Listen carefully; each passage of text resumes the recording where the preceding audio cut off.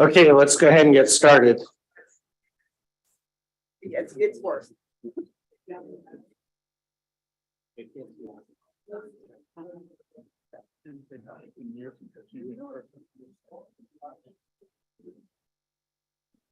Okay, good morning. I'm Aaron Yao. I'm the designated federal officer for the Clean Air Scientific Advisory Committee.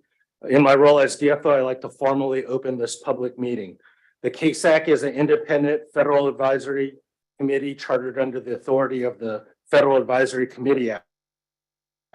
The CASAC is empowered under the Clean Air Act to provide independent advice to the EPA administrator on the scientific and technical bases for EPA's national ambient air quality standards.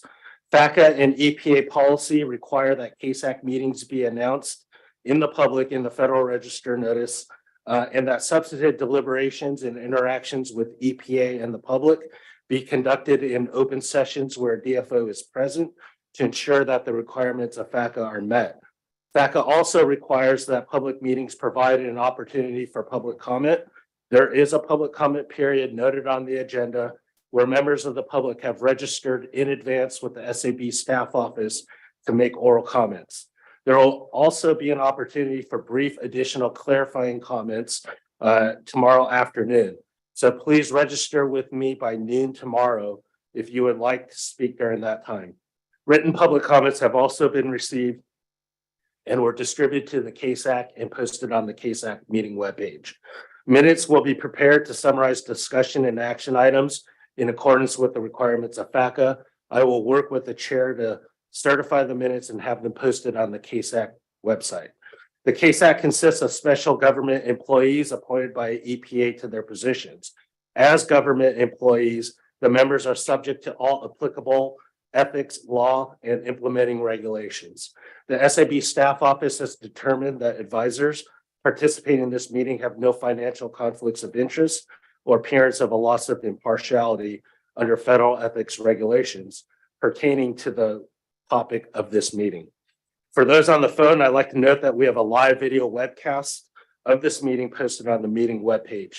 For those that are on the live video webcast, please send me an email indicating your attendance. If you have previously requested a call-in number, you do not need to email me again.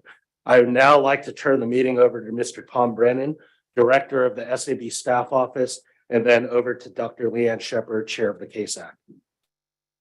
Thank you, Aaron, and I'd like to welcome you all to this meeting of the CASAC Ozone panel.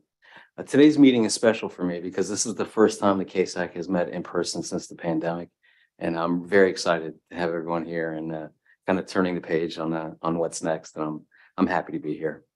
I'd like to thank the EPA and staff and the EPA management and staff for developing the materials that we're going to be reviewing today. I know it took a lot of effort on their part, and I thank Office of Air for all their work. I'd also like to thank the members of the CASAC and the CASAC Ozone panel for taking time out of your personal and professional lives to be here today. Your public service is very much appreciated. And a special thanks to our chair, Leanne Shepard.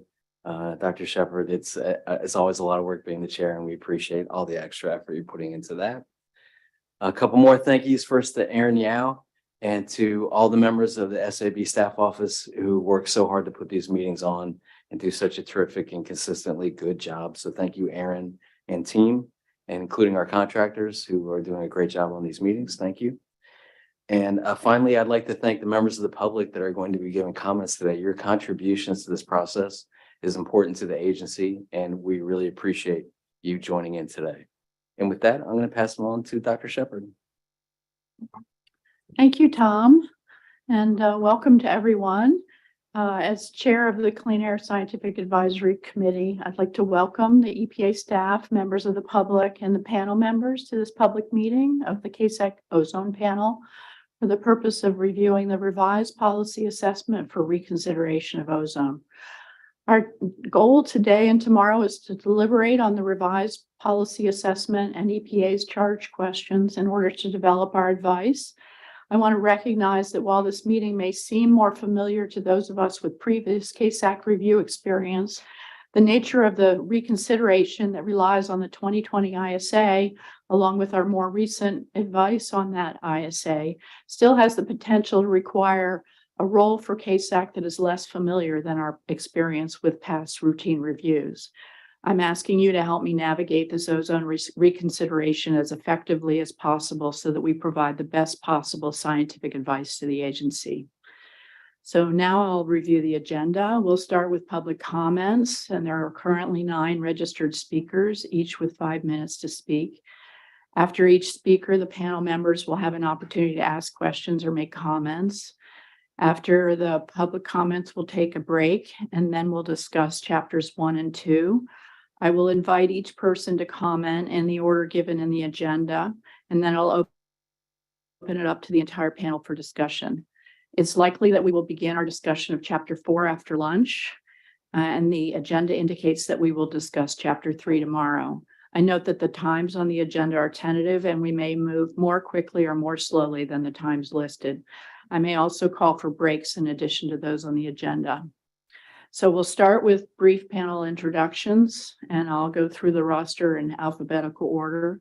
I'll start by introducing myself. I'm Leanne Shepard, the Roman Haas Endowed Professor in Public Health Sciences at the University of Washington School of Public Health. And I'm trained as a biostatistician, and my research focuses on understanding the health effects of environmental and occupational exposures, particularly through the lens of exposure assessment design. And now I invite George Allen to introduce himself. Good morning, George Allen. I'm the chief scientist at NESCOM in Boston. I'm a former, I should take this off, excuse me. I'm a former chartered CASAC member during the 2010-2014 ozone review and the 2011 reconsideration, and a member of several other CASAC panels since 2000. Expertise is in measurement methods, aerosol science, and exposure assessment. Thank you. Ed Evil. Morning. My name is Ed Avall. I'm a professor emeritus at the USC School of Medicine, Los Angeles. Trained formally in exposure assessment. I bring 15 years of controlled exposure chamber work with human subjects and 30 years of field epidemiology. And I've served on some previous CASAC panels for ozone, NOx, PM, SO2. Thank you. Michelle Bell. Hi, can I just say it's such a delight to see my colleagues in person and to see all of you. So I'm Michelle Bell. I'm at the Yale School of the Environment with secondary appointments in the Jackson School for Global Affairs, the School of Public Health, and the Environmental Engineering program. My background is primarily in environmental epidemiology and environmental engineering. And I work on many different topics, but including the relationship between air pollution and health. Thank you. James Boylan. Hi, my name is Jim Boylan. And I am the Assistant Branch Chief for the Air Protection Branch in the Georgia Environmental Protection Division. My background is in emission inventory development, ambient monitoring, regulatory modeling, and state implementation plan development. Thank you. Thank you. Judy Chow. Hi. Is this working? Yeah. My name is Judy Chow. I'm a research professor at Desert Research Institute. We are part of the University of Nevada Higher Education System. My research interest has been on ambient monitoring and chemical analysis, source apportionment, receptor modeling. Thank you. Thank you. Mark Frampton. Hi, Mark Frampton, Professor Emeritus at the University of Rochester Medical Center. And my research interest has been health effects of air pollution using human exposure studies. And we have participated in studies of ozone, but also PM, NO2, and other potential air contaminants. Thank you. Thank you. Christina Fuller. Good morning. I'm Christina Fuller. I'm an associate professor at the University of Georgia College of Engineering. I have training in engineering as well as exposure science and epidemiology. And the bulk of my research is focused on the fate and transport of air pollutants in the air, exposure disparities, and also health disparities. Thank you. Terry Gordon. Terry Gordon, NYU, Inhalation Toxicology. Glad to see you all. Thank you. Catherine Carr. Hello, I'm Catherine Carr. I'm a professor at the University of Washington in the Department of Pediatrics and Environmental and Occupational Health Sciences with an adjunct appointment in epidemiology. My research program focuses on early life exposure to chemical contaminants, including air pollutants and effects on children's health. This is my first time participating on the KSAC panel, so I appreciate it. Thank you. Next up is Michael Kleiman. Good morning. I'm Mike Kleinman. I'm from University of California, Irvine. By experience and training, an inhalation toxicologist, and I do research on the health effects of inhaled contaminants in people and animals. So next on the list is actually Donica Lombardozzi. Is she on? Are you on Zoom, Donica? I am. Hi, I'm Donica Lombardozzi. I'm sorry that I can't be there in person with you today. I am a scientist at the National Center for Atmospheric Research, and part of my work specializes on understanding the effects of ozone on terrestrial ecosystems. Thank you. And next up is Howie Neufeld. Hi, I'm Howie Neufeld. I'm at Appalachian State University here, just about 3 hours to the west up in the mountains of North Carolina. And I'm a plant ecophysiologist, and my research has involved the response of trees and native herbs to ozone in the Southern Appalachians. Thank you. Jennifer Peel. Good morning. Jennifer Peel, a professor of epidemiology at Colorado State University and the Colorado School of Public Health. Thank you. Rick Peltier. Rick Peltier, University of Massachusetts in the Department of Environmental Health Science. I'm an atmospheric chemist by training, and I work on exposure science and low-cost sensors. Thank you. Alexandra Panet Gonzalez. Hi, I'm Alexandra Panet Gonzalez. I am an associate professor of city and metropolitan planning with the joint position in the Natural History Museum at the University of Utah. And I am a physical geographer by training, interested in the ecological effects of air pollution. Thank you. Jeremy Sarnat. Jeremy Sarnat, Emory University from the Department of Environmental Health. I study air pollution exposure and health primarily in panels and small cohorts. Thank you. And Jason West. Good morning, everybody. I'm Jason West. I'm at the University of North Carolina at Chapel Hill, so I didn't get on a plane to get here.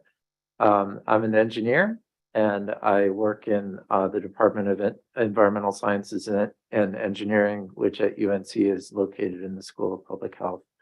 I've studied, I do computer modeling. I've studied ozone on urban scales through the global scale. We've done work with ozone risk assessment, and recently we've had projects to map ozone globally through data fusion. Thanks. Thank you. And now I think it would be helpful for everybody on the panel if EPA staff that are going to be speaking with us today would come up and introduce themselves as well.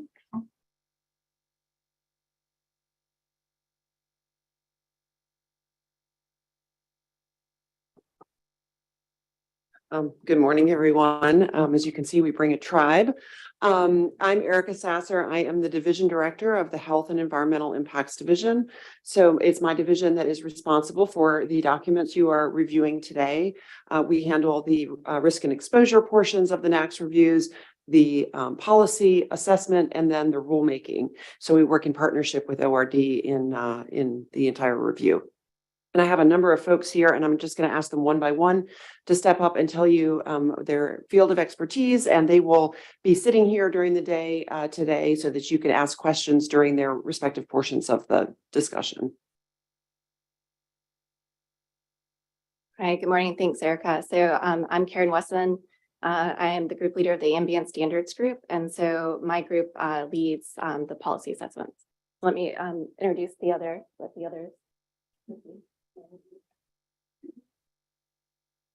Hi, I'm Mary Hudson. I'm the co-lead for the reconsideration, and I'm in the ambient standards group, and I work on the health effects side of the policy assessment.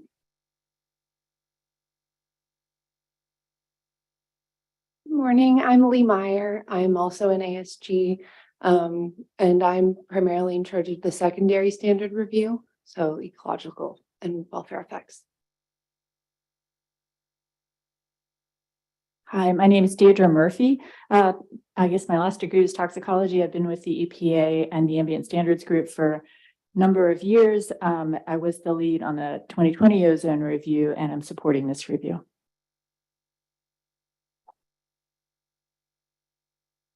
I'm John Langstaff, and I'm in Erica's division, and my work primarily involves exposure assessment.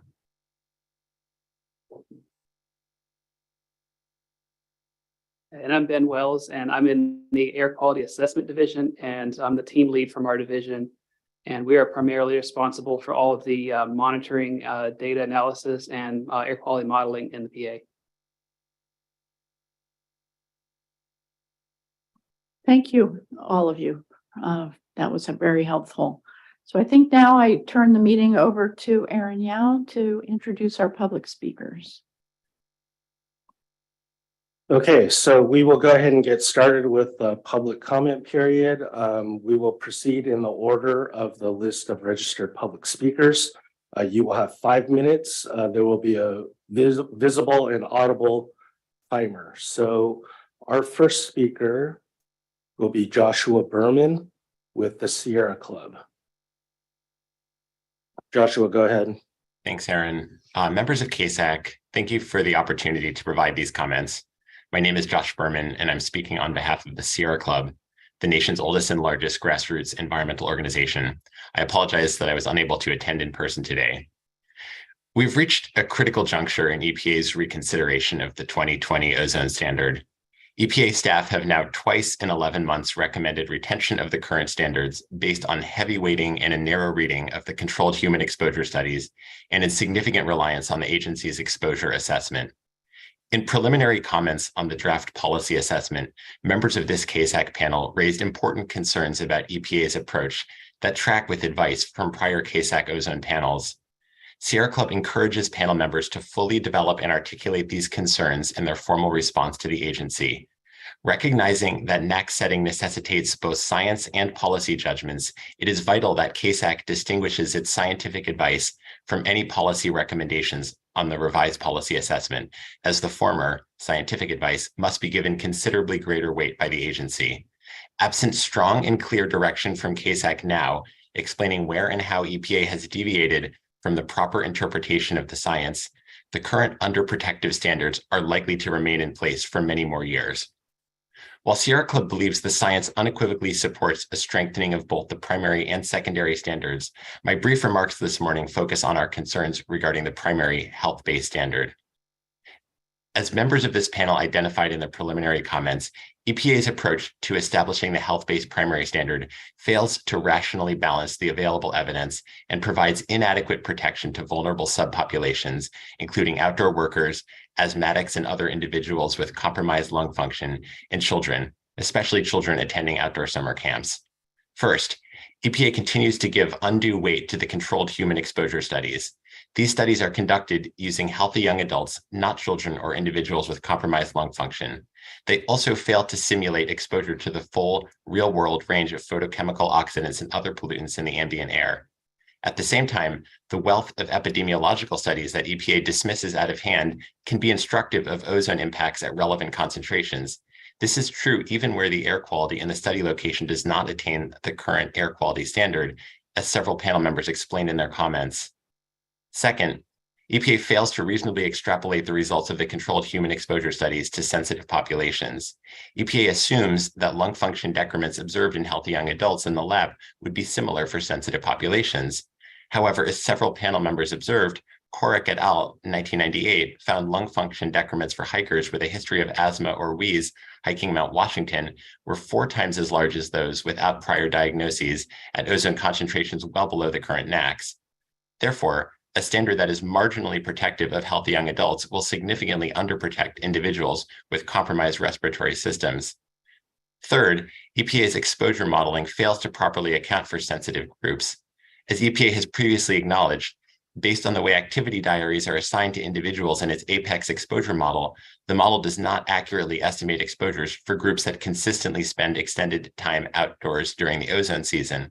This includes millions of children who attend outdoor summer camps and millions of workers whose jobs require them to work primarily out of doors.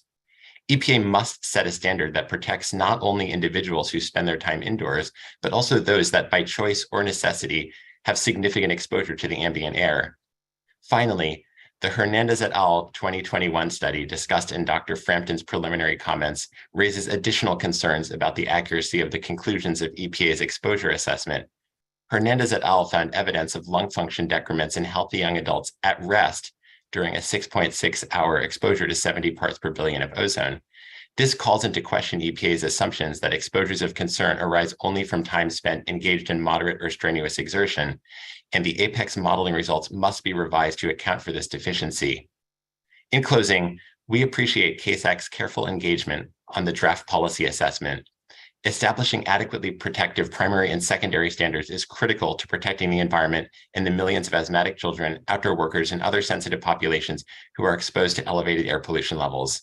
We urge CASAC to provide clear and unequivocal scientific recommendations to EPA to remedy the deficiencies in the draft policy assessment and provide the EPA administrator a record that supports a full range of health protective standards down to at least 60 parts per billion. Thank you for your time. Thank you very much. And now I invite any panelists who wish to ask a question or make a comment.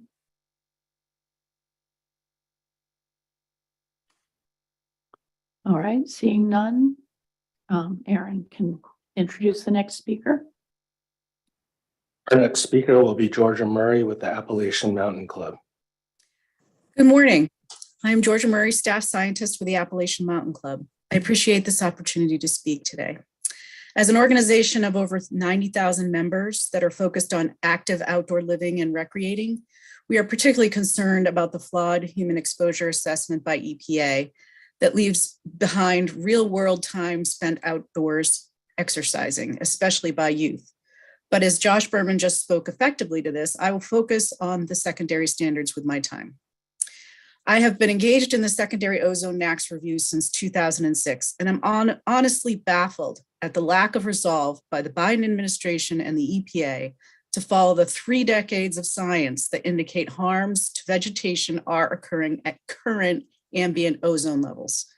The AMC urges this CASAC to use all of its capacity to set forth science recommendations to the agency that would serve as a foundation for strong secondary standards for vegetation. We believe an annual form of the W126, a separate and distinct standard, is what is needed to protect forest and plants. EPA did incorporate the new study by Lee et al. 2022 in this draft policy assessment, but completely missed the point of the experts' findings by focusing on the median value across 16 species. The authors, however, point to the significance of their update of the science as follows. When classified by sensitivity, the 3-month, 12-hour W126 estimated range expected to result in 5% biomass loss was 2.5 to 9.2 ppm hours for sensitive species. They go on to state the most sensitive tree species include a number of ecologically important and are widespread nationally. Looking further at the details in the draft PA, Appendix 4A, Table 4A-10, there are important findings lost in EPA's draft conclusion that current levels are protective.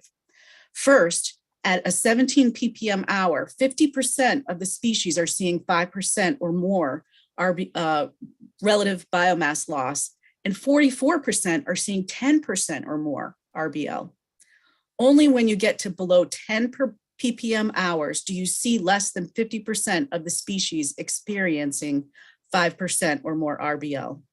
Forest experts have come to consensus multiple times that 2% annual biomass loss in trees is damaging, especially over the span of the lifetime of trees. Only at 9% ppm hours do 50% of the trees see 2% or more RBL. And even still, at this level, 6 species are seeing 5% or more RBL. All these numbers represent 1 season, not a 3-year averaging form. All this must be taken into the context that RBL is EPA's selected surrogate or proxy for a broader array of vegetative-related effects of ozone, from disruption to ecosystem biogeochemical cycling and productivity to biodiversity and plant reproduction. These are very significant and known causal impacts of ozone. To set a meaningful W126 level would not be new or novel. It would not even be a surprise, considering the decades of discussion and science, but it would matter in fulfilling the mandate of the Clean Air Act to protect against known welfare impacts. AMC also urges this CASAX to revisit EPA's equivalency analysis between the 3-year average W126 and the primary standard, and whether those relationships are consistent over time. I will leave this CASAC panel with our appeal that you reflect on the details of the latest science around the best level of protection in regards to the percent relative biomass loss for sensitive trees and the appropriate W126 concentration and form that achieve those endpoints. Thank you for your time. Thank you very much. Any panelists have questions or comments? I wanted to ask the panelists who are experts in this area about her comment about the median value across species versus the separate, and because I didn't notice seeing that in any of your individual comments. Is that something that'll come up later today? I think Danica mentioned that in her comments. Okay. I did. Okay. Yeah, I mentioned the median value and the fact that the results were a little, the results in the table that were presented, and I can't remember the table number offhand, but that I was surprised that the median value in particular for the combination of studies seemed to have a lower value than either of the individual studies. So that seems a little dubious to me. And I would, following on the comments here from Georgia, I would argue that we also need to consider the interquartile range in that as well. And maybe looking at the averages and exploring the data a little better. So I did include some of that in my comments. Yes. I'm sorry that my comments came.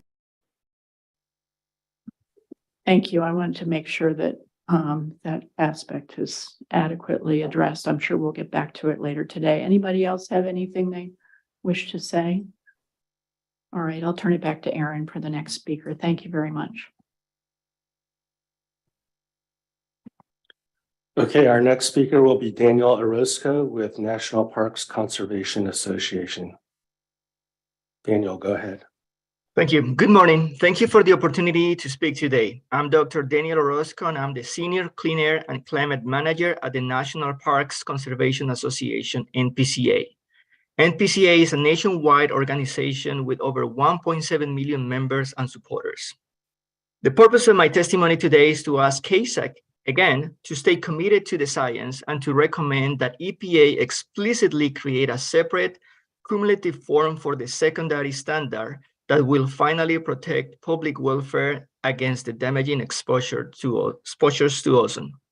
We are very concerned that EPA's recent draft policy assessment continues to conclude that its review of the science does not call into question the adequacy of the protection provided by the current secondary standard, and that the science supports consideration of retaining the current standard without revision. These claims run contrary to the scientific evidence and the recommendation CASAC has repeatedly made over the years. In particular, the new study by Lee et al. In 2022 offers new analysis of experimental data that clearly demonstrates the negative effects of ozone on different tree species. Unfortunately, the results of such important and recent experiments have been misinterpreted by EPA in the 2023 draft policy assessment. We ask CASAC to recommend EPA either revise the secondary standard downward to protect against an irregular high ozone year, or the agency to adopt the form of a single year W126 index, because the harm that ozone poses to vegetation is not just from irregular events, but also from cumulative exposure. We have mentioned before and offer a stark reminder. The courts have found EPA's previous attempts to justify keeping the secondary standard identical to the primary to be wholly insufficient. In 2015, the ruling stated that basing the secondary standard on a single year period would provide more protection for annual crops and for the anticipated cumulative effects on perennial species than the 3-year average, which is used for the primary standard. We respect that CASAC is primarily focused on reviewing and considering the science. And we also urge this body to be very mindful in your recommendation of the potential legal ramifications of EPA continuing to ignore previous ruling that strongly suggests a distinct secondary standard is necessary. Ozone effects on plant biomass can trigger negative downstream effects on water cycling, herbivores, pollinators, and nutrient cycling as indicated in the 2020 Ozone Integrated Science Assessment. In consequence, a biomass loss target value lower than 6% in a distinct secondary standard that is congruent with the critical load framework will minimize the effects of air pollution on natural ecosystems. As advocates of the health of our national parks, we want to leave the National Park Service recommendations in previous comments indicating that greater weight must be given to the implications of ozone for natural protected ecosystems, including national parks and other natural areas.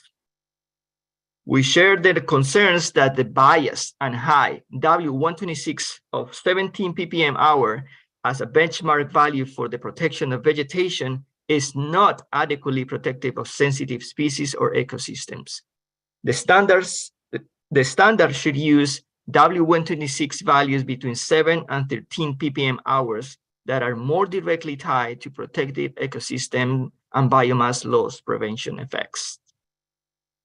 We ask CASAC to be consistent with both the old and the newer science and strongly recommend a biologically relevant secondary standard and to sufficiently justify that a distinct secondary standard is essential to protect our natural resources that are being so heavily harmed and affected by human pollution. Thank you very much. Thank you. Does anyone have any questions or comments for Daniel?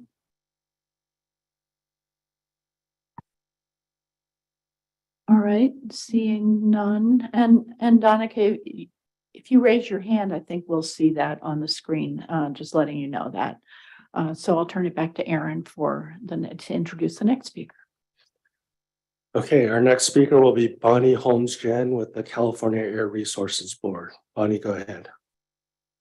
Good morning, CASAC members. I'm Bonnie Holmes-Jen, Branch Chief for the Health and Exposure Assessment Branch in the Research Division of the California Air Resources Board. And thank you today for the opportunity to speak on the policy assessment for the ozone NAAQS. EPA has a responsibility to protect public health and welfare through the ozone NAAQS, and CARB is continuing to urge the CASAC to recommend strengthening the standards to provide the highest level of health and welfare protection supported by the science.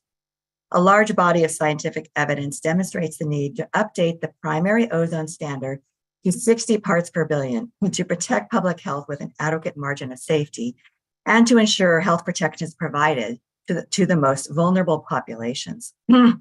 We also urge the CASAC to recommend strengthening the secondary standard by requiring a more appropriate one-year metric to protect public welfare, including agriculture and sensitive ecosystems.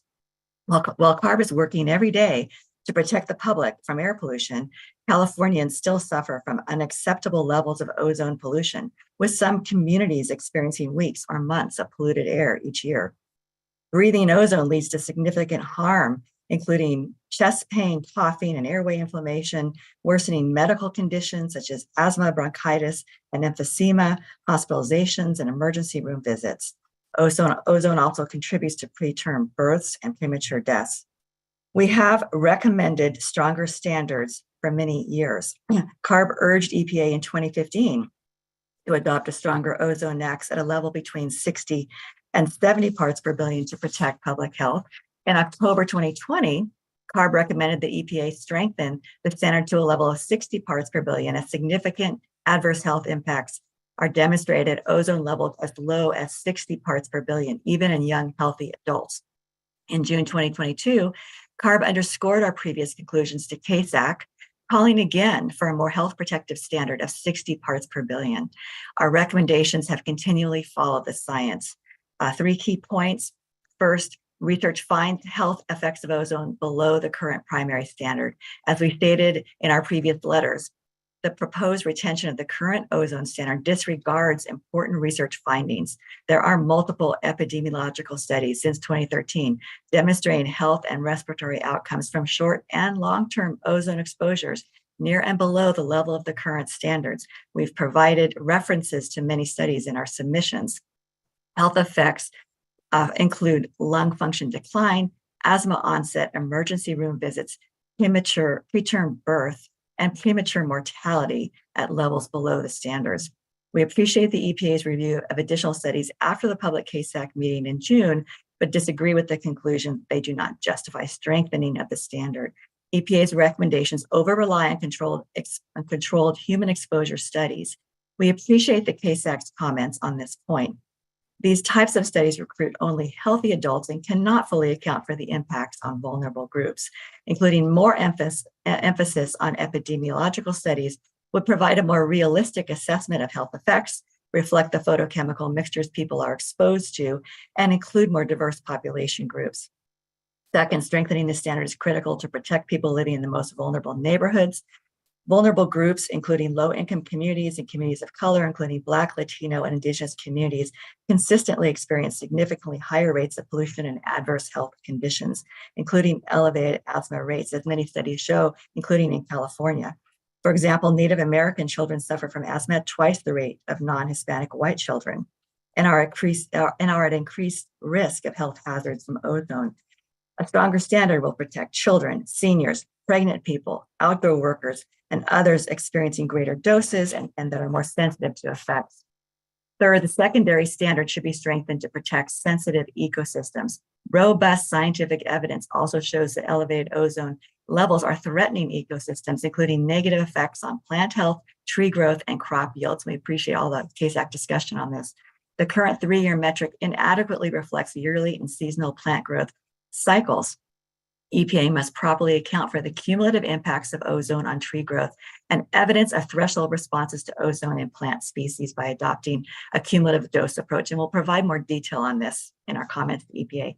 In summary, CARB disagrees with the EPA's proposed retention of both the ozone primary and secondary standards at current levels.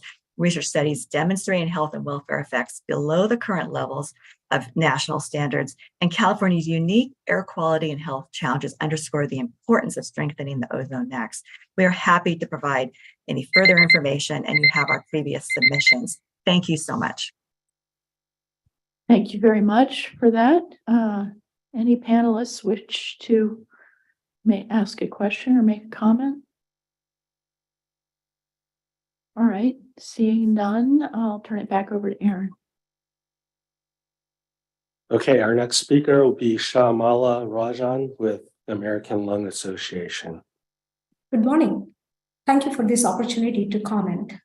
I'm Dr. Shyamala Rajan, National Director of Policy for Healthy Air with the American Lung Association. The Lung Association has long advocated for a strict implementation of the requirements in the Clean Air Act related to the setting and enforcing of the National Ambient Air Quality Standards for criteria pollutants to protect the health of all communities and vulnerable groups. Last summer, we submitted detailed written and oral comments, strongly disagreeing with EPA's flawed evaluation of the scientific data and its wrong conclusion in its first draft policy assessment that the current ozone NAAQS do not need revision. We provided a scientific rationale and the application of a margin of safety in asking to revise the current primary standard to 60 parts per billion to protect public health.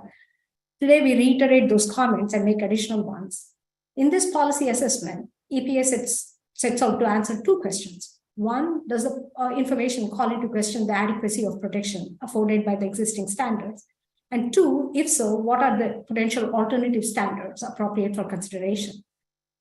By answering the first question in the negative, EPA has precluded the possibility of having to consider potential alternative standards. Science must guide policy in setting NAAQS. It is required by the Clean Air Act. Science clearly shows that the current standard is inadequate to protect human health. But EPA's draft policy assessment fails in several key ways.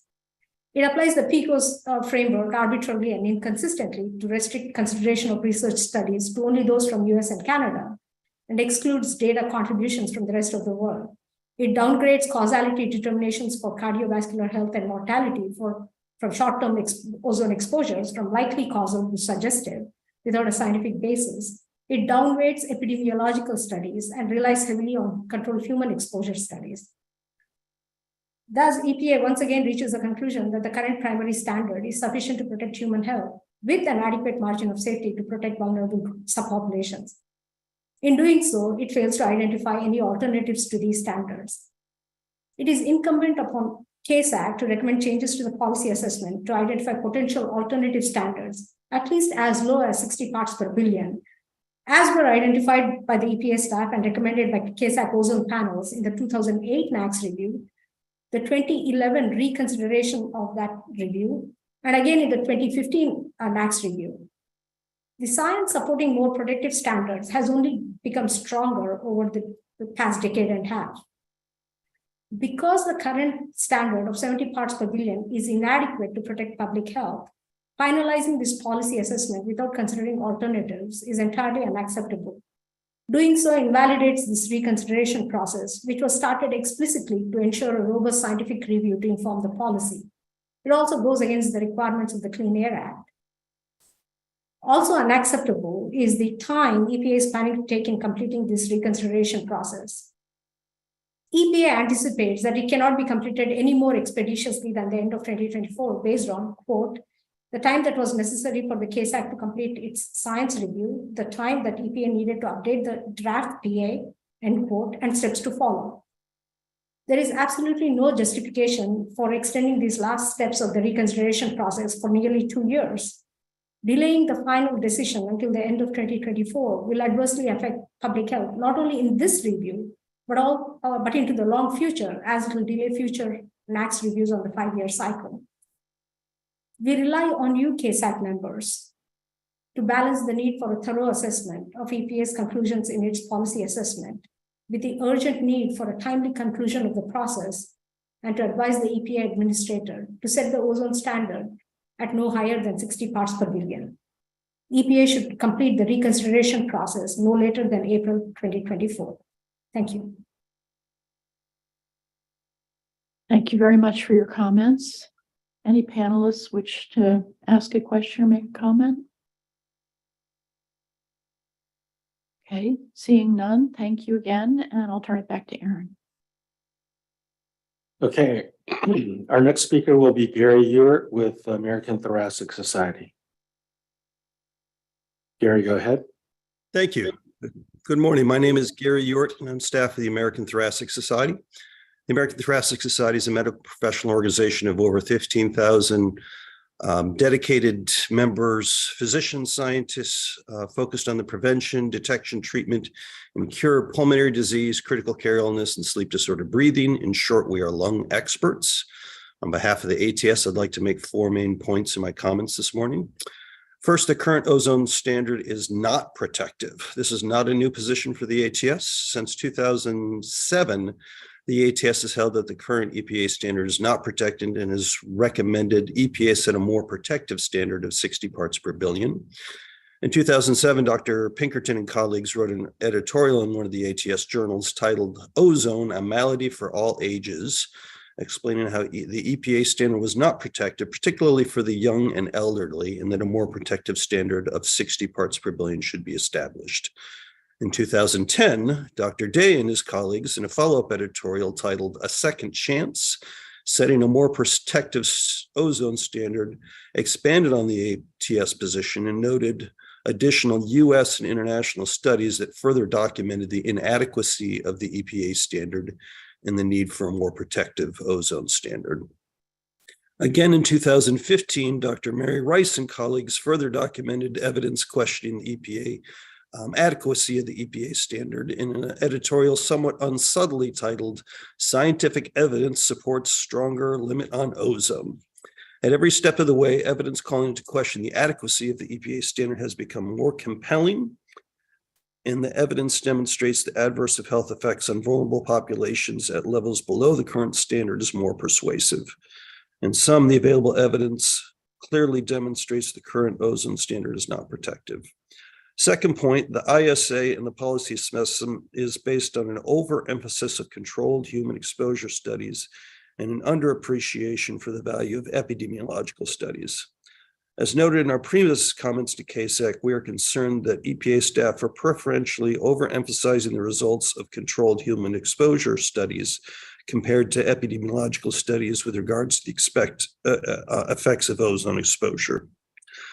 The HES recognizes and appreciates the important role that controlled human exposure studies play in understanding human health effects of exposure to air pollution. The HES supports the use of controlled human exposure studies as one of the many lines of scientific inquiry needed. As discussed in the recent National Academies of Science report in 2022, advancing the framework for assessing causality of health and welfare effects to inform national ambient air quality standard reviews. CHE studies are only one of several different studies that should be considered in establishing the causality, as controlled human exposure studies are not specifically designed to ascertain lower exposure limits that can cause adverse health effects for vulnerable populations, such as children, elderly persons, and those with significant underlying respiratory or cardiovascular disease. Third, as an expert panel convened by EPA, it is KSAC's responsibility to provide scientific and policy guidance to the administrator. Fortunately, KSAC has a long track record of supporting a revised ozone standard with ranges that include 60 parts per billion. As noted by my Lung Association colleague, in 2006, KSAC recommended a more protective standard within the range of 70 to 60 parts per billion. In 2011, KSAC again recommended a more protective standard with a range between 70 and 60 parts per billion. And most recently, in 2015, KSAC called for a more protective standard and emphasized the additional protection that would be offered by a standard more protective than 70 parts per billion, saying, KSAC deliberated at length regarding advice on other levels that might be considered to be protective of the public health with an adequate margin of safety. For example, the recommended lower bound of 60 parts per billion would certainly offer more public health protection than levels of 70 or 65 and would provide an adequate margin of safety. Thus, our policy advice is to set the level of the standard lower than 70 parts per billion within a range down to 60 parts per billion, taking into account your judgment regarding the desired margin of safety to protect public health.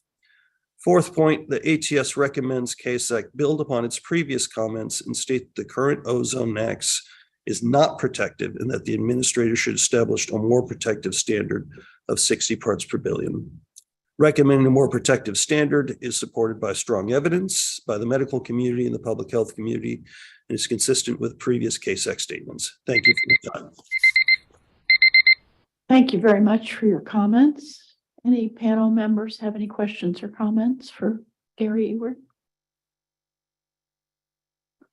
Okay, seeing none, we'll move on to the next public speaker.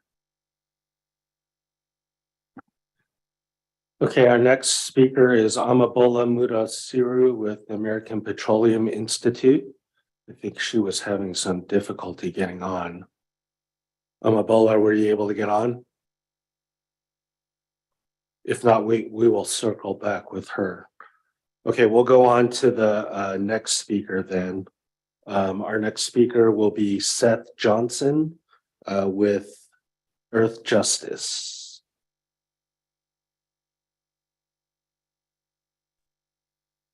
Thank you. Good morning. I'm Seth Johnson. I'm an attorney at Earth Justice. I'm very happy to be testifying before you this morning, though I regret not being able to be there in person.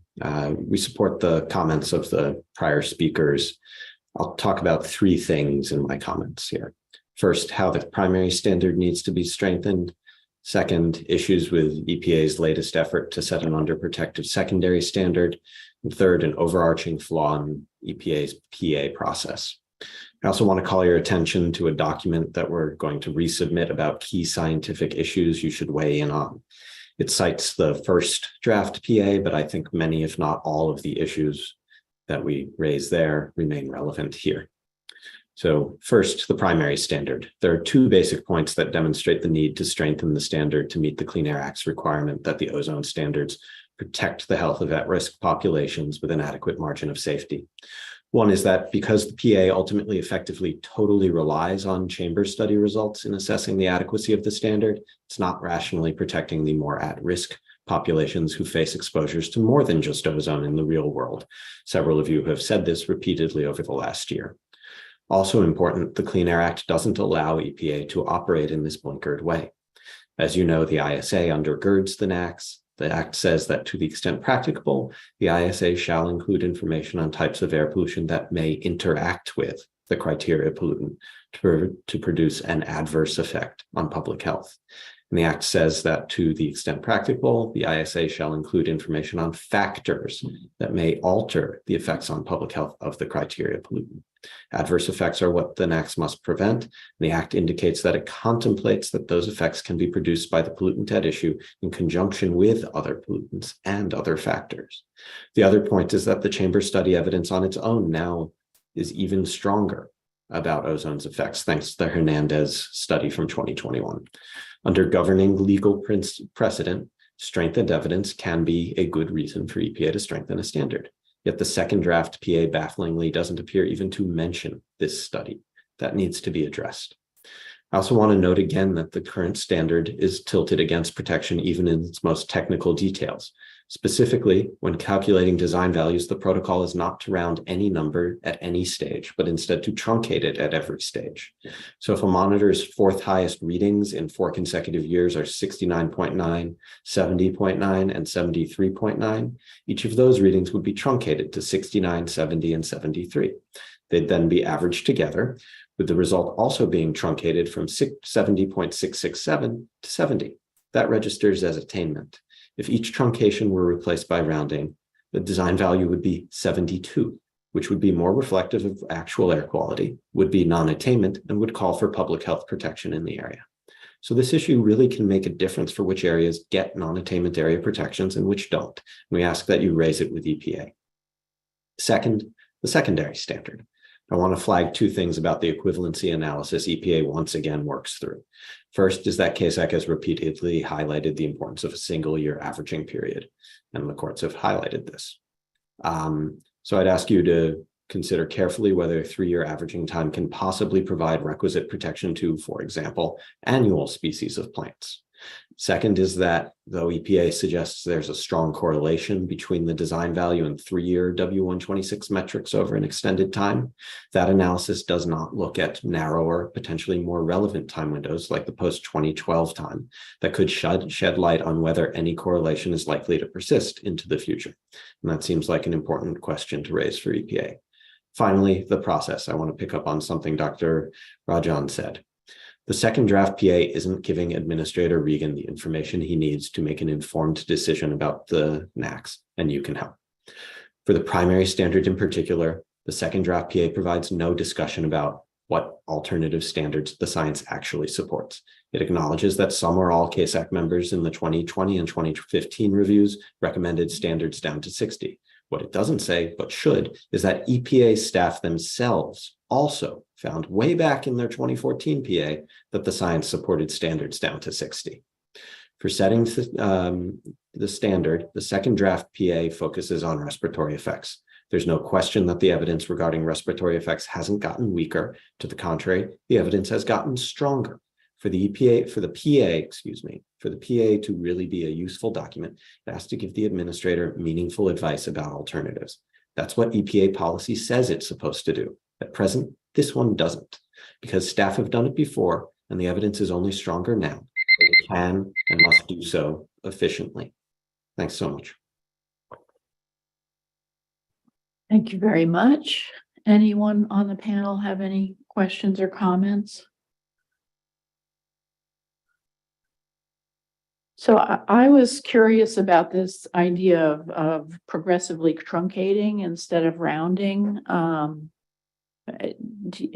Specifically, where is that showing up? Is anybody else notice that? Do you want, is that reported to me or to the Well, panel? I'm looking both at the panel, and I guess if I see George has got his microphone on, so I'll ask George and maybe we'll circle back to you. Excuse me, there's a section in the Federal Register requirements that describes the calculations for design values, and that's where those are. There, it's not in the document we're reviewing, but that's an important point that repeated truncation can start to make a difference. I think it's in chapter 2 as well, if I'm not mistaken. Is it in chapter 2? Yeah. Okay. So this repeated truncation is part of the existing guidance as opposed to something that was just done in this policy assessment? It's actually part of the regulation, not guidance. So it's required. They say this is how you do it. Okay. This is how you must do it. There's no wiggle room. Okay. I think that's helpful for me. Did you want to comment further on that, Seth?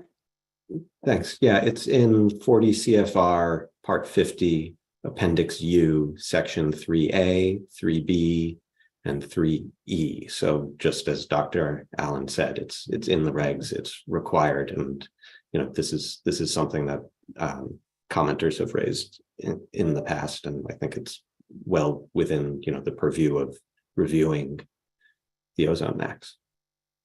Okay, thank you. Thanks. Any other questions or comments? All right, thank you again, and we'll move on to the next speaker. Okay, our next speaker will be Matthew Davis with the League of Conservation Voters.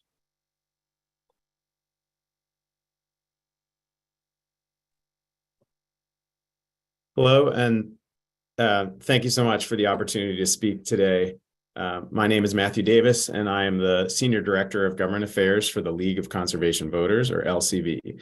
Previously, during the 2010 to 2015 Ozone Max review, I was a health scientist in EPA's Office of Children's Health Protection, participating in the EPA work group.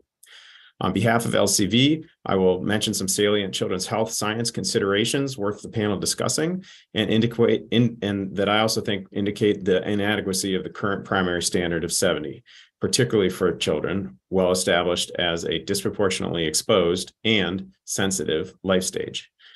Up front, I also want to underscore that the 2010 to 2015 CASAC panel deliberated long and was divided about whether to even include the level of 70 parts per billion in its recommended range.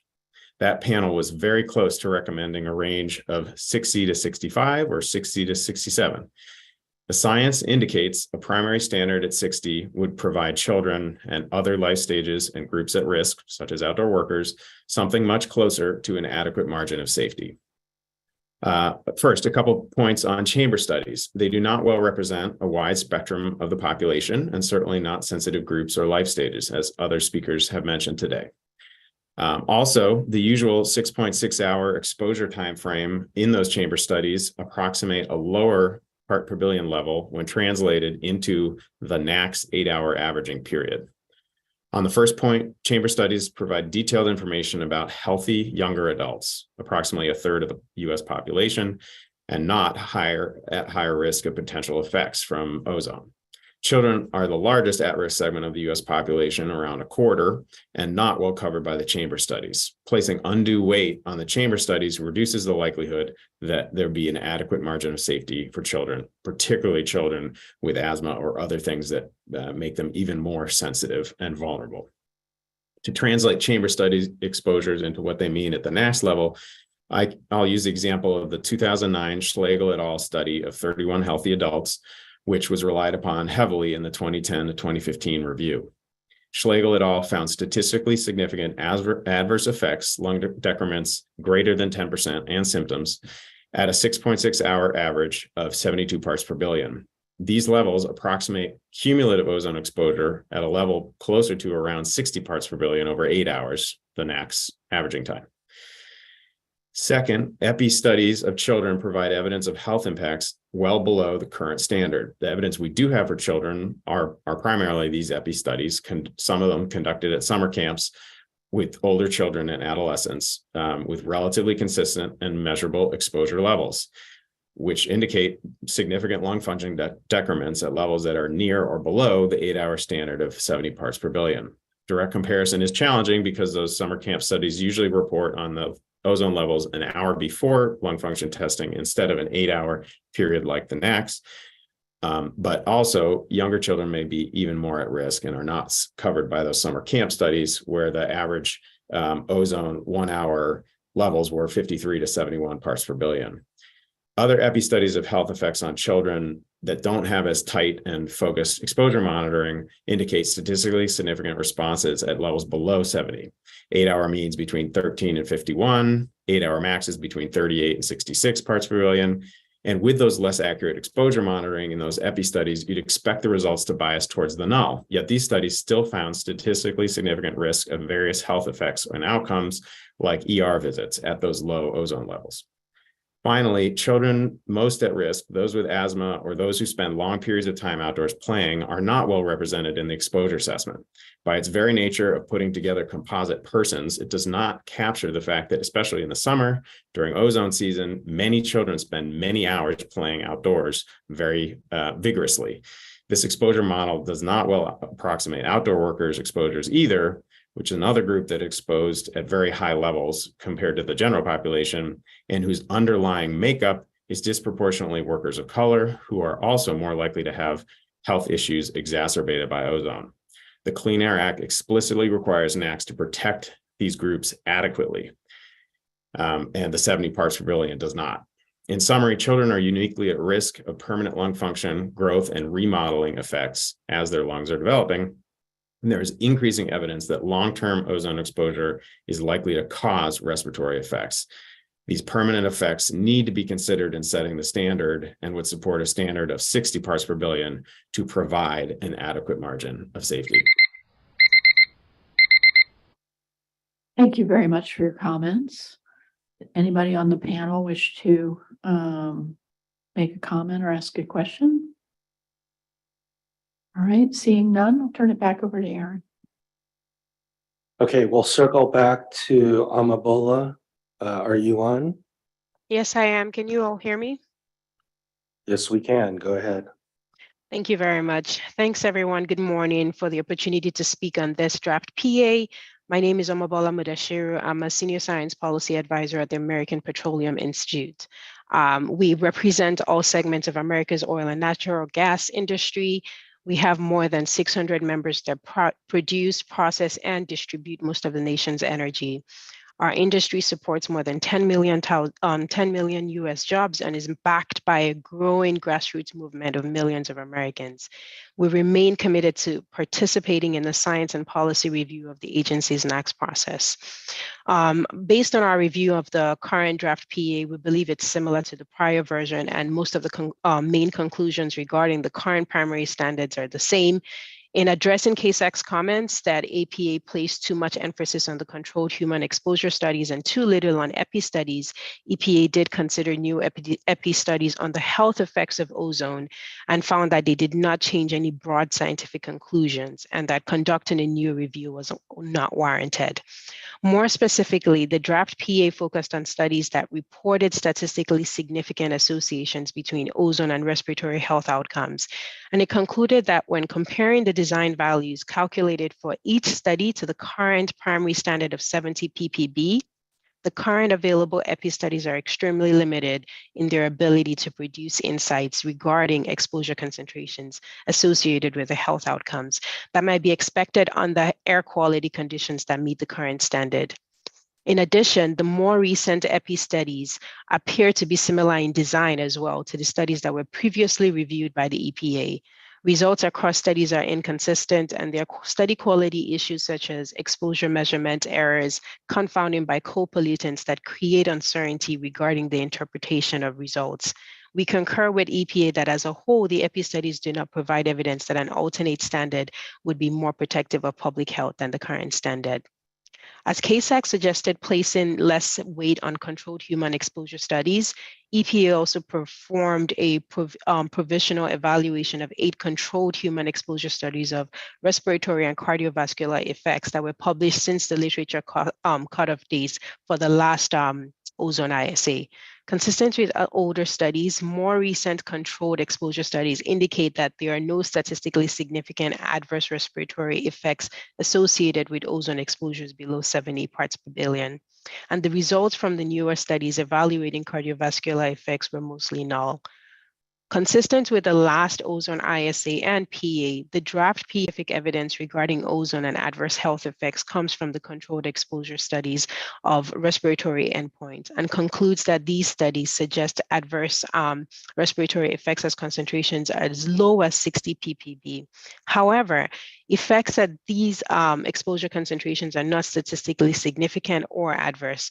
But still, based on these studies, EPA chose benchmark concentrations of 60, 70, and 80, and also focused on children with asthma breathing at an elevated rate for those for the exposure and risk analysis in the draft PA.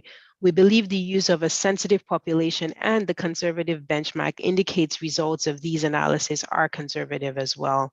In conclusion, we appreciate the opportunity to continually contribute to the process. The evidence presented in the 2020 ISA and the draft PA indicate that the current primary standard of 70 parts per billion provides adequate environment and public health protection and should be retained. Thank you. Thank you very much. Any panelists wish to make comment or ask a question? All right, seeing none, I think this concludes our public speaker session. Did you want to follow up, Erin, or? Okay, I think next on the agenda is a break, and we have a break for 15 minutes. So I guess that has us come back at a little bit around 25 after, a little bit before. You all put a timer on for us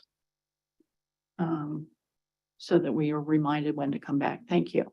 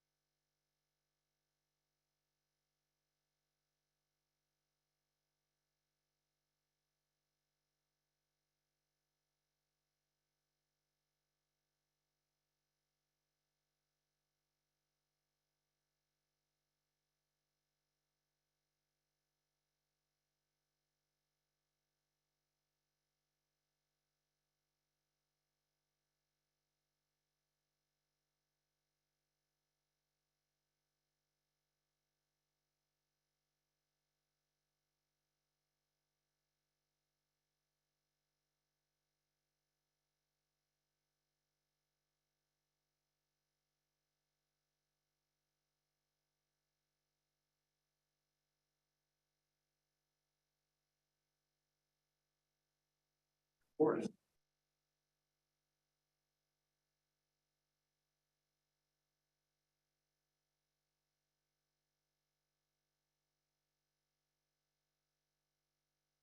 right, our time's up. Can people return to their seats, please?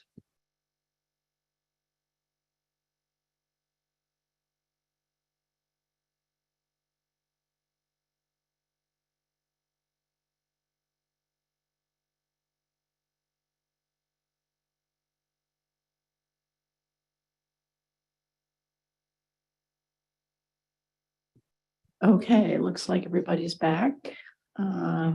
So we're starting with our deliberations with chapter 1, the introduction. And we have 2 assigned discussants. So I'll start with George Allen. Thanks, Leanne. I think we can make this fairly short. Chapter 1 actually overall was pretty well done. It's a very good overview of the policy assessment document and describes the purpose of the legislative requirements, the history of the NACs, the 2020 review, as well as the rationale for this reconsideration. I think it provides a clear and useful background and context for the revised PA document. Sections 1.1 and 1.2, they describe the purpose and the legislative requirements for this review. Section 1.3 is worth noting. It's the history of the ozone NACs, and there is a lot of it. It gets fairly complicated. It goes, back to the early days. There have been changes in the indicator, the level, and the form. So it's over the years, it's changed dramatically. It's also worth noting that this reconsideration is not the first one. There was one in 2010. There was a reconsideration of 2008 decision. That, however, was eventually folded into the 2014 review. But there's there's several court decisions regarding the ozone NACs over the years, including more recently the setting of the secondary ozone NACs has been bouncing in and out of the courts. But I think that, understanding the history of this process over the last 20 years or so is important for putting the current review in proper context. And Section 1.3 does a good job of that. Section 1.4 is a summary of the 2020 review, which you may recall was somewhat contentious. The divergence from past practices are described, the limitations and the downsides and expedited process for that review, and the lack of an expert panel as well. So that's important to have. Section 1.5, notes the EPA's provisional assessment memos that kind of bring us up to date from 2020 and 2022. And cites those as the basis for not reopening the 2020 ISA. And you may recall that KSAC, we did review that, and although we had some concerns about it, we did not recommend that it be reopened in the context of this reconsideration. Of course, the KSAC ISA review was an unsolicited discussion of that document. Now, maybe the only criticism I have of this is that while that ISA KSAC discussion last year did not result in the recommendation that it be reopened or revised, the KSAC did express concerns regarding some aspects of the 2020 ISA, primarily in the context for use in future ISAs, but also to provide some scientific advice for a reconsidered PA. So there was a fair amount of feedback. We were not 100% happy with it. I think it would be helpful in the introduction in a revised document to provide additional detail on the KSAC comments and feedback from the 2020 ISA review as part of this discussion. I guess it's on page 115 and 116 of this chapter. And also to include how that feedback factored into especially the health effects chapter of this revised reconsidered PA. They do note one document on the second relevant to the secondary standard, but there's really it's just not there. There's no discussion of how the feedback we provided, and some of it was notable. There were concerns noted, and I don't see any of that in here. So that's really my primary comment on what else needs to be added to this document. That's it. Thank you, George. Jim, you're up next. Yes, the information in chapter 1 is clearly presented and provides useful context for this reconsideration. The information on the history of the Ozone NAAQS review and decisions was well done and especially useful. In the review completed in 2020 and this reconsideration, the risk and exposure assessment for health and welfare were included as appendices in the policy assessment. It is not clear if this is the approach EPA will use for all NAAQS reviews going forward. In some cases, it may be inappropriate to make policy recommendations when questions on the REAs have not been fully discussed and addressed. Therefore, the traditional approach of evaluating the REAs as separate standalone documents prior to the release of the policy assessment seems more appropriate. That's all I have. Thank you. Thank you. Anyone else wish to comment on this chapter?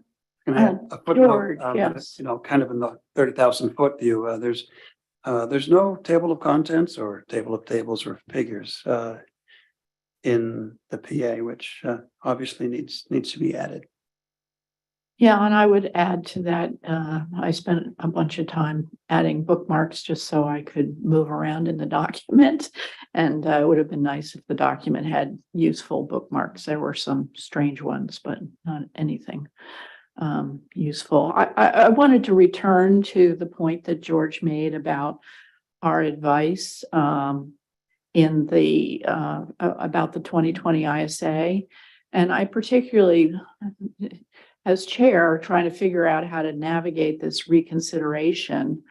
I'd like to hear from EPA now, and in addition, I hope that the revised policy assessment incorporates this in writing, more specifics on, and I guess you did some of this in the briefing, but we gave you some particular advice, and as George said, some of it was for future reviews, but I would have hoped to have seen some of that advice more integrated into this document than I think we have seen. And so if you could care to comment now on aspects that you brought forward from our advice, that would be really helpful. And I would like to see that, as I said, in the revised PA.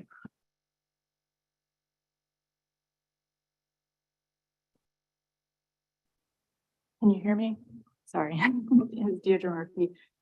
First, I'll just note that on page 1-16, the first full paragraph does describe that we focused in creating this second version of the draft PA. We focused on the aspects of the KSAC advice to the administrator from November that referred to the PA specifically. As you all are very aware, you were quite careful in talking about what comments and advice pertain to the ISA and the assessment of the evidence, as you mentioned, perhaps in future reviews.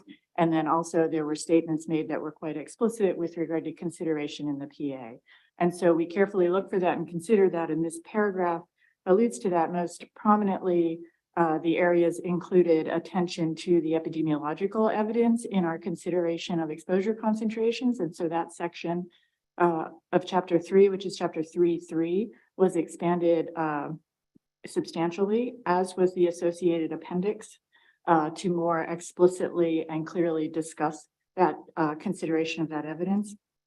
And then additionally, on the secondary side, as has been mentioned, there was an integration of the publication in 2022 by Lee et al. And that was integrated substantially with a revision of Appendix 4A that reorganized it, and then Chapter 4 that referred to that appendix. So those were the two primary examples which are summarized in this paragraph. All right, thank you. I think we'll probably get back to that 3.3.3 topic probably tomorrow, unless anyone wants to bring it up now. Any further comments about Chapter 1? All right, hearing none, I think we'll move on to our comments on Chapter 2. And so first up is Jim Boylan. All right, Chapter 2 is clearly presented and provides useful context for the reconsideration. I've got a few points to make, though. It is not clear if methane is included in the VOC emissions or not, so that should be clearly stated. Figures 2.3, 2.4, and 2.5 are helpful to see the spatial distribution of CO, NOx, and VOC emissions. In addition, it would be helpful to see additional county level emission density maps for methane, as well as taking the VOC maps and breaking them into two maps, one for biogenic VOCs and one for anthropogenic VOCs. On page 225, MDA1 is defined on lines 3 to 4 as the daily maximum 1 hour average concentration. Lines 6 and 7 state figure 215 shows box plots of MDA1 values at US monitoring sites based on 2018 to 2020 data stratified by each site's 8-hour ozone design values. It is not clear if the MDA1 represents the single highest value across the 3-year period, or if it represents the 3-year average of the single highest value in each of the individual years, 2018, 19, and 20. So if that could be clarified, that would be good. And then the section on background, section 2.5, presents CMAQ chemical transport modeling with zero-out approach to estimate US backgrounds, international, and natural contributions. The modeling methodology and model performance seems appropriate for this application. Table 2.1 lists Z-Fire, the zero out of fire emissions, as one of the simulations. However, I did not see the results of that in the document in either the chapter or the appendix, and I'd recommend adding that. The figures and tables containing USB contributions on the average of the top 10 predicted ozone days and the fourth highest ozone days are very useful and relevant to policy decisions. They indicate that the West has higher predicted USB concentrations than the East, which includes higher contributions from international and natural sources. Within the West, high elevation and near borders have particularly high USB, which can reach concentrations close to the current level of the ozone standard on specific days. These findings are consistent with the findings in peer-reviewed literature. Finally, it would be helpful to see a table in the appendix listing the USB, both the modeled concentration as well as the bias-adjusted concentrations at each individual ozone monitor in the US on the top 10 predicted ozone days and the fourth highest ozone days. That's all I had. Thank you. Thank you, Jim. Next up is George. Okay. For this chapter, I found that section 2.1 was a good discussion of the photochemistry and NOx limited versus NOx saturated or VOC limited regimes as a function of distance from sources, and that's important. There's a discussion in 2.2 regarding the substantial uncertainty, usually underestimates for VOC inventories for the NEI, especially from petrochemical activities. And I think this section could benefit from additional discussion on that page 2-5, lines 9 through 11, since as NOx emissions are better controlled, we continue to add controls to the NOx sources. We are slowly moving closer towards VOC limited conditions and control strategies. And so I think that's an area of uncertainty that's becoming more important over time and might deserve some additional discussion. On trends, figure 212 shows MDA8 trends by region back to 2000. And looking at this figure, it seems that trends are essentially downward in areas of the country where levels have been at or above the current standard. But this is sometimes not the case. Since about 2010, in areas like the West, LA Basin comes to mind, and the Northeast, which would be Metro New York, the New York, New Jersey, Connecticut area. Those are, which is now, by the way, in severe non-attainment, got bumped up because they weren't making any progress. And in fact, I have a link in my comments to a Connecticut DEP site that shows the Metro New York design values trends. And since 2009, it bumps up and down a bit, but there's no downward trend. It's not going anywhere. And their design value is currently 81 ppb. So I think the figure 212 might give one the sense that we're doing better at making progress than we are in areas where it really counts. Where you're well above the current max. And the point here is that, where reductions are most needed, achieving attainment, even with 70, might be very difficult with current control strategies. And I think the PA could maybe say more about this, state it more clearly, singling out some of those areas that are struggling with progress or simply not making any progress at all. And that's just not the message you get from the trend plots in figure 212. I think, and there's analysis of trends on various time scales. I think a season average ozone trend might be useful. We're starting, there's evidence out there that potentially seasonal ozone values may have value in assessing health effects from chronic ozone exposures, as well as, of course, welfare metrics, which, are definitely a seasonal thing. Well, should be a seasonal thing. And particularly the European Heart Journal reference in my comments that just came out earlier this month, as well as the classic Di et al. New England Journal of Medicine 2017 study look at seasonal trends and suggest that there may be that may be a metric worth considering in the future. So there's a few reasons why adding seasonal trend, warm season, ozone season, however you might want to define it, so the collection of trends might be useful.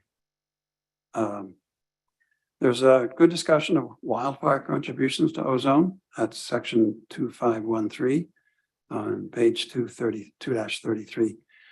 And it does note appropriately that, there can be a mix of natural, the wildfire, and then the anthropogenic, mostly NOx sources when a plume passes over an urban area. And that may be where you get your biggest bump up from wildfire ozone. I always also wonder that if there's mercury in the wood, there'll be mercury in the plume, and mercury is a known interference to the UV absorption ozone method. So I always, when I see a high elevated ozone in wood in wildfire plumes, I always wonder what would happen if you got the reference method, the chemiluminescent NOx method in those environments. And do you see the same bump? I mean, it may, probably some of it is there, but some of it could actually be mercury interferences. And, this section is, it's unclear how the discussion of wildfire contributions are handled in the models of USB, this passing over the urban NOx plumes, enhancing the contributions of ozone. It may not be a factor worth considering a lot in the context of non-US emissions. I don't know. It does note that that historically the model performance for ozone from wildfires is not good. But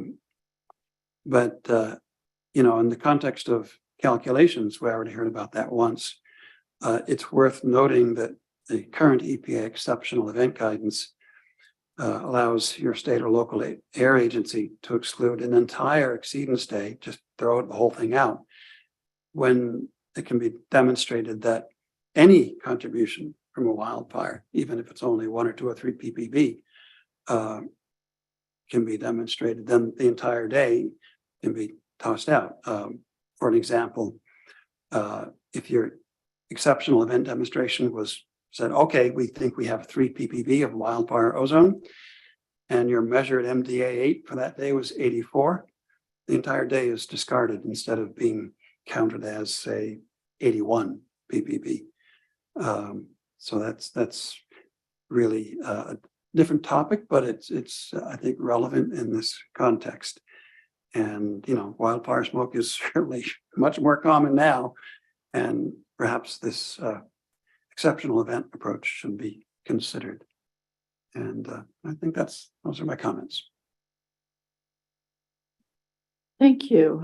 Jim, did you want to comment before we move on? Yeah, I guess I wanted to ask, it was not my understanding that the exceptional events worked like that if you only had 3 ppbs. And you still ended up with an exceedance, that it really had to be the exceedance was caused by the wildfire. And because I think any exceedance would have some contribution from wildfire somewhere, it could be 1 molecule or 2 molecules. I mean, where do you draw the line? But my understanding is that the scenario you described probably would not be approved as an exceptional event. I don't know if EPA wants to clarify that, because I thought it really had to be the exceedance was caused by the wildfire, and then the whole thing could be thrown out, not just 1 or 2 ppbs, and then they throw out the whole thing. In other words, if not for the wildfire, there would not have been an exceedance. That's my understanding. And I don't know if EPA wants to clarify. Yeah, I can elaborate on that a little bit. So the exceptional events policies just states that if exceptional events such as in ozone, our most common exceptional events are wildfires or international fires and stratospheric ozone intrusions. If they can determined through detailed analysis that they cause or contribute to concentrations above the NACs, then those concentrations can be excluded from design value concentrations. And the magnitude of contribution, it matters in determining whether the concentration contributed to an exceedance of the NACs, but the magnitude of the contribution other than causing the exceedance doesn't really matter. So in my trivial example of measured of 84 and some assessment decided 3 was wildfire, that the day is tossed. Is that correct from calculations of design values? I mean, in this case, you would have to show that if the concentration was 84, you'd have to show that 14 ppb at least came from wildfires, because 81 ppb would still be an exceedance of the NACs. Okay, so the day is not tossed. If you could show that the exceedance itself, like the value above 70 was caused, the extra amount above 70 was all caused by wildfires, then the concentrations could be tossed. It doesn't necessarily have to be the entire day. It could be individual hourly concentrations. A lot of cases when these do occur, they do end up being entire days, but it doesn't have to. Right. I mean, the metric is MDA8, so your analysis might include individual hours, but the result is 8-hour. All right, I'll go back and read the exceptional event rule. I may have to retract what I said. Thank you. Jeremy, you had your hand up. I think that that this discussion, and then also the comments that were made like in the public comment period, are pointing to maybe a broader issue that I also noticed, which is certain idiosyncrasies about deriving the design values and the robustness to variability around specific parameters that go into calculating those design values. And I mean, I do wonder like how sensitive these values are to issues like the one that was just raised about the exceptional events, or truncating or averaging, or, and in my comments, I guess we'll talk about this maybe a bit tomorrow, about variability around the expression of this specific form of this NACS. And I don't know, I mean, I'm sure that you've looked at certain sensitivity or conducted actual formal sensitivity analysis around these design values and generated distributions, but I mean, it comes up in a lot of different ways, and maybe digging in a bit more, maybe not necessarily right now, into the notion, the concept of the NACS and of the design values, and how that manifests and propagates through various stages of, you know, this policy assessment is important. It comes up in many contexts, actually.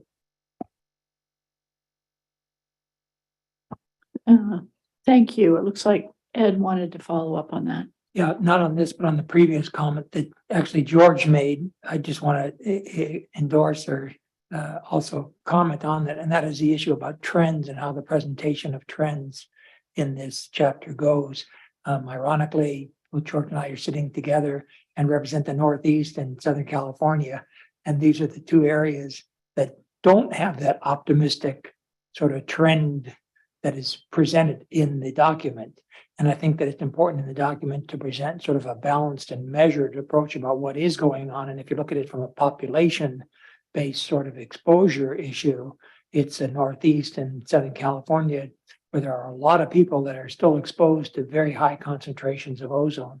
And I don't think that sense that, you know, it's been a struggle these last few years, and it seems based on the data that, in fact, it is maybe going back up and not trending down.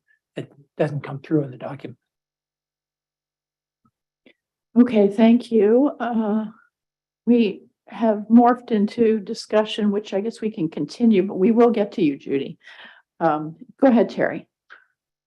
So George's your comment about seasons, that's another trend. I think that's very important, given that a lot of the EPI studies weren't used in the PA because of confounding. But I was on the impression that if you go by cold and warm days, you go by seasons, it allows you to reduce that uncertainty. Yes?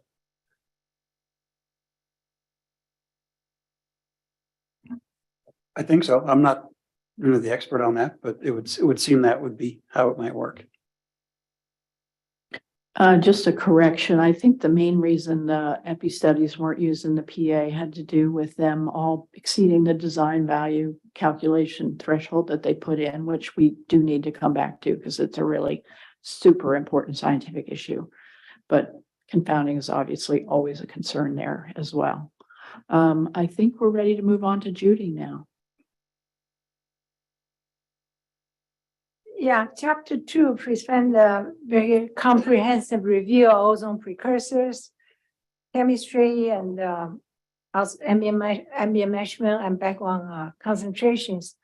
That with most of the emphasis on U.S. background ozone. I have a few suggestions with respect to the source emissions, ambient air monitoring, and the U.S. background ozone. For the U.S. Ozone precursor emissions by sector in figure 2-1, that was based on the 2017 NEI National Emission Inventory. The source categories differ from those of 2014 National Emission Inventory that presented in the 2020 Ozone ISA. So I made a table to make a comparison. There's a lot more categories in the 2014 ISA rather than in the 2017 that VA in terms of the source categories. So that it is really, it'll be much more easy for cross comparison if we don't have to go through all this effort and lump it and try to make a comparison. So although the anthropogenic emissions show reductions, a common source category naming convention that really needed. In terms of wildfires and agricultural prescribed fires, that accounted for 41% of CO and 16% of VOC based on the 2017 inventory. But this is not shown in the trend report in the figure 2-2, except that for increase of VOC from other anthropogenic sources. So it is important for us to understand the trend for those piles, and the source category pie chart need to be really consistent with the trend report, so to give us a better understanding. With respect to the ambient monitoring, that I was wondering, since EPA is participating in the national effort to improve ozone measurement from the current chemiluminescence by nitric oxide to the UV absorption cross-section globally, basically it's a global effort. And I was wondering, I'd like to encourage EPA to consider revising the ozone monitoring requirements. The current requirements only have 27 states. They do 12 months monitoring, with 6 months monitoring at the 11, something like 11 states, I think. And with 6 months monitoring for Idaho, Montana, 2 states actually. And that 11 sites, I'm wrong. 11 states have 12 months monitoring, with 20 states and with 8 months monitoring. So basically, you can't do seasonal if you don't really have the data there. Yeah, if you want to make comparison, you only have 11 states. Luckily, Nevada is have a nice neighbor, California, so got 12 months.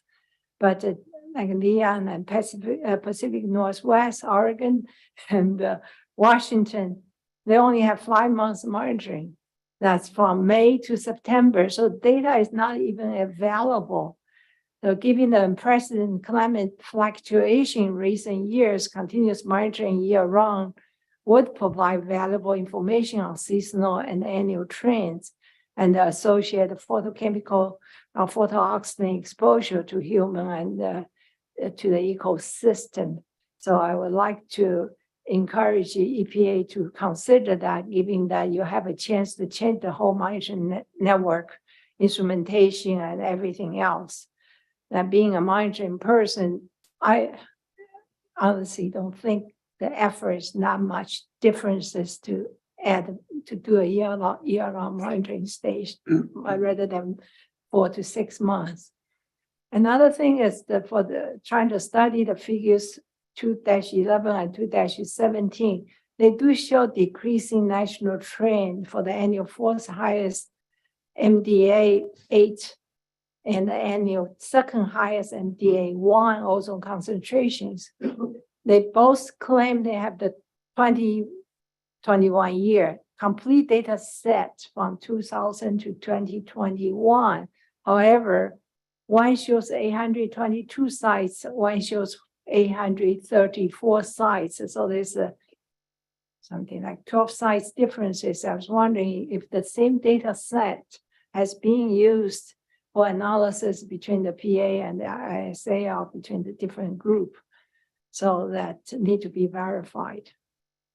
With respect to the US background ozone, I think section 2.5 is really comprehensive. It presents a good summary of the ozone sources and approaches to quantify USB ozone. But they used in 2016 the CMAX modeling at the hemisphere and the regional scales. I think it's some the exams combine seasonal and geographic impacts along with the border transport. The question is that section 2B of the Appendix B that document the anthropogenic emission inventory. It used the international emission inventory called the Hemisphere Transport of Air Pollution version for the two of the ADGAR we call. And they did compare something with Tsinghua University's Chinese inventory. But for many of the figures in Appendix B shows that quite a bit high contribution from the international transport up to 5 to 8 ppb, sometimes maybe higher for the 2016 cases. So, but the inventory for India, global shipping, global file contributions were not discussed. I'm not sure where those inventory model input come from. And to show, especially figures 2B -29 and B -30, it shows really high contribution for international transport. For the US-Mexican border, we can understand it, and the Canadian border does not have a lot of it, but emphasis of India and China and shipping and the fires probably need some more attention. So the table, the entire section does not really give a lot of perspective in terms of a USB background with respect to the standard setting. The tables 2.3 to 2.6 is showing our ozone range from 20 ppb in the southeast to about 38, 40 ppb, around 40 ppb in the west and the southwest. They use the atmospheric model evaluation tool for the good performance in terms of the model performance statistic, or different kind of performance statistic. Most of the emphasizes compare with the AQS observation, but with some satellite retrieval, ozone soundings, and CASNet data, that I felt that additional observations from the rural background side may be considered. NOAA has this Earth System Research Lab have been measuring ozone at several global locations, so it's an entire network. It's almost 50 years. In my report, I showed some of the Alaska, Barrow, Alaska, Mauna Loa, Hawaii since 1973. They include 10 countries, and I counted there's 12 sites in US. So several recent publications provided in my write-up also show increased surface and tropospheric ozone in Antarctic and several different places in US remote locations and in Europe. That's relevant to the global climate change. So that I was wondering that the EPA would consider to look at more into the tropospheric ozone assessment report. And they did mention that just for one sentence without really any elaboration. Also to consider to estimate different US regions and impacts for the primary standards need to be, and their impacts on current and the proposed primary and secondary standard need to be clarified. Thanks. All right, thank you, Judy. I think next up is Jason. Oh, sorry. Go ahead, Jim. Yeah, a question for Judy, since I'm in charge of kind of summarizing chapter 2, so I just wanted some clarity. I know you had talked about extending the ozone season in certain parts of the country because of wildfire impacts. And I guess I'm thinking if ozone exceedances are caused due to wildfires, they would likely be thrown out due to exceptional events and really would not have any impact on attainment or non-attainment. I guess the information would be useful from a health studies perspective, but I guess I'm trying to think, would it be beneficial regulatory wise for attainment or non-attainment, or would it really be more to get more information for health studies? And the reason I ask is I know states have limited resources and, putting out additional or monitoring for additional time definitely takes state resources. So that's. For exposure assessment, I definitely feel you need a year-round monitoring. And that's how we develop people develop the continuous monitoring. There's no reason just for, yes, I agree, for compliance purpose. Is this working? For compliance purpose that's why those states of Wyoming, Idaho, Washington and Oregon have not been paying attention because they attend the standard. Most of the provinces in California, so that. But I do not agree with just monitor ozone for compliance. Yes, I understand that the importance in compliance with the standard, but the year-long monitoring, if it can be enforced, that will provide us full data set for analysis irrespective of wildfire or climate change. Thank you. Thank you. I think we're ready for Jason now. Okay, thank you. This is my first opportunity to read an ISA and a PA this closely. And I'll just say that, I'll start off by saying that I think the EPA put a lot of useful information in there that is by and large technically correct. And I'll just have some comments on that. But I was sort of expecting that all the technical stuff would be in the ISA and the PA would draw out some policy conclusions based on that technical stuff.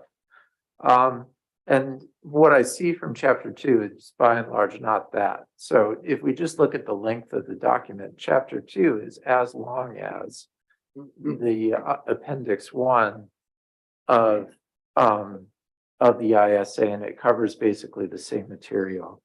That may or may not be a problem. I just wanted to point that out, that based on what my expectations were going into it, I was expecting something shorter, more focused, more driven toward policy relevant questions, and by and large I don't think I saw that.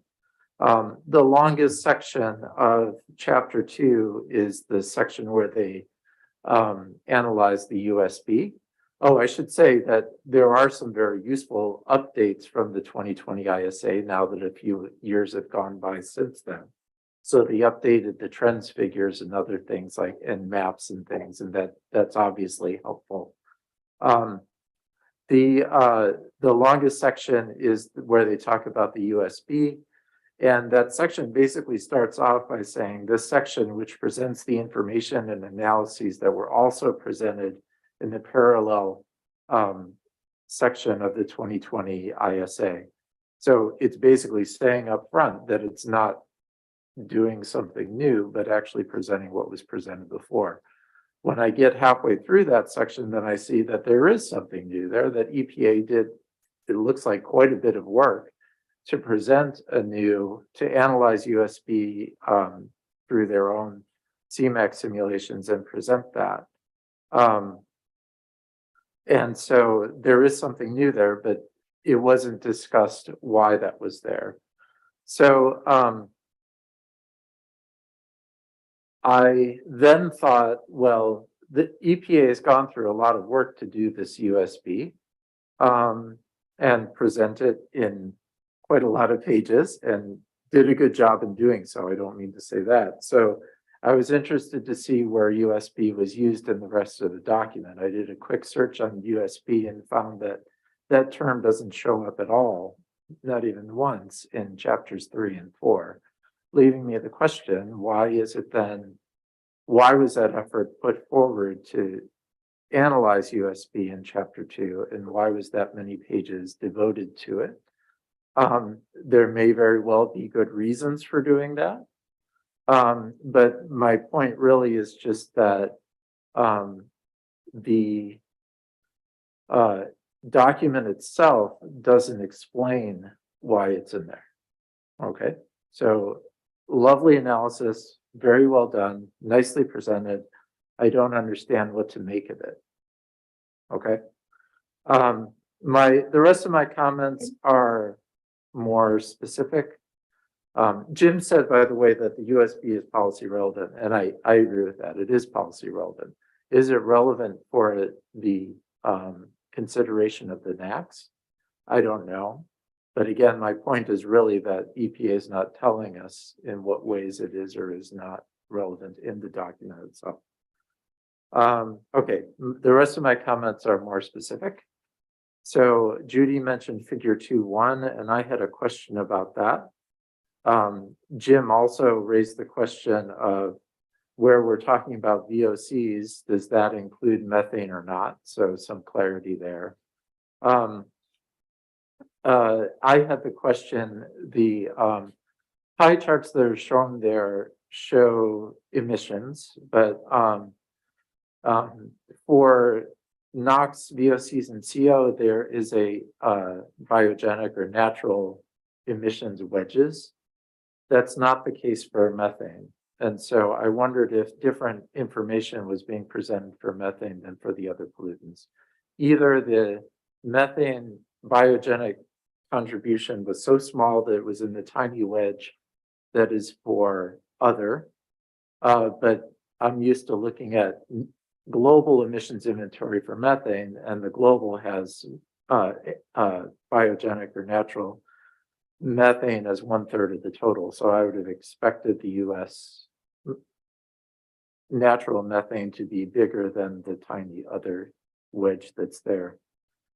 It may be just a matter, if I'm right and biogenics were excluded from that panel, then it may be just saying it in the caption that the methane figure is different from the other ones because it's not showing biogenic.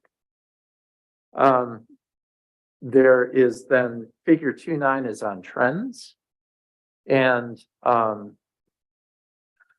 my point here is just that whenever we say that there's a trend and that trend is statistically significant, we should report the p-value or other level of significance that's used to make that determination of significance. That should be an easy change to make. But I wanted to make a broader point. So I'm sort of aware now that statisticians are moving away from encouraging discussion of statistical significance as a statement broadly. I'm sort of aware of this because I'm on the steering committee for what's called the Tropospheric Ozone Assessment Report. So that's really global research on ozone. There we're analyzing global ozone trends. And we've adopted a policy for our next report that's coming out that we're not going to use the statistical significance language and instead report p-values or other statistical parameters and use language like very likely. So we would say it is very likely, you know, a positive trend or a negative trend in ozone at these sites and less likely at other sites. That thinking comes from statisticians, and as it's been explained to us with the Tropospheric Ozone Assessment Report, they're saying that statisticians have never really intended that the world would adopt statistical significant or not statistically significant, but rather that there would be a range of p-values and a range of significant statements around the likelihood of different effects. As it's been explained to me, you ask, why do statisticians in practice do this? The answer is because that's what they learned in college. Why do we teach that in college? Because that's what practitioners do in practice. So we're stuck in this loop where we're using statistically significant language where maybe we shouldn't. Anyways, my point there was to make you all and EPA aware of that discussion and maybe think about if we should move away from it. I don't think this PA is the place to make such a change, but you know, think about that for the future. And obviously that shows up in a lot of things that EPA does, talking about trends. I have some other comments, some are minor, but Page 217, it gives a discussion that's short about why ozone concentrations are going down, and it mentions EPA regulations, which certainly has an effect. I think given the last decade, though, we're entering a world where EPA shouldn't get all the credit or all the blame, depending on how you want to see it, for downward trends in air pollution. But, we're now seeing coal-fired power plants being shut down for economic reasons. EPA regulations might be some factor there, but it seems like they're a minor factor. So it might be appropriate to say that there's other reasons for that too. Page 235, the term post-industrial is used, and I think it's used incorrectly. So post-industrial to me means after an industrial period. If you were to ask an economist about post-industrial, they would say a post-industrial economy is one where services outweigh heavy industry. What's being used in the document here is, I think, to refer to post-industrial as after the Industrial Revolution. And so I think clarifying that language would help. Page 235. It says that fossil fuel combustion is a major source of methane, and I think that's not true. So fossil fuel use is a major source of methane, but it's not the combustion.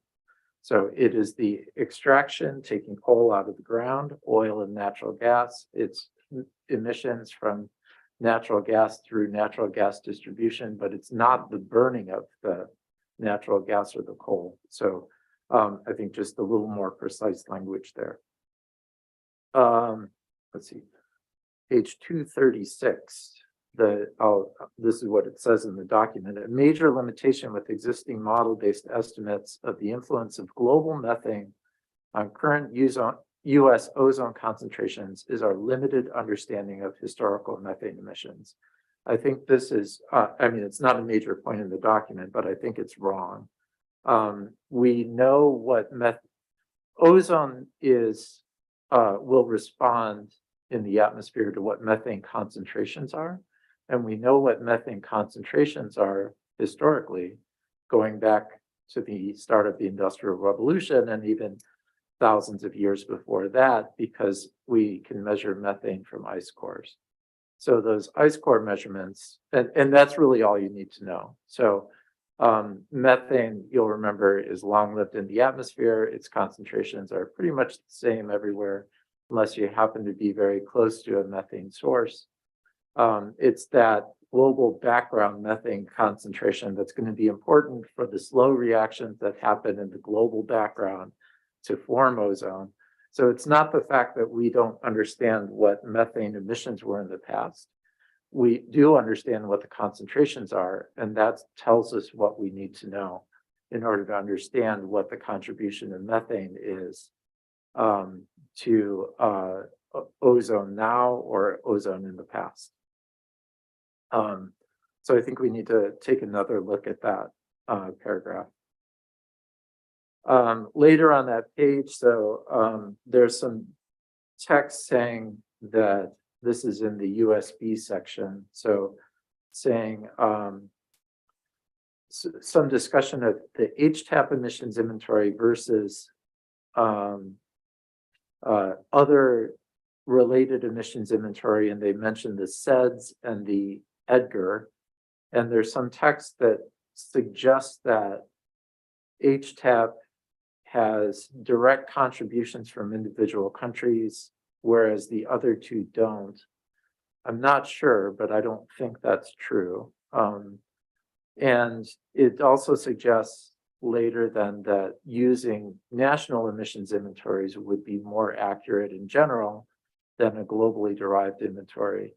That might very well be true for the United States, where we have a well-developed emissions inventory. I don't think it's true across the board. So maybe more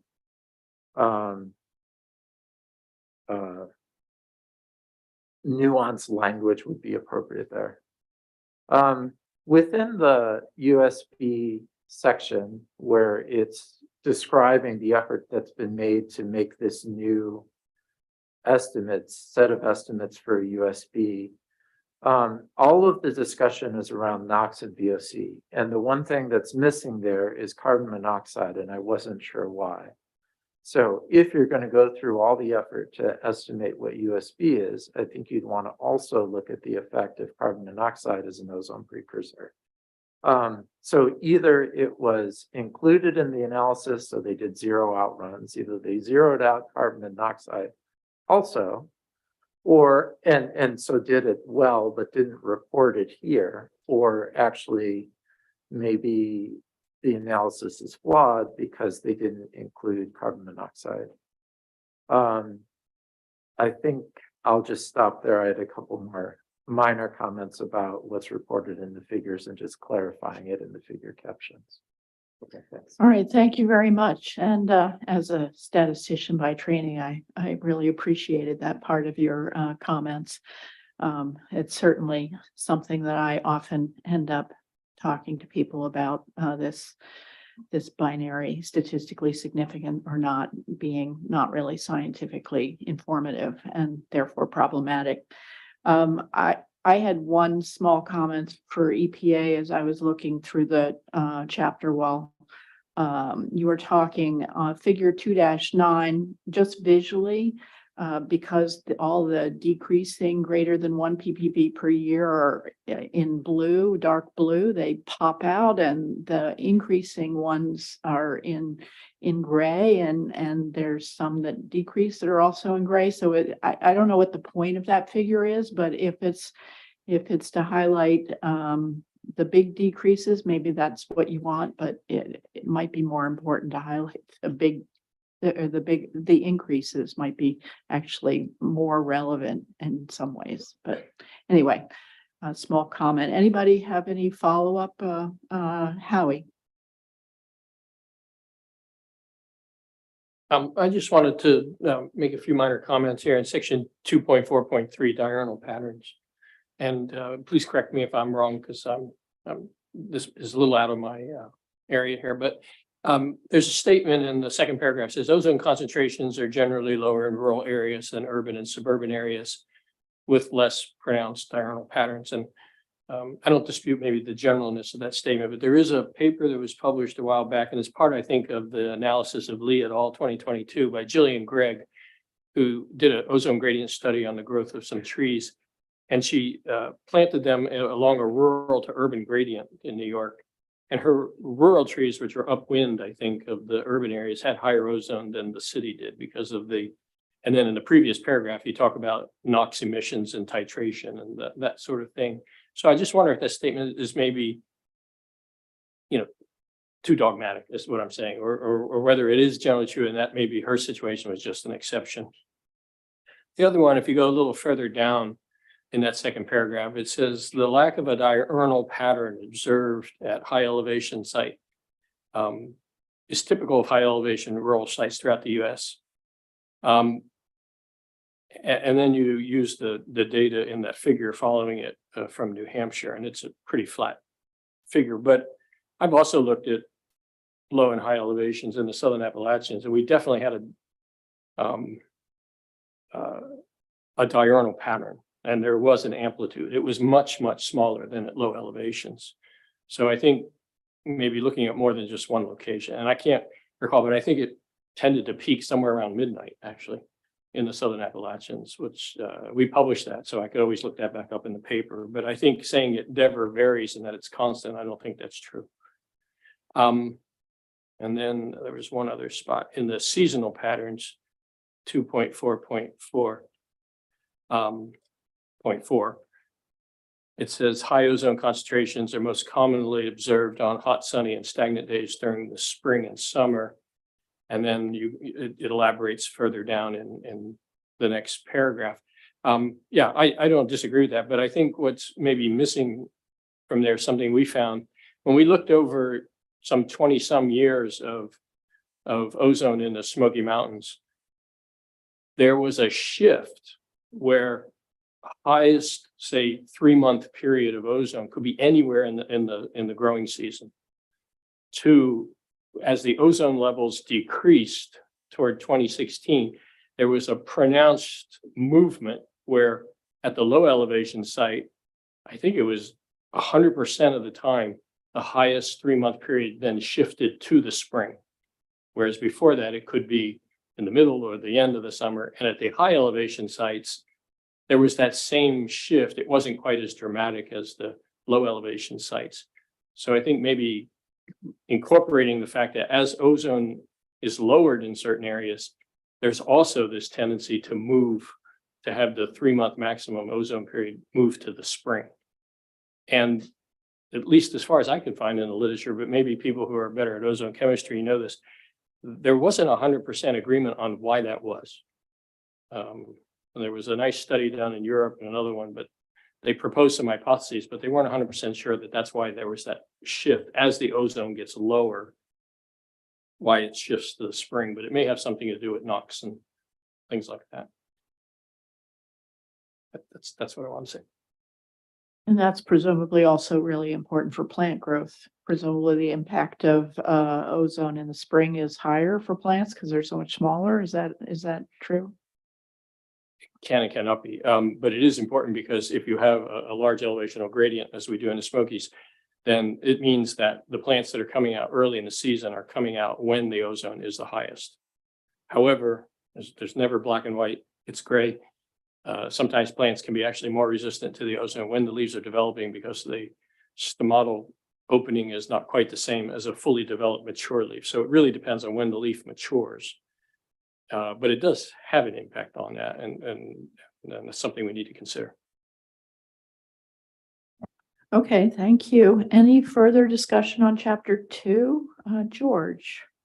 Just to follow up on one of Jason's comments about USB and how it applies in what we're doing today. It is not considered in the setting of a standard. I think EPA can confirm that.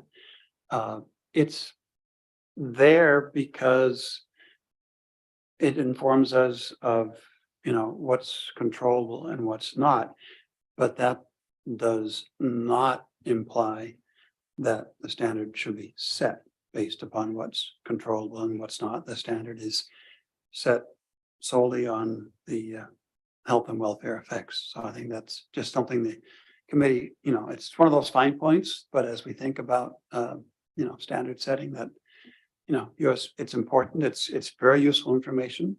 It is, as Jason said, the largest piece of chapter 2.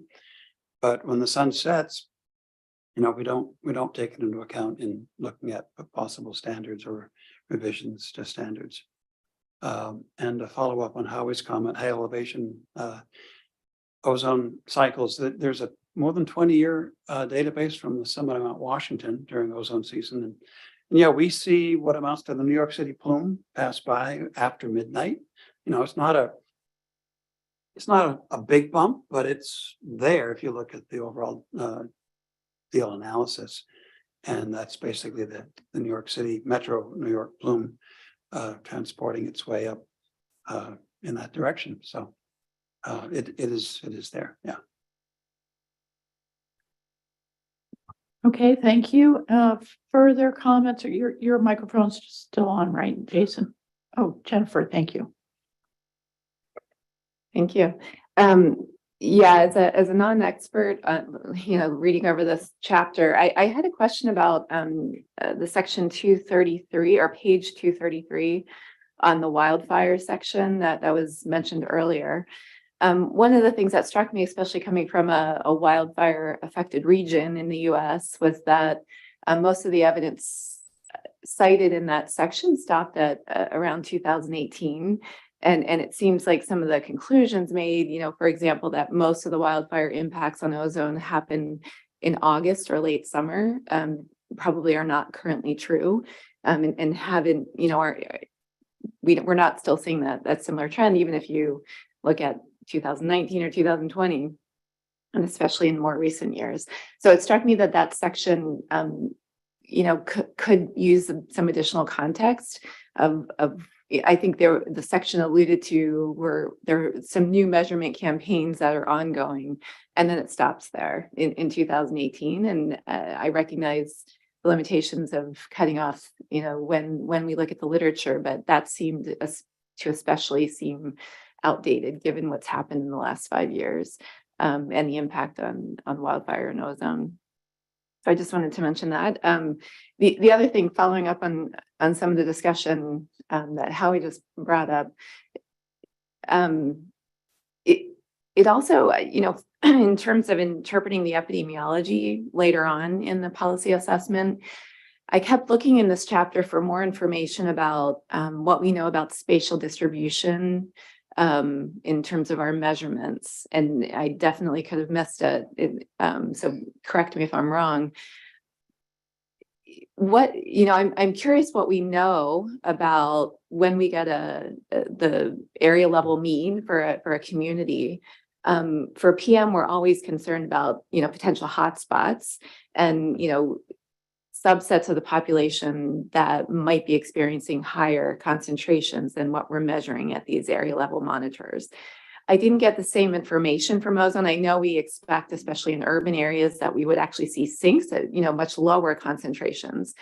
But what I still don't understand, and maybe I don't know if we have information on what we expect in any of these areas. For example, upwind areas, would we expect to see higher concentrations than what we're actually measuring, for our interpretation, to inform our interpretation of the means we see in the epidemiologic studies, for example. And one of the things that came to mind, I think we do have some measurements in national park areas, like Rocky Mountain National Park, that does experience some pretty high ozone levels.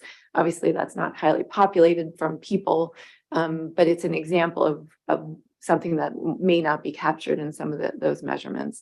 So that's more of a question, for me to help us later on to maybe inform some of the EPI. So I don't know if anyone has any comments on that.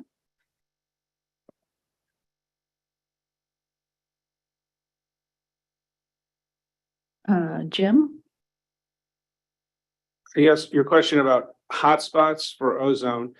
It used to be many years ago in urban areas, there weren't really hotspots. And as transport, international or interstate transport has gone down, what we find is we see a lot more local. We do see some hotspots with ozone. If Atlanta goes over the standard, it's typically one monitor goes over and the rest are below. The others can be 10 or 20 ppbs lower than the one that goes over. So it's, there are these plumes and they can be transported out to the rural areas. Typically the rural areas, at least that I'm familiar with, don't get as high as the downtown area, where the downtown is very stagnant and gets the highest values, but you can still get the high values.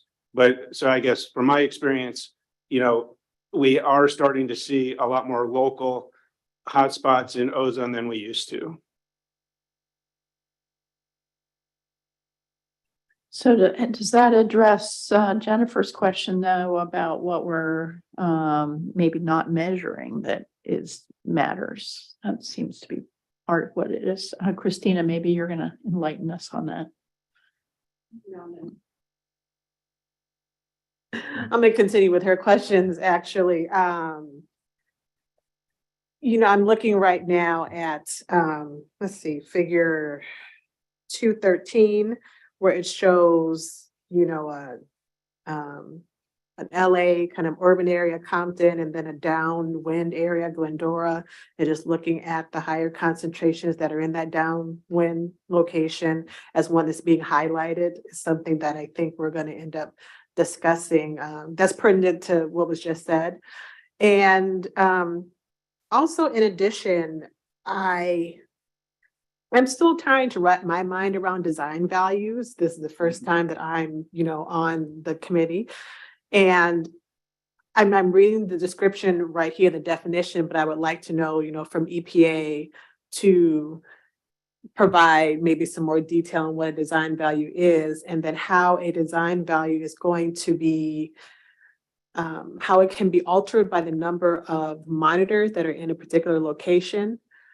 Because for some cities, it'll just be one, and in other cities, it could be four. So is that impacted at all by the number of monitors at a location? I have to say, this is the first time I've been excited to answer a question because I am the design value expert for our division. So anyway, so design value is basically, you take the monitored concentrations at a site and you use those to calculate a statistics, which determines, whether that site is a meeting or not meeting the next. So this case, the ozone design value is, the 3-year average of the annual 4th highest daily maximum 8-hour concentration. When you have multiple monitors in an area, what we typically do, an area can be defined, geographically, it can be defined as a county, it can be defined as an urban area. There's different definitions that we use in implementation of the standards. But typically, once you have your urban area defined, then the design value for that area is based on the highest monitored site in that area. So does that help? It does. And if maybe we can add on just a little bit to defer to your question. If you look in Appendix 3C, there are lots of maps that show monitoring concentrations and gradients across the areas of the studies, the case study areas. That might be helpful.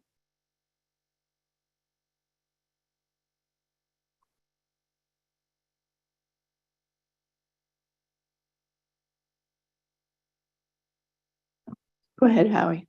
Just a quick question on these design values. So if you're comparing areas that have more monitors and compare areas to have fewer monitors, is there a change in the probability that a region will be out of compliance simply because of the abundance of monitors? That's definitely a possibility. Obviously, if you have an urban area with 20 monitors, it's more likely that one of them is going to be above the next than an area with 2 monitors. But we also have a whole set of monitoring requirements in the CFR, and it tells for an urban area how many monitors you're required to have, and there's monitoring network plans that the states have to submit every year.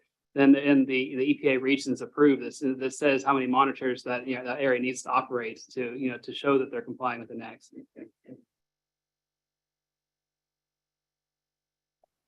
Okay, thank you. Any further discussion on Chapter 2? Ed? Well, just to follow up on your question or your comment, I guess it's maybe a question, which is, there's always a lag between deployment of regulatory monitoring locations and population movement, community development, suburban sprawl, suburban spread. And so it seems like the setup is ripe for people being not where the monitors are, because that's where the communities are moving towards. So the monitors, in the case of ozone, potentially might actually underestimate what exposures were, because they might tend to be in more urban nitrogen or nitric oxide rich in metropolitan areas or urban areas compared to sort of the outlying suburban communities. Yeah, I think that's definitely historically been a concern. It might actually be that in current and more recent times that's somewhat less of a concern, just because we have better satellite measurements especially for NO2, and we also have more for PM than ozone, but also for NO2 and some other pollutants. We have sensor-based measurements which can sort of help the monitoring agencies to identify hotspots without having to go and deploy new sites. And just to elaborate a little, based on my limited understanding of this, at least in the greater Seattle area, as the air mass moves towards the mountains, the ozone increases, and our monitors actually outside of the urban center, where it's expected that the ozone is higher. So, we use that for EPI. We're actually going in the opposite direction. All right, anything else on chapter 2? We are a little bit ahead of schedule and lunch isn't here yet. So how about we move into chapter 4? People ready to do that? Anybody need a break? Want a quick break or anything? Yeah, let's take a 5-minute break then, and then we'll move into chapter 4. So it's 11:39, so we'll come back, or 11:40, we'll come back a quarter of.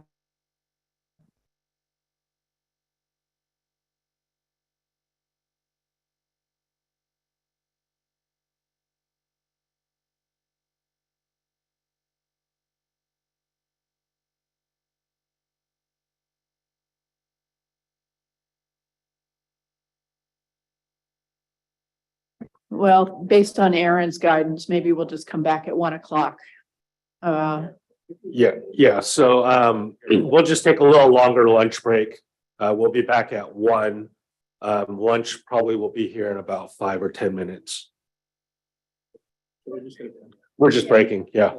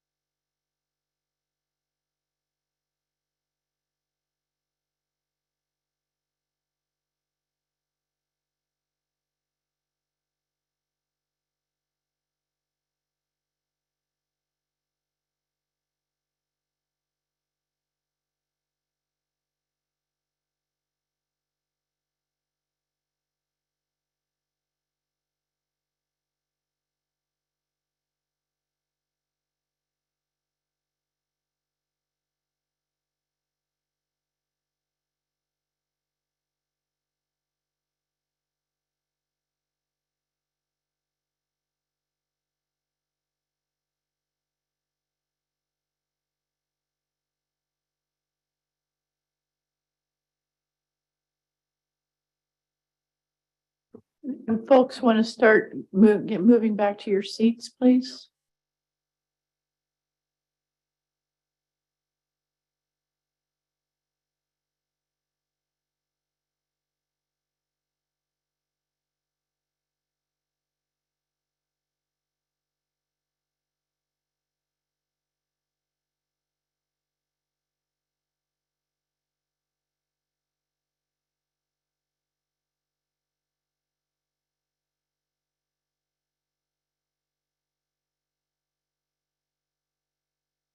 There's a couple panelists still returning, but it looks like everybody who is signed up for this section is here. So maybe we'll go ahead and get started. So we're starting now on our review of deliberations on Chapter 4. And first up is Howie Neufeld. Okay, well, thank you. So the PA document, I'm not going to read everything that I have already submitted here, but begins off with a history of the current secondary standards, reasons for its level and time and form and so on, and discussion of having a single season cumulative secondary standard as CASIC has recommended in the past versus a 3-year cumulative index, and goes into quite a bit of detail discussing these things. They also note that with regard to the W126 index, that they mentioned that there could be indices with similar values, but very different numbers of hours of peak concentrations, which most of the time they mean above 100 parts per billion, which can be damaging to plants. So it seems prudent then, if a secondary standard is the W126 index, that it seems that it should be accompanied by another metric taking into consideration the peak ozone values, the details of which still need to be worked out. And then later on, the EPA states, this is on pages 231 and 232, that further analyses of the current the primary standard, or which is also the secondary standard, was more effective than the W126 index for limiting the number of hours and days with peak ozone concentrations. And then they state that a single year standard was not sufficient to provide protection against such unusually damaging years. And they go into further discussion of crop protection and trees. However, most crops are annuals and complete their life cycle in one season. So if a multi-year standard can protect crops against the yield losses in a single high ozone year, I think it would help if the EPA would explain more clearly how that's possible and provide further evidence in support of the multi-year standard. They follow this with a discussion of visible foliar injury. I agree with this section here. It was extensively analyzed. That this parameter is not as useful as either the RBL, relative biomass loss, or RYL, relative yield loss for trees and crops. And so I agree with the EPA here about their conclusions for using this and its utility for setting the secondary standard. The EPA then talks about causal relationships such as visible foliar injury and reduced tree growth and crop yield and so on, and then other factors such as the alteration of ecosystem hydrology and carbon sequestration that are likely to be causal, and that they note that it's establishing higher levels of association are technically difficult to achieve. And I agree, the further higher up you go with organization, the bigger, larger, more time consuming it is to do those kinds of studies. But there is some evidence. For example, McNaughton et al. In a new phytologist article in 2007 looked at the impacts of ozone on Southern Appalachian trees on ecosystem hydrology and showed that after exposure to ozone, trees lost their ability to regulate their aperture so that the trees lost more water than they should have. This led to depletion of soil water reserves, particularly by the late in the season, so that stream flow was drastically reduced in October. So that's pretty strong evidence there of an ecosystem level effect that ozone is having. There was an extensive discussion of insect-plant interactions. This is an up-and-coming area. Ozone can affect the quantity of the plants that insects feed upon. It can also change a lot of the volatiles that are put out by plants. They can become oxidized, and that can disrupt sensory perception by pollinators and others. And so there's a lot going on there. However, there are not that many studies. Some of them are contradictory. And again, as with visible foliar injury, it doesn't seem the data is sufficient to use them to be setting a secondary standard. And I agree with that too. The graphics I thought were pretty good. There was a lot of explanation about analyzing the papers by Lee and Hogsett and Lee et al. In 2022. But of concern is whether a single exposure response function for any species can be extrapolated to multiple years of exposure. And the EPA concluded that a one-year function was adequate to describe effects in subsequent years. But this is based on very few studies. A lot of these ozone exposure facilities are designed for crops and then modified for trees, and trees get big. And it's difficult to grow them for multiple years because they start to become root bound sometimes in the pots. This can affect the response of plants to CO2 and to ozone and so on. So my feeling is that the EPA maybe is a little too confident that that a one-year exposure says what's going to happen in subsequent years. Then they also discuss the difficulties of working only with seedlings and trying to extrapolate mature trees. The plant communities have known about this for a long time, and there are several review articles out on that. And sometimes seedlings are more sensitive, sometimes the adult trees are more sensitive. But the technical solutions to those are quite difficult. The one solution has been to use chamberless systems, such as in Rhinelander and in Finland and a few other places. And the Rhinelander site is probably the most extensively cited. But those things are very, very expensive to do and can't be done everywhere. And then there was a discussion of the fact that agricultural practices could alter responses of crops to ozone, and that this would make it difficult to assess the relevance to some of the yield loss functions. I think this is one of the less well-explained sections of the PA. So I think it would help if the EPA could explain what those agricultural practices are that affect the response to ozone and how it modifies their responses and the consequences and what that has regarding setting the secondary standard. Perhaps referring back to the NCLAN studies, and for those who don't know what that is, that's the National Crop Loss Assessment Network that was headquartered here out of Raleigh to look at crop responses to ozone a couple decades ago. And then the EPA moves on to analyze relationships between annual and 3-year cumulative W126 exposures. And they state on page 295 that the W126 metric has less potential to control these peak concentrations than the current secondary standard. And it would, I think, be beneficial if they could elaborate on this and why they think the W126 is less effective. And there's more documentation. I'm not going to repeat everything that's in here, but talking about single year W126 values and how they vary from year to year. And they're using a value of 19 parts per million hours here, which is quite high actually.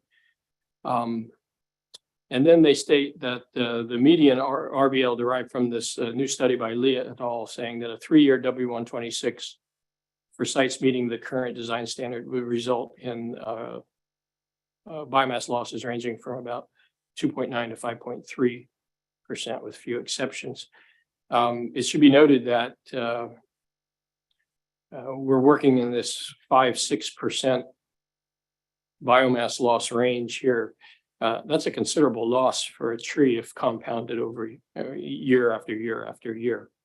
If you just do a 2% loss after 50 years, you're going to have a really substantial loss in tree growth. And then if you have a 6% loss over that same period of time, it's even more drastic. And then on page 353, the EPA states, in light of, quote, in light of all these factors, we do not find the available information to call into question the adequacy of protection afforded by the current standard for crop yield related effects, unquote. If EPA can correct me if I'm wrong, but I think these conclusions are based more on the tree responses, but maybe not, but correct me. So it's imperative, I think, then to extend these conclusions to annual plants and to see if it holds up across all types of vegetation. And then the EPA says that the W126 metric can be appropriate for assessing exposure responses for vegetation and determining effects on public welfare, but only when used in combination with peak ozone concentrations. And they also mentioned that the secondary standard does not necessarily have to be the same as the primary standard, page 354. I'd like to see a more clear rationale for their favoring the current standard over the W126 plus peak concentration index, and also their recommendation for a multi-year standard instead of a one-year standard. Because from a physiological point of view, the cumulative 126 index is a more appropriate standard. There is discussion that, of course, the administrator has the freedom to adopt either the different secondary standard or retain the current one. But the W126 index has been used to model adverse effects of ozone on vegetation. It has a physiological basis for why it works. And when you combine it with a peak concentration metric, could provide the requisite protection for vegetation. It would therefore seem logical to use this type of metric for the secondary standard, as CASAC has been recommending for approximately 15 or 20 years. So that kind of summarizes my comments for this first question. Okay, thank you. I guess we're up, and Judy's up next.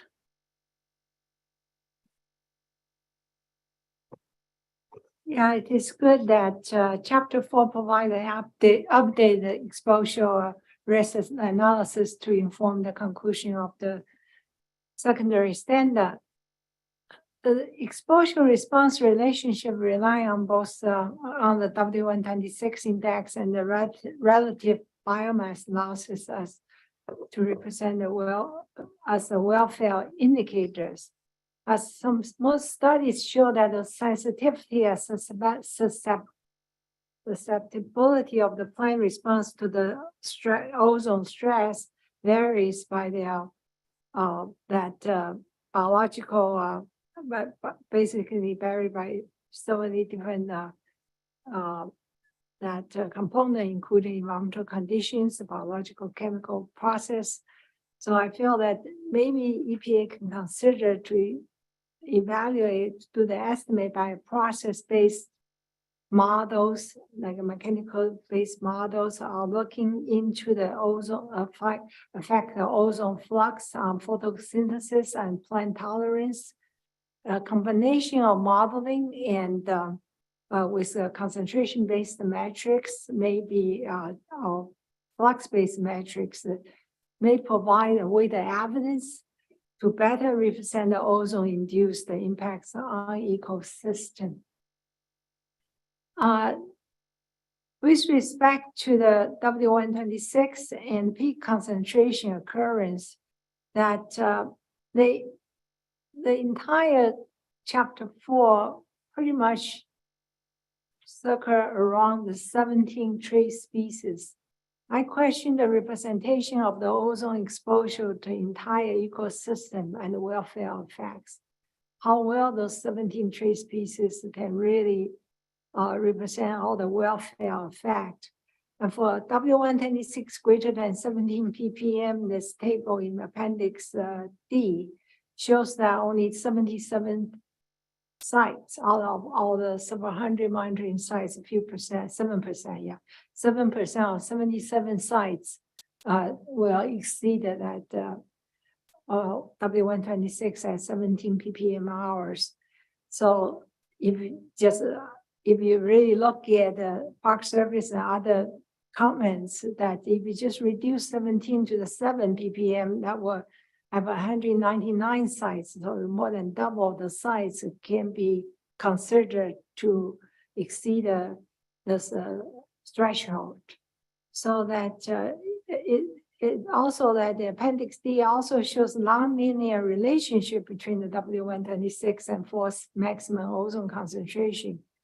So 17 ppm hours do not adequately protect the ecosystem for all the vegetations in the Southwest and Western US. So another issue, so something probably worthwhile call the attention to look into it. The association of W126 with a 6% RBL at the medium level to protect sensitive ecosystem also need to be clarified. The second point is that the second part of my comments is related to agriculture. And chapter 4 indicates that evidence for agricultural crops is sufficient to infer a causal relationship between ozone exposure and reduced crop yields and quality. They cited IS 512. So I look into the ISA 2020, read the section 5, and the section IS 512 is called the whole plant effects. It has nothing to do with crop yield. And the entire section 5 of ISA 2020 look at the evaluation of welfare effects of ozone. It lacks discussion on agricultural crops. And section 4A on Appendix 4A shows some relative yield losses of what was one graph without much of any discussion either. So I feel that the entire crop yields seem to be it just ignored. Crop yield losses due to ozone. I did some literature search, and this implication, it seems to be a global issue, U.S. and global issue. Several studies, I provide about 20 references in my write-up, that it shows anywhere between 3 to 18% of crop yield losses in the U.S. alone, and depends on for soil, rice, soybean, maize, and wheat. So those are the major crop. They lost the total loss of about 227 teragram loss per year. That's fairly high. So that in different studies I mentioned earlier have different definition of sensitivity and susceptibility. But there are studies showing that, like I put in my write-up, the figure 1, it's kind of interesting. This is not my area of expertise, but I did study it. So W126 tend to give a very low estimate. So for some reason, W126 was chosen, but it's a low estimate among others. When I did ozone study many years ago, it was used some 06 or some 08, I forgot, AOT set 40. So they look at 40, 60 ppb rather than 70 ppb. And W126 seems to be giving you a lower estimate to begin with. And another figure I show that it doesn't seem to have a threshold. It shows greater reduction in relative yield with increasing ozone. And so all this past study raised issues on the 70 ppb to protect crop production and the food security. And this implication for public welfare probably really deserve a little more attention and discussion. And I think Jason probably do better for effects of climate change. So the climate change that it just every section mentioning climate change, they just acknowledge the uncertainties in quantifying climate change to ozone changes. they really did not, the chapters did not really look at the potential impact of climate change on forest, ecosystem, and public welfare. Many of the studies point to the dependence of temperature, ozone, and especially in the northeast and southeast, eastern United States will be more susceptible area. And that I mentioned here just a few studies look at the temperature dependence of biogenic emissions. So the temperature really affect the biogenic emissions and the soil NOx emissions, etc. So in addition, high ozone concentration during drought, Michelle, I cited your article. Climate change induced the ozone temperature penalty, and temperature enhance the ozone precursors. So all this subject really need to be considered as climate risk estimation with respect to the current ozone standard. Thank you. Thank you, Judy. And I realized when we moved on, we can circle back, but were there any of your comments, Howie, that you wanted to get any clarification from EPA, or should we circle back later? Get to question 2. Okay.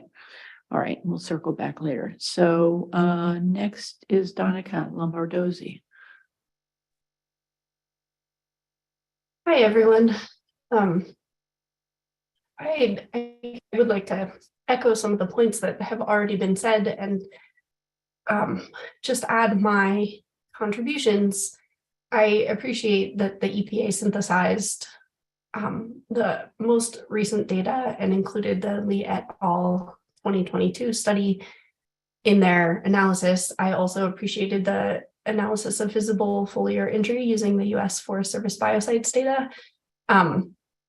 And also a more comprehensive comparison of the primary and secondary standards at the EPA monitoring sites. I think that those some of those things were missing from the previous ISA. And so I do appreciate the additional analyses that were done to incorporate some of those information, those sources of information, I should say.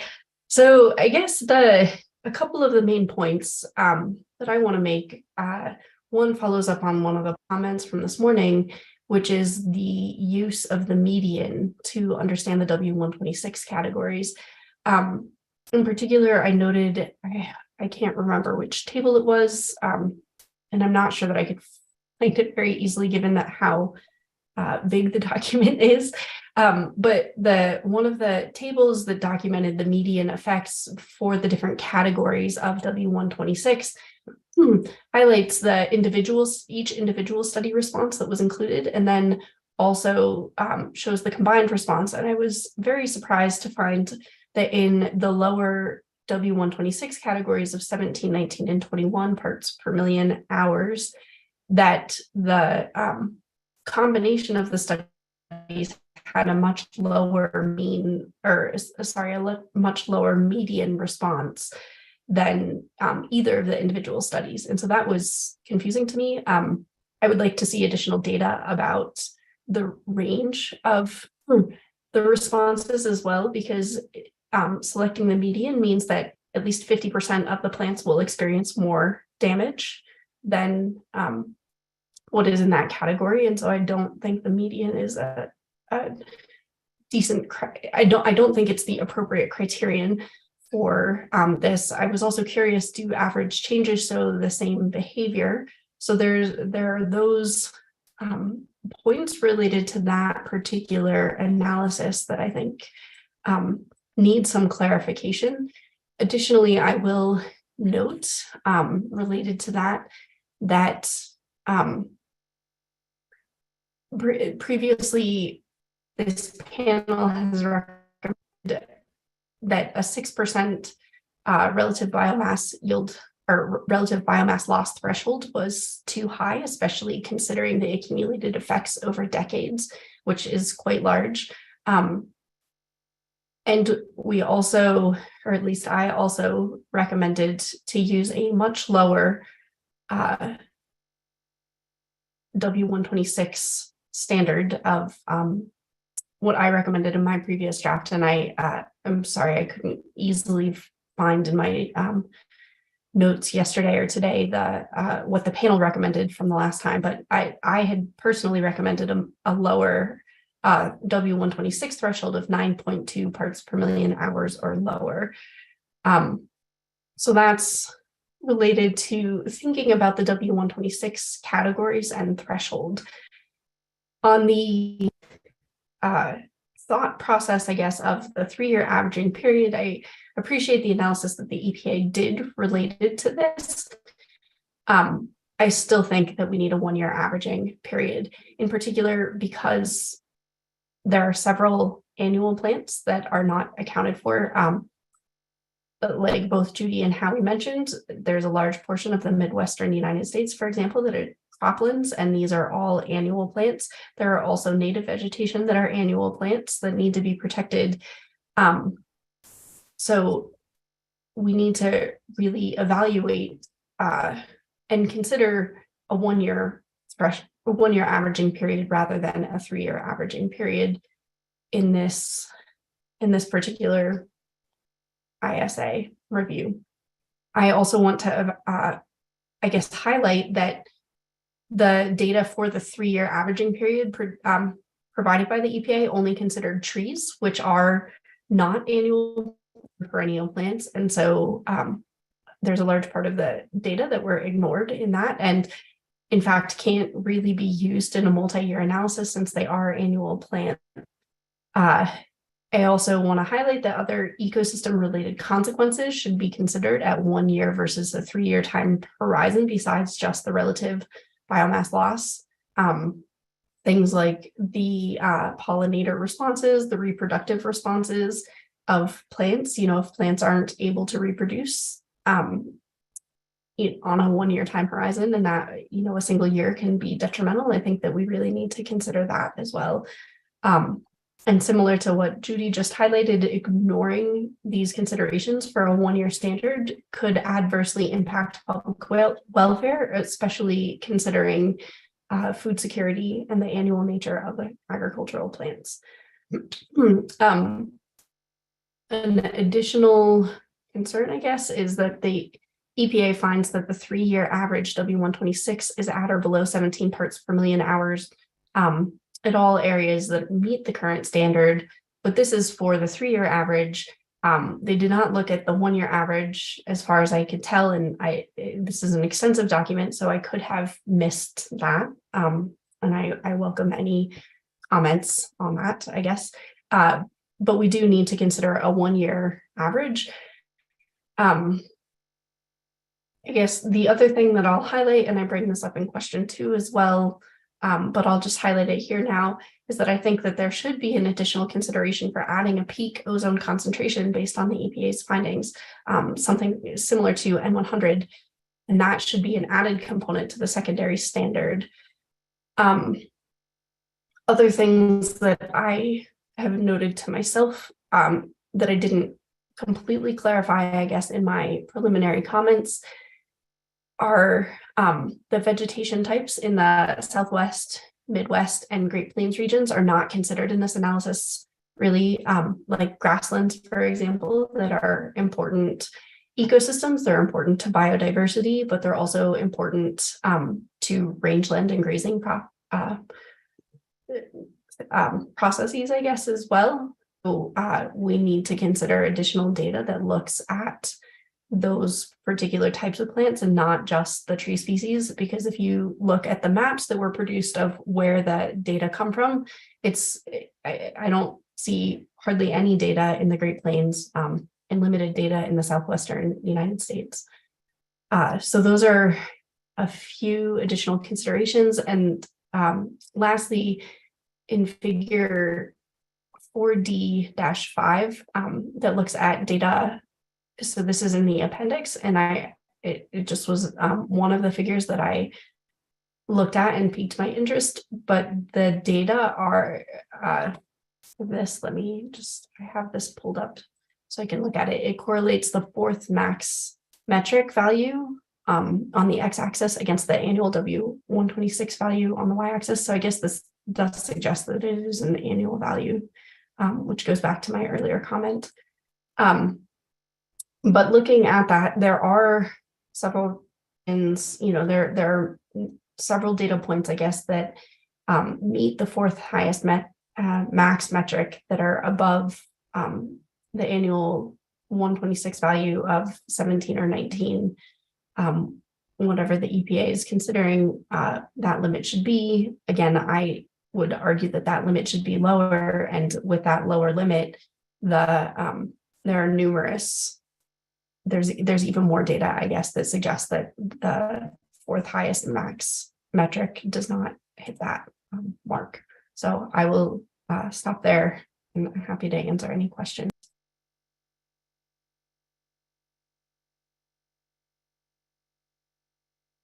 Any questions or comments? Is there anything EPA would like to share now?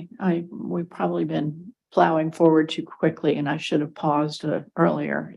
We can come back to you too. Sure. Just to clarify a couple of things, if it's a good time. Yeah. One,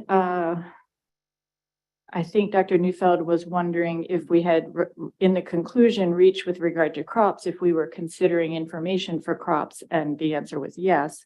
There are the functions based on the NCLAN studies that you mentioned, I believe, or at least in part, which are discussed in Appendix 4A. Exposure response functions are created or described there, and estimates of CYL, crop yield loss, are estimated for the different crops. And there's a discussion of that. And I'm sorry, I don't have the page numbers, but I can get them to you later on today, where there are paragraphs referring to that in reaching that conclusion. So that's one thing. There was okay, so Dr. Lombardozzi had a question, I believe, about table 4.4 on page 4-96, which is where there's a consideration when you estimate the median for different combinations of ER functions from the two different studies. And there's a footnote there that describes why the pattern for the medians might seem counterintuitive. And it's because of all the functions, or most of the functions, are nonlinear. So there's a point as you increase in W126 where you get a kind of a crossing of curves, if you will. So a different species becomes the one closer to the median that affects what the median is when you get to a certain magnitude of W126. And if you look at the detailed tables, which are in Appendix 4A, for each of those three rows that are a subset of which the W126s are pulled from the detailed tables, which are in Appendix 4A, one for the Lee and Hogsett 96, one for the Lee et al. 2022, and one for a combination of the two. And you can look, there are columns in those tables that have the individual species, estimates of RBL, and then also the median across those species. And so, as you might, as it caught your attention, it caught our attention too when we created our summary table and thought, why is that? And went back, oh, it makes a lot of sense when you realize they're nonlinear functions. And so you get that happening. And then there was one, and then Dr. Lombardozzi had a question with regard to the data analyses that did present 1 year annual W126 values. And there are analyses of that also in Appendix 4D. And it's toward the end of Appendix 4D. There's a box and whisker plot, Appendix 4D15, that shows the distribution of annual W126 values for different design values of the existing standard. So you can get a sense of that. And I believe there's a summary with regard to the low percentage of annual values that would be above 17 or 19 for the areas meeting the existing standard. And there's a table also specifically with regard to Class 1 areas that makes clear, that's table 4D16, that shows with regard to the most recent period, there are no annual W126s above 19, for example, and then there's a small percentage for those in looking at the historical period, which is about 20-year period. So that's just a variety of clarifications. Hopefully that's useful. Thank you for that. I'm not an expert in this area, but I'd like to drill down a little bit on this idea of using a median for, particularly if you say these functions are nonlinear. Is that really the best way to do it? Like, why not look at all the species separately and somehow combine it?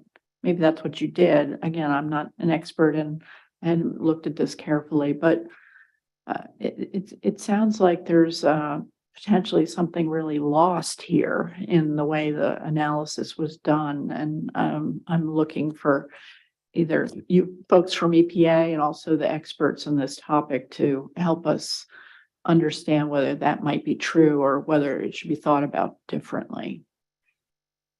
I'll just clarify why that's done, the history of it, and certainly the panel, we're interested in your views. But it dates from the CASAC panel in 2014, when they looked at this information and considered the issue of what species do you have ER functions for versus all the species in the United States, and whether they should be considered representative of all the species. And the letter to the administrator said, well, they may be more or less sensitive. It's uncertain, and I'm paraphrasing. But it seems appropriate to consider them representative and to use the median. And there was discussion of looking for the median. And so that's where we picked up on, let's look at the median. And so the presentation in the draft in the PA at that time was the median, and it has retained. That was the decision in 2015 was based on the median.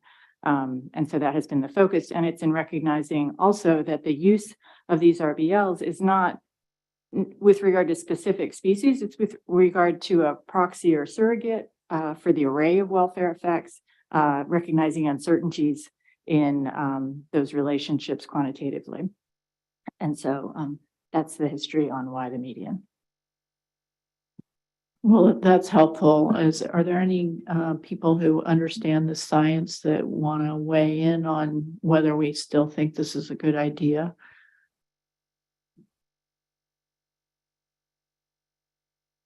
I feel like I'm going to need to think about this a little bit more before I can really weigh in. Well, thank you. I would ask that the experts maybe put your heads together a little bit and think about it. Maybe we could come back to this tomorrow, put it on Aaron, will you help me remember that we want to try to come back to this question and see if we have any advice? I'm sure CASAC in its wisdom back in 2014 was very thoughtful, but a lot has changed. It's almost 10 years since then. So it may be that this needs to be thought about again. Yeah, Terry. This one could be a little bit off the wall, but we're talking about susceptible plants. And for the primary standard, we're talking about susceptible human beings, asthmatics, and we're treating them separate and using them as the target. But we're not doing that with the plants. It seems like in some of the comments I heard that EPA was putting all the plants together, not using them all. Is it too crazy to say, why aren't we looking at the one or two most sensitive plants and using that as the susceptible asthmatic equal population to study? I don't. That's a good thought. Any comments? Howie. I think it gets really complicated. We have 150 different tree species just in the Southern Appalachians. And we have a total of 16 or 17 that have ever been looked at for exposure response curves. So, just a tenth of just what's in one region of the country. And then we're trying to extrapolate, and some of those 16 tree species are from out west. So it's even a lower representation of the eastern tree diversity. And the diversity ranges from some trees that can tolerate quite high amounts of ozone without any effect at all, and others that are highly susceptible to the ozone. So given all those different species, it's not like just looking at humans where or even humans are going to have quite a bit of variability, but there's just a lot of it with these plants. And then you put in the annual plants and then the crops and stuff. And the few studies have been done. You would think we would use as an analogy that we should protect the most sensitive tree species. But then you have to take into consideration, I think, then how much of the area do they cover? How abundant are they? Things like this. So is this a dominant species that's everywhere? Is it endangered? Is it what, there's a lot of things to go into consideration here, and we're trying to do a one size fits all, and it's a very difficult thing, particularly for the EPA to try to do these things. But I think as Leanne was saying, I'm still tossing in my mind this idea of using the median, because as Danica has said, it's right in the middle. So you protect half the species, but the other half you don't. And so I'm just tossing that around. So I think there's some analogies, and I think there's a lot of differences. So I don't know if that makes it any clearer. But... Alexandra, did you want to say? I did. I just wanted to illustrate table 4A4 shows a relative biomass loss ranging from 0% to 36%. So that's the range just among these. This is the 11 individual tree seedlings from the first study. So that's a humongous range. And below the 36% was another species at 11% biomass loss. So there's a big jump there. I think that speaks to the kind of variability I was talking about. So ozone could be driving the evolution, so to speak, toward the trees that are more resistant.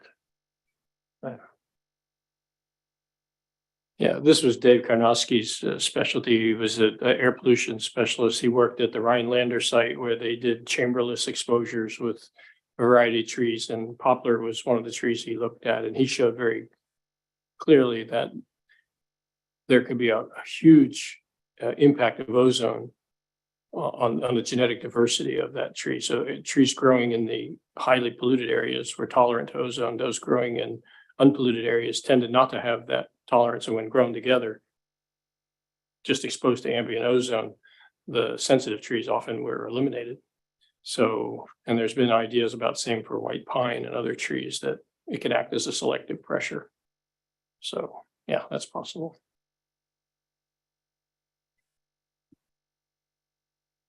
Danica, your hand's up. Yeah, I guess I wanted to comment on two things. One is I agree with, there is the genetic pressure, and this ozone, the pressure of ozone could be changing biodiversity and genetic diversity and population diversity. And I actually include that in my response to question 3 about additional research needs. And so I think that that is an important thing to consider.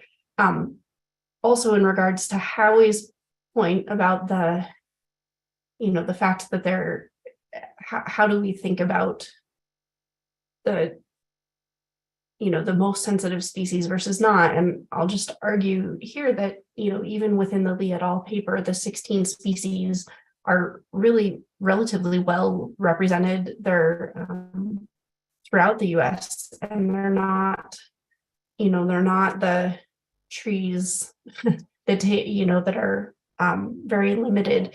But in regards to that, we also need to think about the fact that some of the trees that are sensitive, or some of the plants that are sensitive, might be threatened or endangered, for example. And there's limited, very limited research done on that, because it's really it can be really challenging to work on threatened or endangered species and knowingly exposing them to a harmful pollutant. But it's another thing that we need to consider as we're thinking about these sensitive species. Thank you. Well, as somebody who's only really knows much about the health side, I think Terry asked a really good question that we should continue to wrestle with respect to the secondary standard.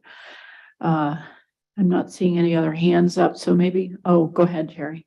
I guess, Howie, this is for you. So you're from Appalachian State, and you keep bringing up Appalachian State studies that don't appear to be influencing things. Is that because the Appalachian State research is the predominant site or something. I'm just wondering if there were non-Appalachian State representatives here, they'd be bringing in a whole bunch of other studies that could influence chapter 2. Okay, I'm not quite sure I understand the question. The study I was referring to in the Smokies was a National Park Service EPA funded grant. Yes, and I'm just saying that, of course, that's the stuff you're most familiar with. Yeah, But would other individuals be bringing in other regional studies that are just as important and could contribute to chapter 2? Yeah, or I'm still. Well, first of all, he meant chapter 4, and I guess he was asking if we had, I think what I heard Terry say is if we had another expert here that was from another part of the country, would we be hearing about, a lot of other things that are also important, but are regional? Oh, yeah. What she said. Oh, yeah. Well, there's extensive work done in California with the variety of trees in the California system because of the high ozone out there. There were people from the Midwest, Dave Karnofsky's group at Rhinelander. And then there was a group at Auburn and the group here at Duke. So there are a variety of studies in the various parts of the country. But just to give you an idea, and it's represented in chapter 4. Yeah, fairly much. Yeah. But just to give you an idea why there's so few studies, you may wonder why after all these years we have only 16 exposure response studies. It's the costs are just tremendously high. So to set up a system like this, you have to get one of these big grants. And so at the late 80s, early 90s, there was the funding to do those things, and a lot of systems set up and did these exposure response curves.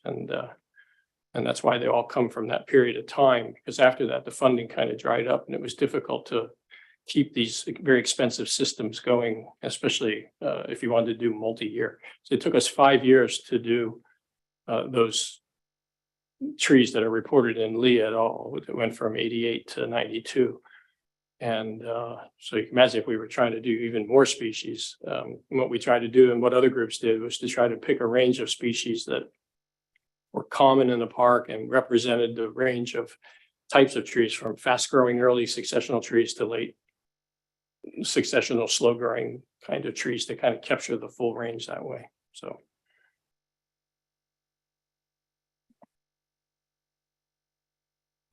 Judy? Yeah, you mentioned that experiment for the Lee and Huxley was done 88 to 1992. So Deidre mentioned earlier about the Appendix 4A, right? Appendix 4A was focused on that study only. So I was wondering, why wasn't much emphasize our attention paid on the crop? Because the 1996 articles, I have those 10 species. That's what Deidre was referred to in the Appendix 4A, right? But it's nothing updated since. So if this experiment has been done for over 30 years ago. Yeah, sort of the heyday of exposure response stuff was about 30 years ago. But you were saying that the NCLAN material is in there. So, that was a huge study where they tried to standardize the protocols for people doing ozone effects on crop plants so that they didn't have a lot of confounding. And then there was a whole suite of statisticians here. I think at one point there were some 10 or 15 statisticians that were analyzing all those data. And Lee was involved in some of that, but the main group doing those analyses was based here at NC State. There have been just a few crop studies since then, but some of them based on the NCLAN study. So I think, correct me if I'm right, because in a more recent paper in the 2010s, I think, or 2020, Jack Fishman from NASA was able to take some of the NCLAN response data and then using data on crop yields on a per county basis in the Midwest and ozone values, was able then to take that modeling and estimate the crop losses for soybean in the Midwest. and showed some very nice response functions there and an incredible loss in the terms of monetary value that was estimated to be going on. The thing is, ozone is one of these things where you don't see it unless there's foliar injury on the leaves. Sometimes you can get losses without that foliar injury. But also, a farmer growing soybeans could be getting a 10% yield loss because of ozone. Oftentimes, if the ozone is high, it's also hot and dry and sunny those years. And they might be thinking it's a drought effect. But in fact, it was an ozone effect. And so they don't see it. And so you wonder why there's not more concern. There's also a psychological, I think, aspect involved here in perceiving the loss. But the recent estimates, globally in the United States are that ozone is causing billions of dollars in crop loss. And for forests, probably the same or more. It's very difficult to estimate it for the forest. So Danica has her hand up. Yeah, I just wanted to, I guess, add that a lot of, as Howie mentioned, a lot of the exposure response studies have been done quite some time ago. The one thing that's challenging is that there have been other studies that have been done since then. It's just that they're not as comprehensive and not as targeted at the specific EPA secondary standard. And so there's a lot of studies that are done looking at AOT 40, for example, or some O6, which are some of the metrics that the European Union are using.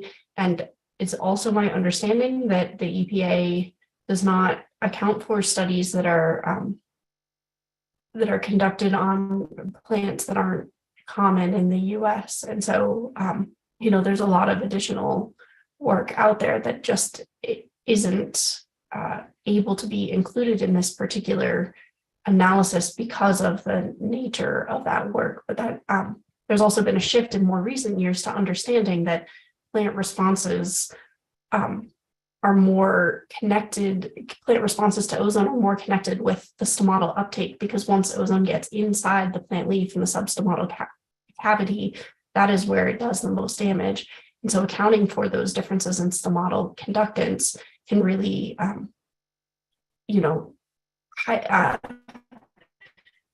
it can really account for some of that variability in response, and is not just a concentration-based metric, it's more of a physiological metric of ozone damage. And it's another thing that I think needs additional research and clarity on. And I think the European Union is actually targeting metrics based on some of these cumulative ozone uptake metrics. And I think it would be worth considering down the line for the EPA to do a similar thing. And I know that that's more challenging because you have to have estimates of stomatal conductance in some capacity, but it is a much better indication of plant responses, and also, will allow for us to understand the differences in places where there is potentially more of a drought effect versus an ozone effect, because in, drier regions, stomatal conductance closes down, and so you have potentially less uptake of ozone. So, it's kind of known that drought stress can protect from ozone stress to a certain degree, and the cumulative uptake would account for that kind of plant physiological response. So that's just, a little bit more information about some of the data that are available in more recent years. They're just not looking at the same standard that EPA is using for them. Thank you. Is there any reason that we should provide any advice about looking at these other metrics, these other standard metrics? Maybe that's not a question that people could answer right now, but given what Danica just said, maybe that's something we should think about in terms of the kind of advice we want to give. How you want to weigh in? I was just going to say, when we get to the last question, which talks about future research needs, then I think what Danica was saying is important. Because she's right that the European Union is using fluxes, and in the United States, when we're going from relatively moist temperate east area to the Midwest where you have grasslands, and then you get to the desert Southwest and mountaintops and so on. Such different environments and such different hydrologies and temperatures and so on that if you are looking for something that you could use that's physiologically based, then a flux-based metric might be something to consider. So. Yeah, that's one thing. I'm sorry. That's one thing I mentioned too. Yeah, the fluxes that concentration base is what we do. And the combination with some mechanistic modeling. Also, even though in US, we don't seem to care about crop that much. I'm actually surprised with this global food security issue.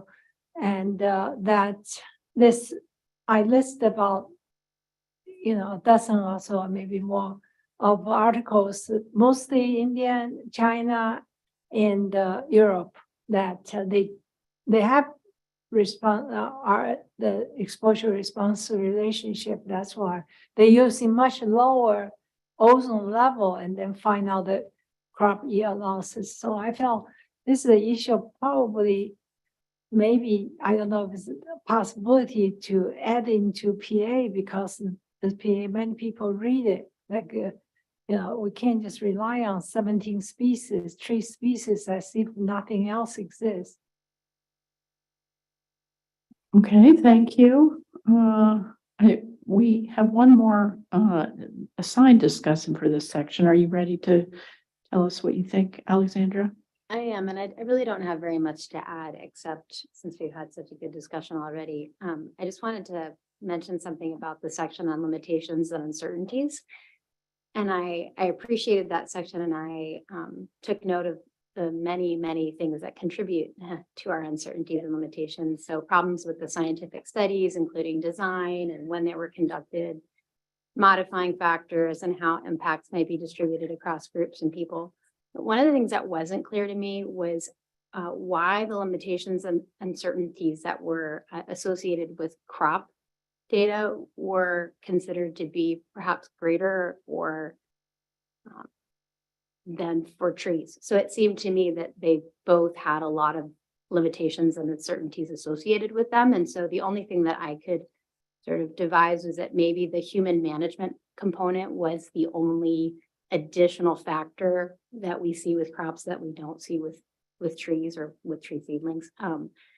So in that vein, I'm wondering if it would be useful to know more about what specific management practices we're referring to, because that was a little bit vague and ambiguous, and I was trying to imagine in my own mind what those practices might be. And so how that maybe justified us not paying as much attention to the crop data in terms of welfare effects. And so kind of returning to the points that Judy made and Donica made about relative biomass loss and relative yield loss, when I looked at that table 4A4, so we had 5 of 11 species with biomass loss greater than, or yield loss greater than 8%, 7.5%. And cotton, soy, and wheat were among those crops that showed the highest losses. And those are, after corn, those are some of the most important crops in the United States. So I'm with Judy on the importance of really, and with everyone, I think actually in our group of thinking about crop and the crop data and the context of food insecurity and rising food prices. And I have some other comments about thinking about what public welfare effects mean. So it seemed to me that there was a question about how those impacts would be distributed across groups. So in my mind, producers experience a cost, right, when they lose crops. So that's an economic cost. And I was wondering if those kinds of costs can be considered within our assessment, even though, so I just needed clarity on when and where costs can be included in our assessment of the secondary standard, if that makes sense. Because that's what I was understanding as the big problem with how producers versus consumers would experience that impact, meaning consumers experience rising food prices and less food, and producers experience an economic loss. So can we consider that in setting the secondary standard or not per the Clean Air Act? And I think that's actually, those are my only comments. Yeah, just to help clarify, I believe there's a footnote toward the beginning of chapter 4 that lists out effects that are specifically recognized in the Clean Air Act as welfare effects, and economic effects are one. And in the there's in some of the discussions with regard to crop yield loss in the quantitative section, which I think is 4.3, maybe, I'm not sure. I'll have to look it up. We mentioned the consumers and producers issue, and that's because there was an analysis done in the 2015 review that actually tried to look at that. And it made it clear that it's complicated, to use a common phrase, because what you may think it would make sense doesn't necessarily make sense, doesn't necessarily occur in the economy, because you have producers making decisions about what crops to focus on based on how they can produce. And so there's an analysis that was done in the 2014 welfare risk and exposure assessment that went through applying the exposure response functions for the different crops and looking at different scenarios for ozone and trying to make clear conclusions in terms of the economics. And they're not clear conclusions because of those complications in economic factors of producers and consumers. And I'm not an economist, so I can't explain it better than that. I'm sorry. All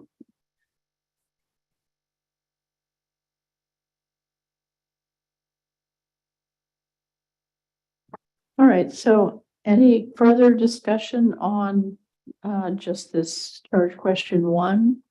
Jason? I just wanted to follow up on that discussion. I think I heard you say, if I caught it correctly, that an economic impact to consumers or to producers would both be considered a welfare effect. Is that right? I don't think there's some cut and dried guidance on that, but economic effects are a type of effect that is considered a welfare effect. And it was something that we discussed in the 2015 review, and that's one reason why there was lesser emphasis on crop analyses after that, because it became clear, well, it's not quite as clear cut as you might think going in. But we did still include the crop yield loss estimates and the ER functions for crops and reach conclusions. They just didn't get as much discussion as they had before.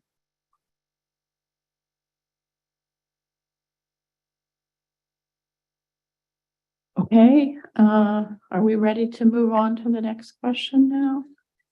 So I think we're on to charge question 2 in chapter 4. And first up is Alexandra. I'm going to start by reading the charge question. I don't know if I need to lean into this or not. Am I okay if I Maybe just? pull it closer. Okay.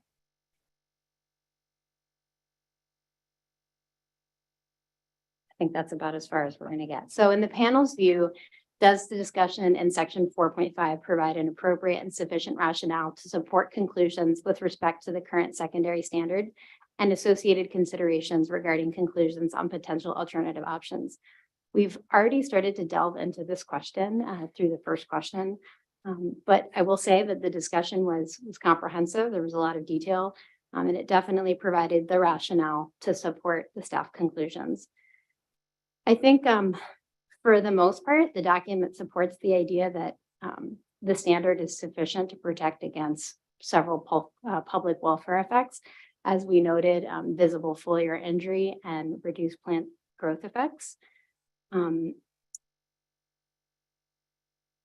think one of the points that we've already raised is that in considering use of the W126 index in a single year or 3-year average, the evidence that was presented primarily focused on tree seedlings. And I think we all agree that more discussion on crops and those kinds of public welfare effects is warranted.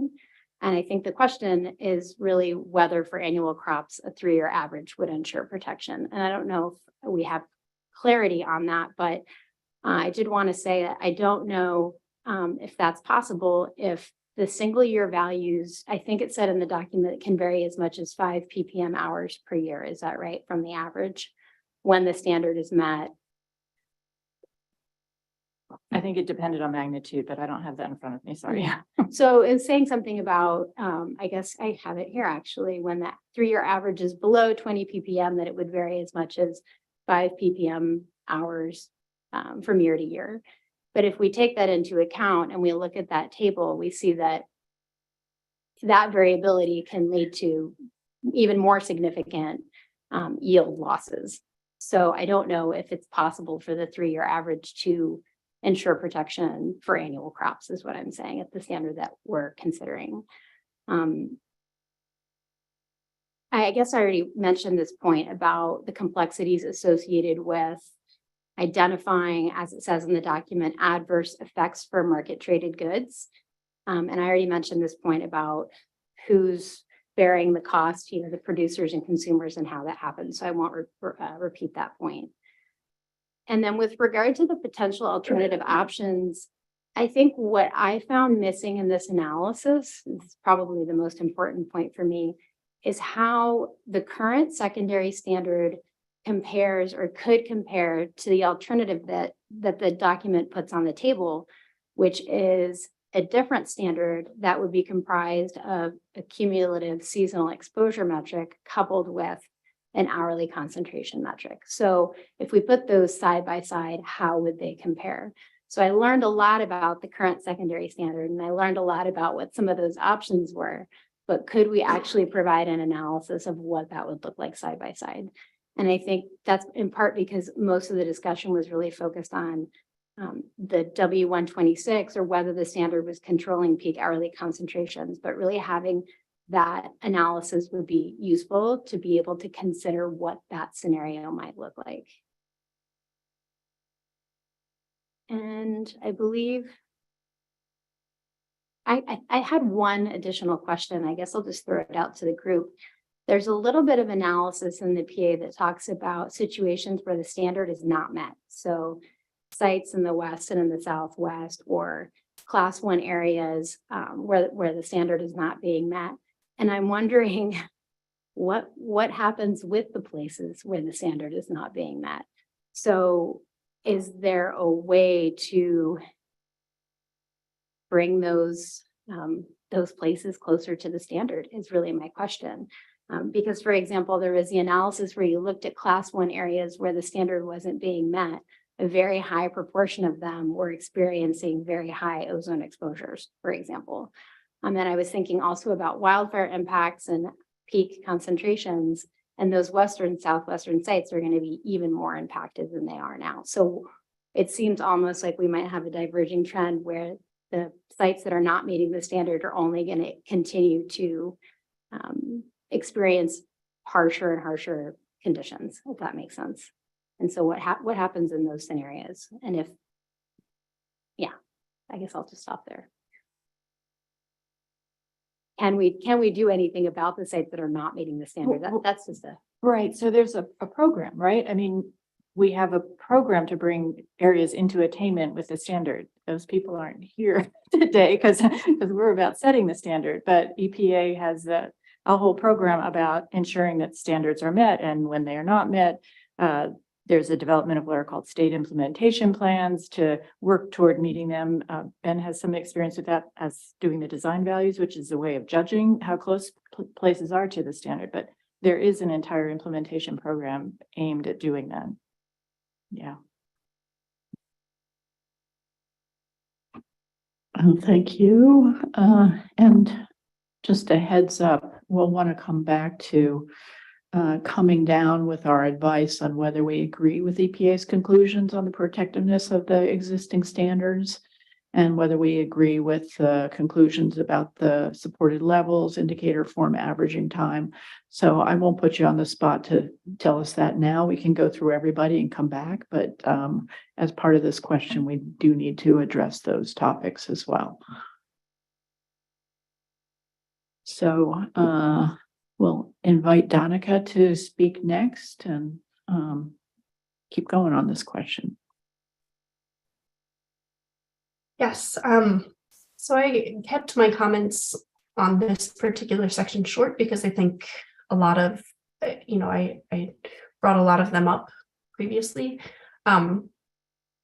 again, I really appreciate EPA's additional analyses on several of these things. And it was good to see that in many cases, the primary standard does hit a target W126 secondary standard metric. I still am under the belief that, or under the view, I should say, that we need a W126 secondary standard metric in addition to the primary standard, in part related to what Alexandra just commented on, that there are places that do not meet that metric, and then there are some regions that may or may not hit the mark. I know that some of the data said that 99% of sites reach the 19 parts per million hours W126 metric, but there are still sites that do not fall within that, and I think that we need to consider those particular sites. And so that, in my mind, makes this need for a secondary standard more important, in addition to the fact that in light of the recommendation for potentially using a lower secondary standard, in which case the current metric will not hit that mark for that. The current primary standard, I guess I should say, will likely not hit the mark for that secondary standard. Related to that, one of the points that I mentioned is that there should be additional consideration for adding that peak concentration, such as N100 component, to the secondary standard.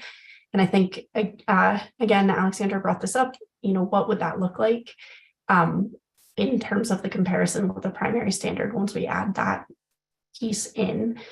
But it does seem that data suggests at this point that having those higher peak concentrations can be more detrimental, even at the same W126 values. And so there are different ecosystem responses to that more high acute exposure than the sort of lower, more chronic exposure. So I think that that's another consideration. And again, I highlight that there is a need for a 1-year averaging time period.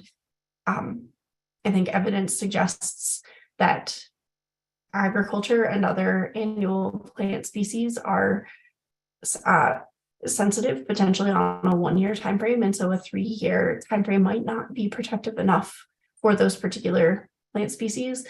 And then this goes back to the need for a secondary W126 metric, as it seems like fewer of the sites, I should say, that meet the primary standard will meet that 1-year secondary standard averaging site. So I'll leave it at that, I guess, for now. Okay, thank you. So let's see. Shall we move on to Howie?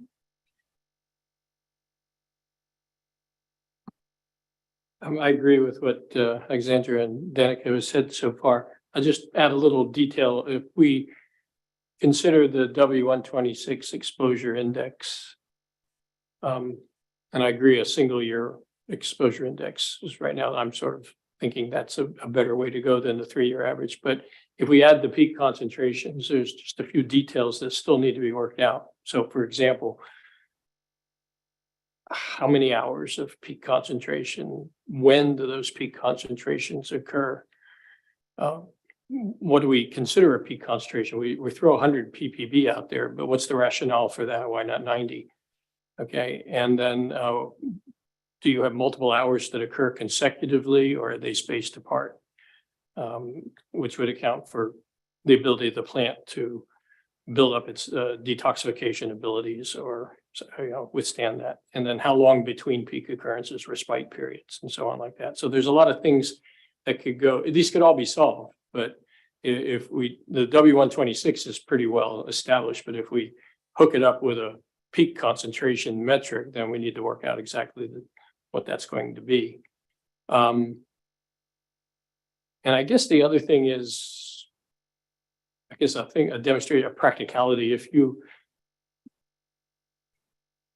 I don't know how to word this.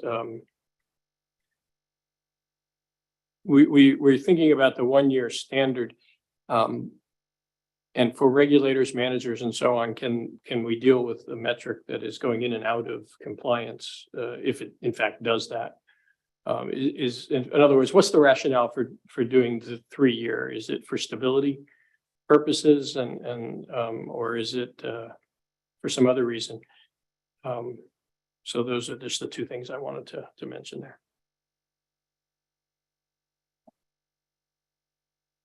Okay, thank you. I think we're up to Jason.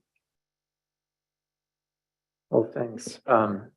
Just I'd like to briefly go back to Alexandra's point before. This one sentence in the document, it says not every effect on crop yield will be judged adverse to public welfare, and that just didn't strike me well.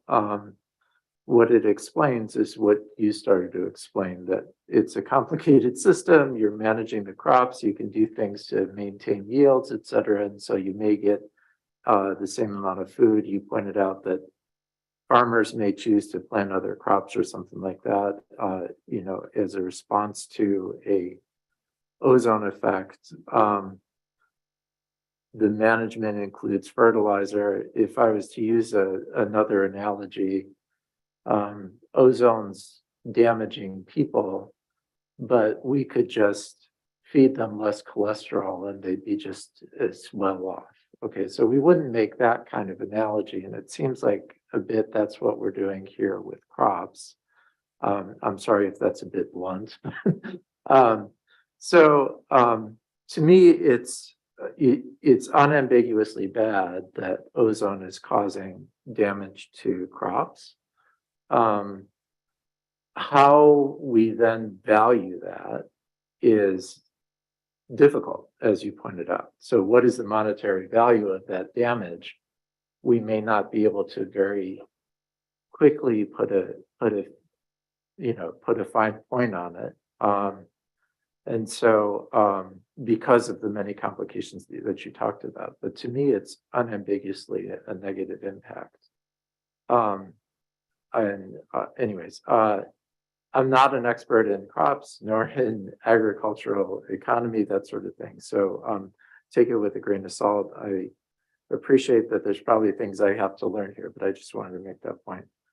The main thing I want to talk about is ozone's impact on climate change, which we haven't mentioned, Judy mentioned before, but I wanted to pick up on it here. This is a difficult subject. How do we deal with this impact that ozone has on climate through the mechanism of a national ambient air quality standard? And we had some discussion before around the ISA that was addressing this. Just so everybody's clear, what the EPA says in the document in a few places in that chapter is that there are limitations and uncertainties in the evidence base that affects our ability to characterize the extent of any relationships between ozone concentrations in ambient air in the US and climate-related effects. And that would be very difficult, I would agree, to come up with a relationship between ozone at ground level over the United States and some climate effect that we could quantify that would be damaging to public health or damaging to welfare in this case. To take a step back, it's all what can we agree on? What we can agree on is that global warming is happening, that it is caused by human activities and emissions of greenhouse gases, that there is good evidence that it's detrimental to public health and detrimental to public welfare. So the IPCC report covers this quite a lot. It's unambiguous as well that global tropospheric ozone increases are contributing to that. climate change influence overall. And it's unambiguous as well that US emissions are contributing to that tropospheric ozone increase and thereby having an influence. So it would be, I would hope that, we could understand that and take the appropriate action to bring ozone down at a tropospheric level. But that raises the question of, is the NACS the appropriate way to do that or not? And there's several reasons to think that it's not. So I spent a good chunk of time trying to think this through about what are the ways in which the NACS is not a useful policy instrument, I suppose, for addressing this impact that we agree, I suppose, exists. And I came up with 5 reasons why. So let me walk through those briefly. I'm not sure where I'm going with all this, so I'm trying to think outside the box a little bit. So first, ozone concentrations ozone concentrations through the troposphere affect climate and not just at ground level. Okay, so NACS, because we measure ground level, regulates based on what ground level concentrations are. It's not really how ozone how ozone's influence on climate happens. It's through its whole vertical distribution. Though if we were to change ground level concentrations downward, it would probably have a downward effect on the above ground concentrations too. So climate change is a global phenomenon with global drivers, not just ozone concentrations over one nation. So in some way we have to account for it in a way that we don't with other impacts of ozone, that ozone is globally distributed and where the US's actions are increasing ozone everywhere, not just over our own boundaries. Ozone is Ozone is one of many greenhouse gases contributing to global climate change. The contributions of global ozone to climate change have been quantified. So we have IPCC puts forward a range of temperature changes that's attributed to human increases in ozone. But then when we think about climate damages, we, I suppose in some way, would need to think about what fraction of that might be caused by ozone. Fourth, the NACS intends to ensure concentrations do not exceed standards at any particular location and time.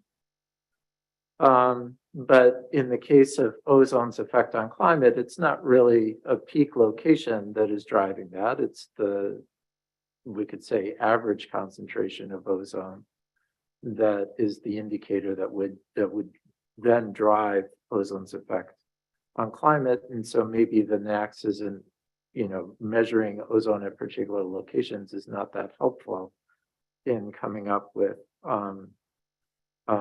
ozone's effect on climate, or what would be an indicator for the NACS that would be useful for understanding ozone's climate effect. And the last one, fifth, emissions of ozone precursors, as we change those emissions, they actually affect both methane and ozone at the same time.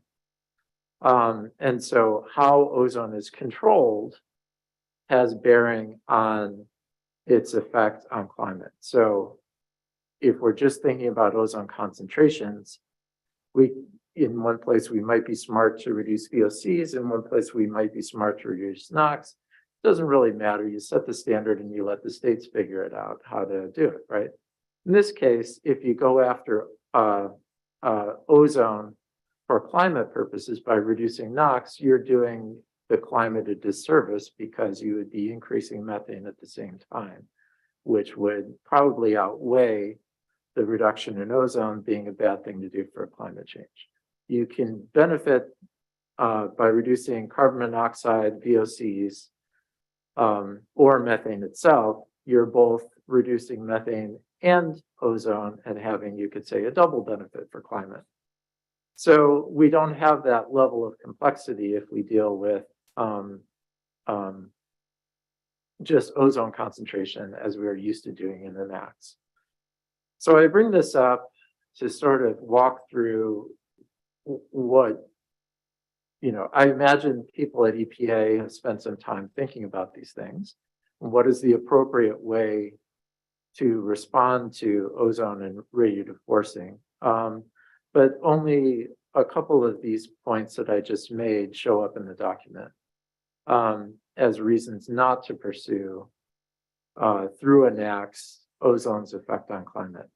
I had suggested, and the KSAC group agreed, we had made recommendations that the ISA be modified to include effects, discussion of the effects of different emissions of different precursors on ozone radiative forcing. But that wasn't there originally. So where does this sort of leave us? It could be, I really don't know what to recommend, but I think if the document were trying to lay out all the reasons not to pursue secondary standard for ozone's effect on climate, it might try to discuss some of the things I just discussed, that some of which aren't in the document. And there might be a benefit to doing so if there's a recognition then that perhaps the NAAQS is not a good way to go after this effect, but some other EPA programs perhaps are. And put some emphasis, in the right places. And of course, the US has been, at least pretty aggressive about, depending on what administration we're under, about, methane leaks from oil and natural gas and that sort of thing, which are, policies in the right direction. So I can just say a couple things to wrap it up. I guess to me, I think the discussions that the reason not to pursue ozone's effect on climate based on limitations and uncertainties in the evidence base, and this is using EPA's words, a lack of quantitative tools. I only think that tells part of the story of the complexity and difficulties here. And it also raises the fact, if we then got a better set of tools that what gave us the ability to relate ozone concentration at ground level over the United States with ozone effects on climate more broadly, and we reduce those limitations and uncertainty through future research or something, would that be sufficient then to have a secondary standard on ozone based on its effects on climate? I don't know that it would be because of these other things that I've mentioned. Anyways, I think I'll leave it there. I've said a lot, and it's certainly food for thought, but my opinion is the NAAQS is a cumbersome way to go about affecting the impacts of ozone on climate.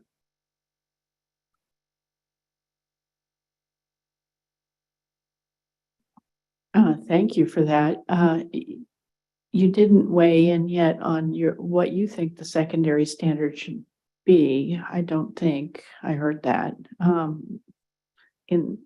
Because it's not only a climate consideration, but maybe from your point of view that climate considerations could even dominate your thinking. I don't want to put words in your mouth, but. Well, I don't know. There's a benefit to discussing climate considerations in the PA because whoever then the administrator is looking at it and will say, okay, I'd like to be aggressive on ozone, perhaps, be it for primary or secondary, acknowledging that there might be some benefit to come out of it, for our climate as well. But no, you're right. I didn't weigh in on that, and I'll sort of punt to more ecosystem experts. But I agree with Alexandra at the point she made that the balance of discussion, and this isn't my area of expertise, the balance of discussion between crops and other ecosystem impacts seem to be quite heavy on ecosystem impacts, although you kind of started to explain the rationale for why that was, but yeah, so I'll defer to others on that. Thanks. Okay, thank you.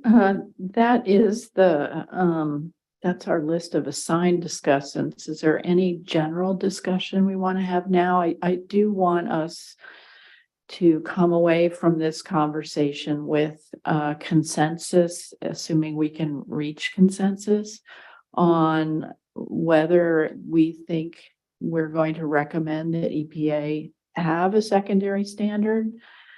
And if so, what we can say about what it should be or look like. We haven't talked much about level yet. If we do go down that road, I've heard W26 plus a measure of peak. I've heard some talk about lower level for W26 than what EPA looked at. I've heard pretty strong consensus, I think, on a 1 year over a 3 year. And I'm not sure what I feel like I know where we are other than that. And please correct me if you all heard something different. And I guess George is going to help us navigate the next step here. Well, I'm not sure I'd say that. But I do want to annotate some comments. 1 year versus 3 year. I mean, Howie said, is the 3 year because of stability of compliance? And I think the answer is usually yes.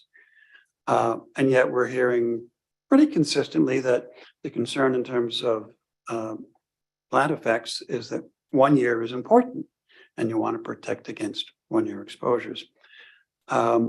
There's one way to kind of marry these two, and I'm looking at the 2014 June CASAC PA letter, which is worth a read if you haven't seen it, or reread if you haven't seen it in 6 or 7 years. It says there that,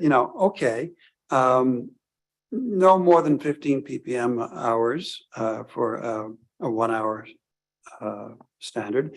But if you need to go to 3 years, you could go to a lower number, like they suggest no more than 13. Now, whether there's 12 or some other number, the point is you can marry those two by changing the number as you change the form and maybe achieve both objectives. So I think that's something to keep in mind. But I would recommend people go back. There's a lot in the 2014 PA on this. It's worth a reread because not much has changed in terms of the secondary. So Aaron, will you make sure that we all have a link to or a copy of that letter? Yeah, that was sent out maybe an hour ago. Well, I haven't been checking my email, so thank you. Okay. Anybody else? What are we going to do here? What are we going to recommend?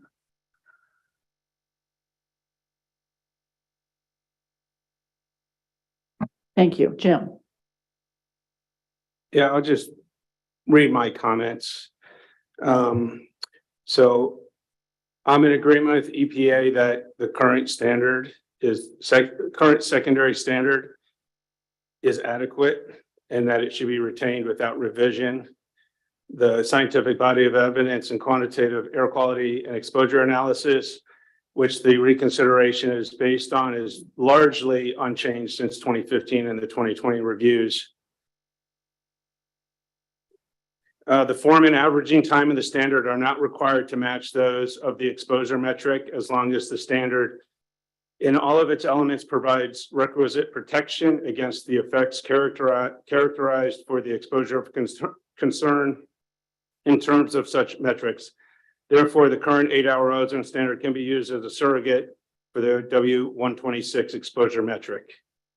In the case that the two are identical in protection, I would argue that we would want to go with the simpler approach, which is the current ozone standard, to allow for easier implementation of the standard down the road. And as far as 1 year versus 3 year, I know it's been said that plants are sensitive to 1 year of exposures, and one bad year can cause a lot of damage. The same with humans. Humans are sensitive to 1 year of exposure, whether it's ozone, asthma attacks or with PM with deaths. And so, I don't know why the plants would be treated differently than the humans when they're both sensitive to higher values in a year. And like George pointed out, the 3-year average is really meant for stability to account for things like variability in meteorology. That way, one bad year doesn't put up an area into a non-attainment when the year before that and after that was much lower. That one bad year of METS data doesn't put an area into non-attainment. And so I support the 3-year average and retaining the current standard. Okay, thank you. Anybody else? Leanne. Donica, thank you. Yeah, I just want to highlight plants being treated differently than humans and needing a 1-year metric. Humans live for many decades, whereas not all plants do. Some plants are annual, like crops, as we've discussed extensively. And so that is the reason why, especially because crops provide sustenance for humans, and without them, we wouldn't survive as a species. And so that is a direct effect on human and public welfare that happens on a 1-year timescale. So that's the reason I am in particular arguing for a 1-year metric as opposed to a 3-year metric. So while you, okay, I'll come back to you. Terry has his hand up. Yeah, Jim, I don't understand your reasoning. The NACS isn't to stay in compliance, it's to protect secondary to health of welfare plants. So if there's damage in 1 year, that seems reasonable to move to a 1 year, not for stability or a bad year of meteorology and going out of compliance. It's to protect the health of plants, let's say. So you're correct that, I guess, 1 year, one high year of ozone can cause damage and kill plants. One high year of PM kills a lot of people too. And yet we go with, nobody argued for a 1-year standard when we talked about PM. We all agreed on a 3-year standard.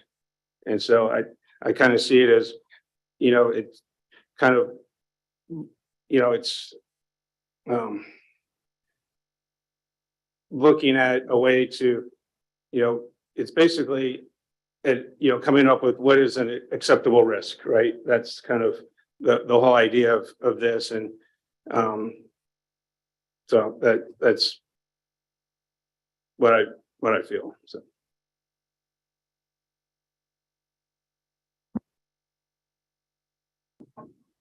So Donica, can I come back to you and ask you to put or clearly state what you think should be you gave us the averaging time of 1 year as your preference.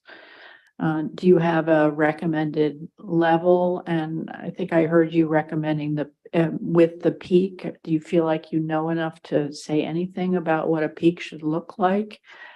We may need to ask, if we're going to recommend something like that, we may need to ask EPA to do some additional analyses to justify things. But if we have scientific reason to suggest that the W126 with some sort of a criteria for peaks be an alternative, then I think we need to have some recommended thinking there.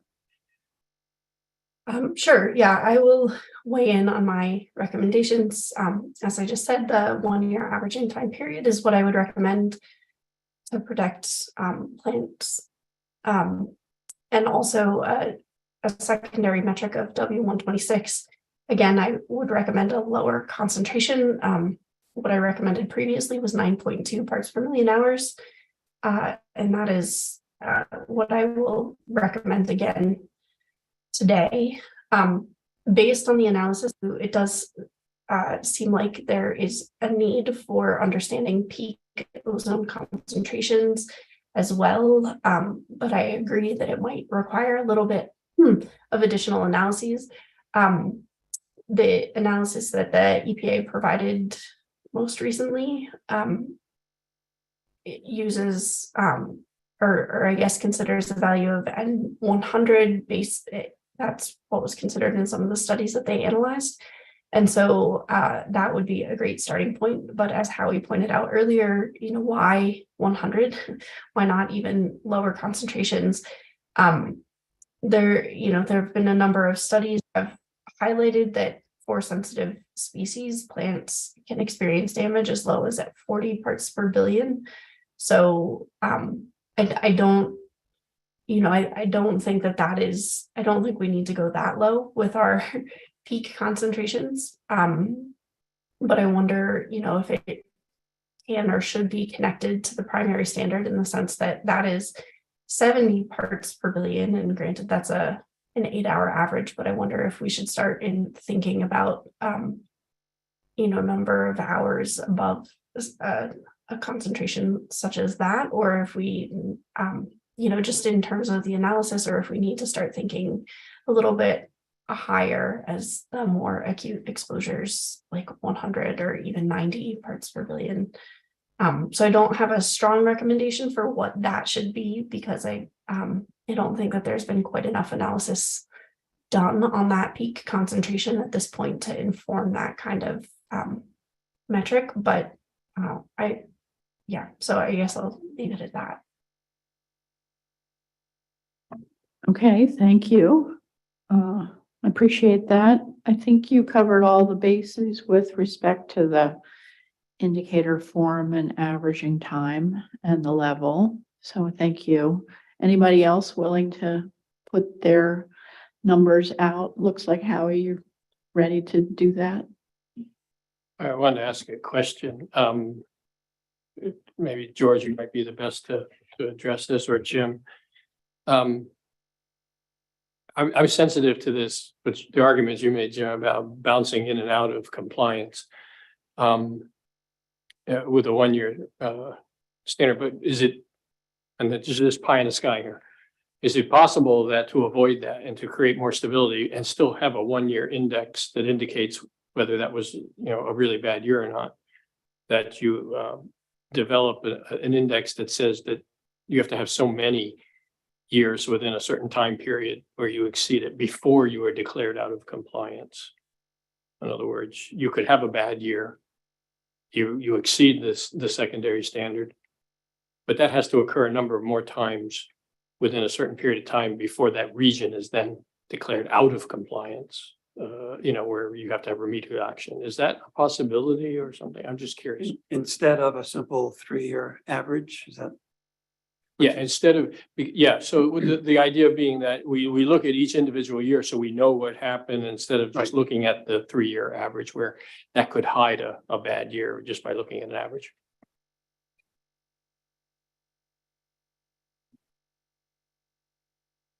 Well, I think it's all in how you set the form. That would fall into the form of the standard. And so I think in theory, you can design the form of the standard any way you want. The 1-year value shall not be exceeded more than, once in every 3 years or something. I mean, so it's all in, as far as I understand, it's all in how you set the form of the standard, and it would have to be set. So I think in theory, it is possible to do something like you said, but it would involve a new form of the standard. And I'm trying to think if there's any other forms like that. Not that I know, but I think you can set a form, any way you want. So. Is there anybody at EPA that wants to make sure that we're not off track in this thinking? There is flexibility on the form. One comes to mind in my view is we have a lead standard with a 3-month average, and we look at the exceedances over a 3-year period. So there are a variety of options you can have on form. And we used to have predicted Ben knows about the forms of the past. There were lots of different forms. Yeah, I think, for particulates course, or for PM10, we have a standard that's, not to be exceeded more than once per year. So that's, I mean,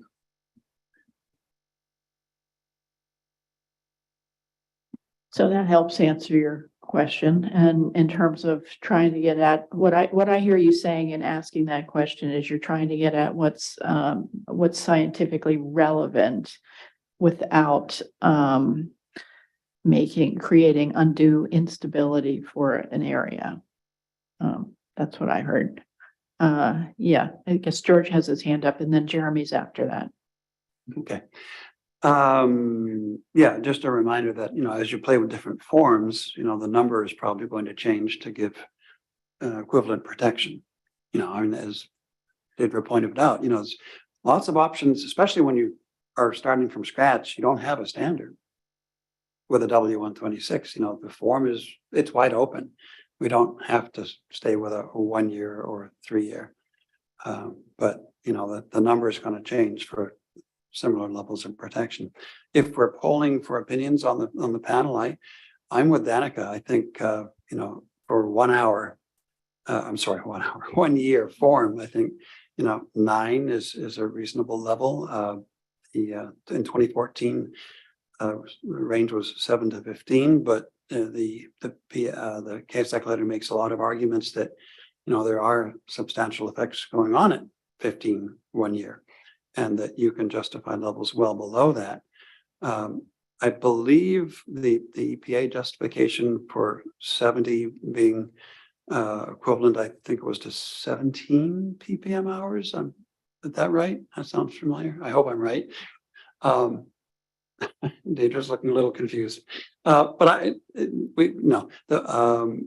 think assuming the primary stays where it is, I mean, I don't think in terms of equivalent protection, I don't think the primary standard meets that, especially when we're talking at numbers 15 or below, 15 to say down to 9. KSAC in 2014 said as low as 7 ppm hours. So that's where I would come down on this to, we're talking about different species, different types of people, different types of plants. I mean, the effects do vary depending on your plant endpoint.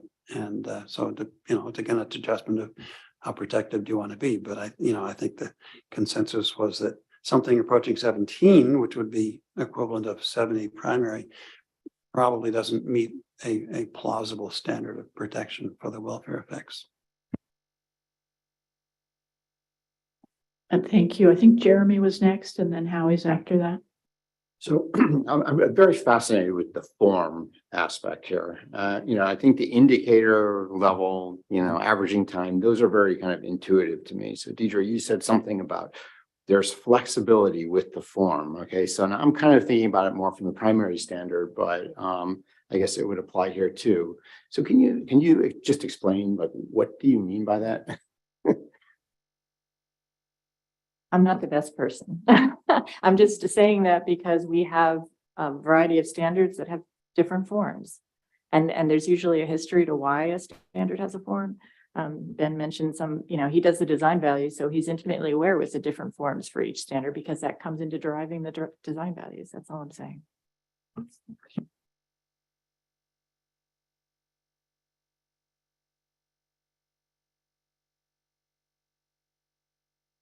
we have, different forms. We try to base them on, the best available health and welfare evidence at the time. The 8-hour averaging time is definitely based on, the human exposure studies, which are based on this, the 6.6 hour, studies for humans. And, I think the W126 metric we used, the 12 daylight hours during the day to recommend, the time of the day, or to represent the time of day when the plant stomata were open and the plant was bringing in air. And then we also used a 3-month window just to represent at least part of the growing season. It was where the concentrations were highest. Yeah, I mean, but all of these things, I mean, there's varying levels of scientific support for them. And so, that goes into consideration when making decisions concerning the level of standard, the form of the standard. And I guess I would add, it's usually, we look at the standard as a package, right? Together, the different elements of the standard create a pattern of air quality. And we want that pattern of air quality to have the desired protection. And the judgment of the desired protection is usually using whatever the relevant exposure metrics are for different. I mean, an example that comes to my mind is on the primary for SO2. We're very interested in very short exposures. 5-minute average exposures can be harmful to asthmatics. They get a reaction right away. And so, but we don't have a 5-minute standard. We looked at the relationships across the air quality and set a standard, which is a 1-hour standard. And the form of it, though, is I think it's the 99th percentile annual 1-hour standard averaged over 3 years. And we judge the protection of that because we do air quality analyses. And we say, if we look at the air quality that meets that, the design value in an area, the highest monitor in an area meets that, what's the distribution of concentrations in that area? And what is the likelihood that a person might encounter air in a way that would be harmful or that's judged to be adverse? And there are judgments made in that, and there are technical analyses and there's scientific evidence that all come together in that. But what we're very conscious of is that the standard doesn't have to reflect explicit biology because it's intended to control air quality in an area. It's intended to control a pattern of concentrations, and that pattern is going to be different in different cities because those cities have different sources, and that's going to make different distributions of concentration. But you get a lid on it in some way, and that lid being the design value monitor, and you get patterns. And looking across the different areas, we try and do case study analyses, looking across those areas to see, do we get across those various areas the desired protection? Yeah, and that makes sense the way that you framed that. So that, and let me just make sure I understood you correctly. Number one is that it's kind of hard to kind of look at the individual elements of a standard as independent, and that there might not be similar basis for scientific support of one of those elements, but collectively they have a design and a purpose, and I always kind of looked at this form as being the most kind of fungible, the one that like people you could play around with it, and then I'm not sure if that's true or not, but and I think the implications though of different aspects of the form, both for the primary and the secondary, that's the basis of a lot of this discussion right now. But anyhow, thanks for that clarification. Yeah, and Jeremy, you brought up a thought because one of the things that the document made clear is that it's okay if the secondary standard is equal to the primary standard if it does the job that it's intending to do. And the argument that, as I understand it, that EPA made is that it does do the job. And what I'm hearing most of us say is it doesn't do the job.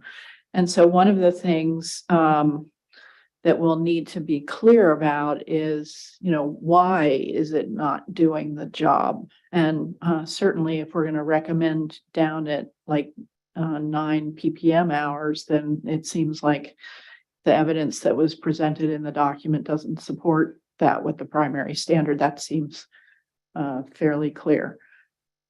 I'm a little bit confused with all the name tags here.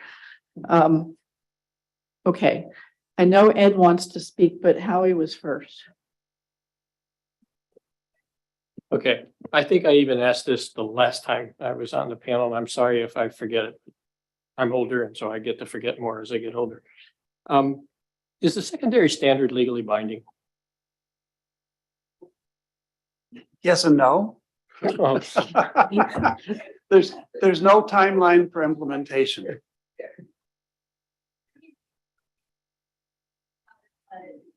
Okay, so maybe phrase it a different way. Hold on, let's get you up to a microphone. Go ahead. Because there's people online that might need to hear this too. There's a reason for me asking this.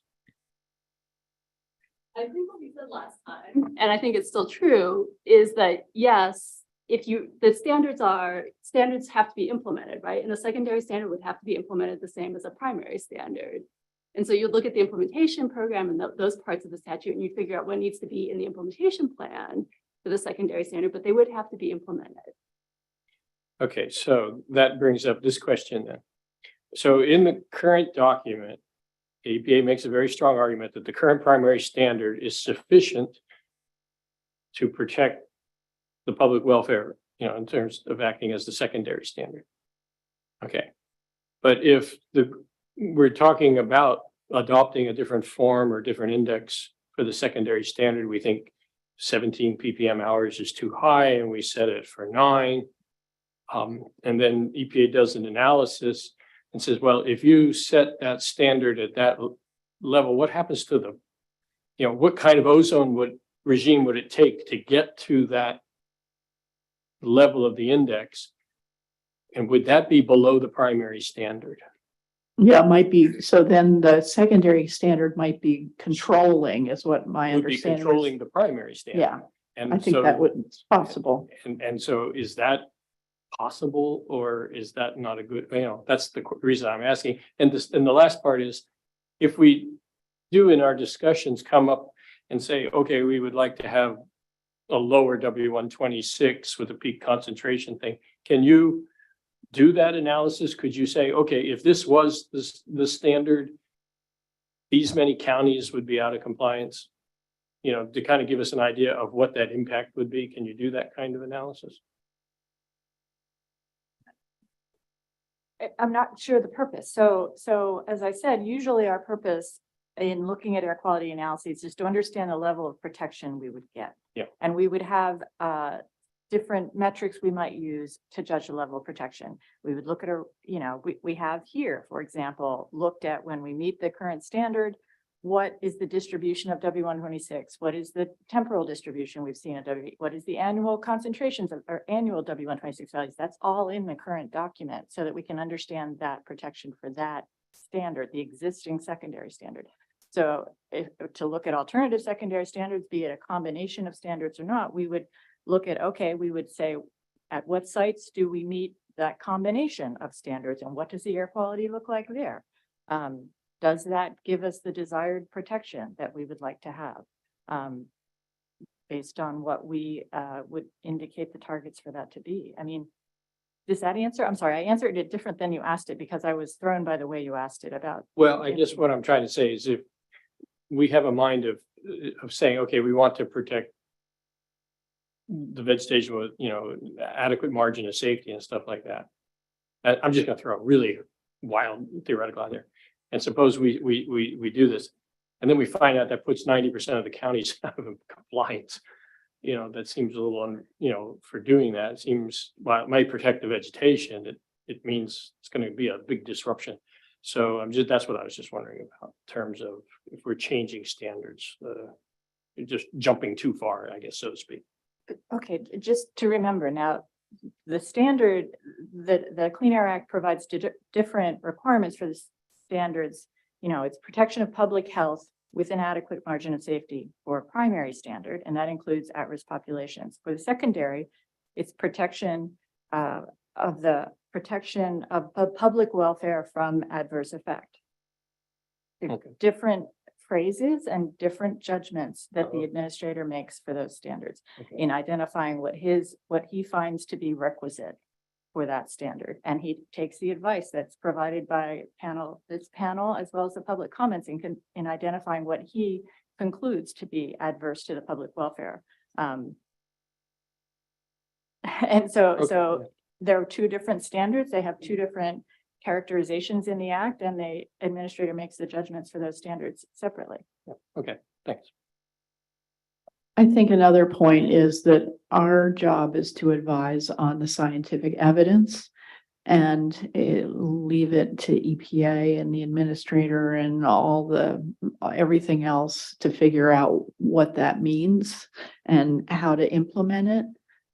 So even if our best scientific advice is a standard that would put the entire country out of compliance. I mean, that's our job, is to give our best scientific advice. So we should keep that in the front of our minds and not worry so much about the rest of it. I'm sure it will play a role in ways that we don't think about. But that's not our job. So our job is just to weigh in on the scientific evidence as best we can and help them, guide them so the administrator can make a decision that's informed by the best possible science. And corollary to that, then we don't need to be concerned about which standard might end up controlling. I think that's also correct. Yeah. Yeah. I think we were, unless George needs to go before Ed, I'll let the two of you figure that out. I'll be quick. There is a distinction between primary and secondary standards in terms of attainment. The language is completely different. Primary standards have teeth. You know, you've got to get there or there are repercussions. The language for the secondary is very different. Let's see, non-attainment with respect to secondary shall be the date by which attainment can be achieved as expeditiously as practicable, big words there, after the date of non-attainment. So there's no timeline. There are timelines for primary implementation of meeting standards, but there are no timelines for secondary. So it's kind of wide. It's different is the point. I think we're on to Ed now. Thank you. So I have a couple observations, I guess, based on what's been said, and it seems like things are sort of opening up when we sort of take into account all of the form, level, concentration, standard, et cetera. I appreciate Deirdre's comments about, 5-minute exposures for asthmatic children, for example, or asthmatics to SO2, but it raises some troubling issues. I don't think we're talking about equivalency across standards, whether we get to a 1-hour standard for SO2 or a 3-month standard for lead or 8-hour standard for ozone, because of the difference in the potential populations and the impacts and effects. I think that gets too complicated for me to understand anyway. So, but I appreciate the thinking on that. I was intrigued by Terry Gordon's comments about humans versus vegetation, and thinking about it in sort of a consistent manner, because I think it raises some important points.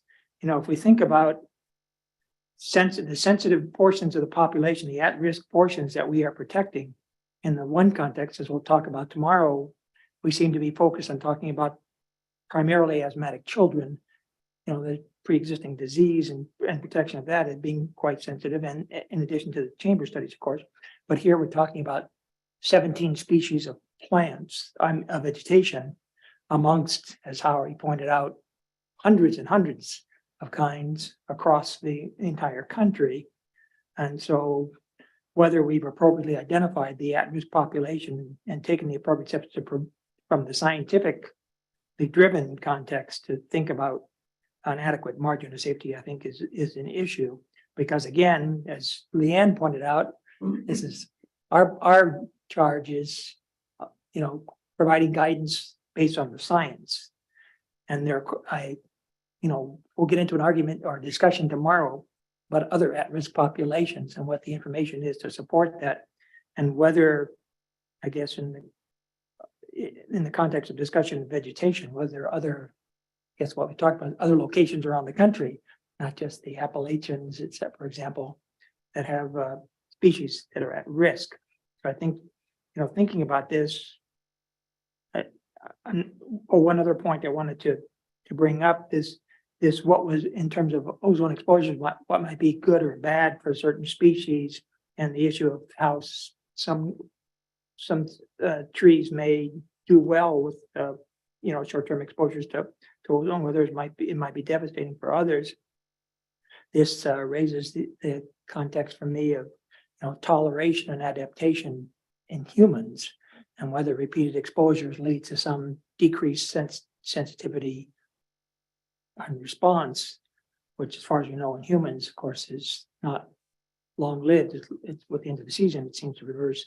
But still, this notion of how we think about this across the spectrum. So I think of all this sort of whether there is or needs to be some comparability, as was, I guess, provocatively suggested by Terry about human and vegetation sort of considerations, brings me to the issues of whether, in fact, the current secondary standard does not provide a margin of safety, needs to be tightened, and what that number ought to be. Thank you. So it doesn't sound like you're ready to weigh in on that yet.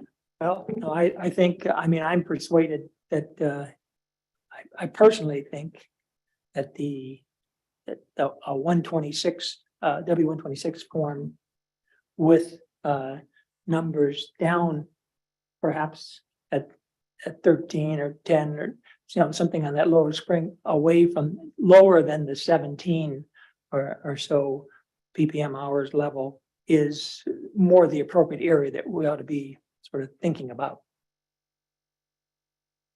Thank you. And you're also on the 1 year? Sorry, yes, I'm also on the 1 year. Okay, thank you. I think I saw Christina next and then Michael, so we'll go in that order.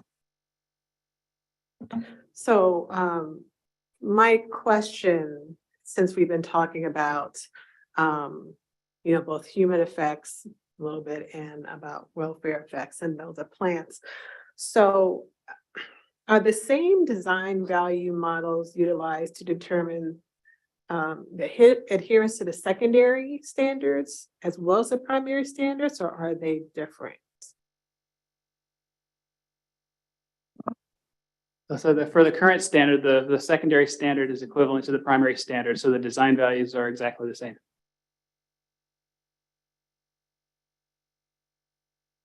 But that wouldn't be true if they weren't the same. The design values would have to be different, right? If we had a separate secondary standard based on a 1W126 form, yes, they would have to be different.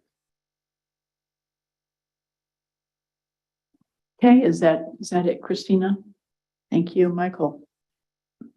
I want to thank George for clarifying the one thing. When we're talking about these primary and secondary standards and whether one controls the other, we were thinking about them in terms of levels and degrees of protection. However, if the implementation is different for the two of them, it's sort of independent in that you can violate the primary standard and there will be direct effects on that. Whereas when you violate the secondary standard, it's you get it done as soon as you can, but the world doesn't come to an end. And so these standards should be thought of as totally independent. They deal with different target populations, and then they can have separate design points. And I think in our deliberation, we should do what's best for people and what's best for the ecology as two separate issues, and come up with the best design for both.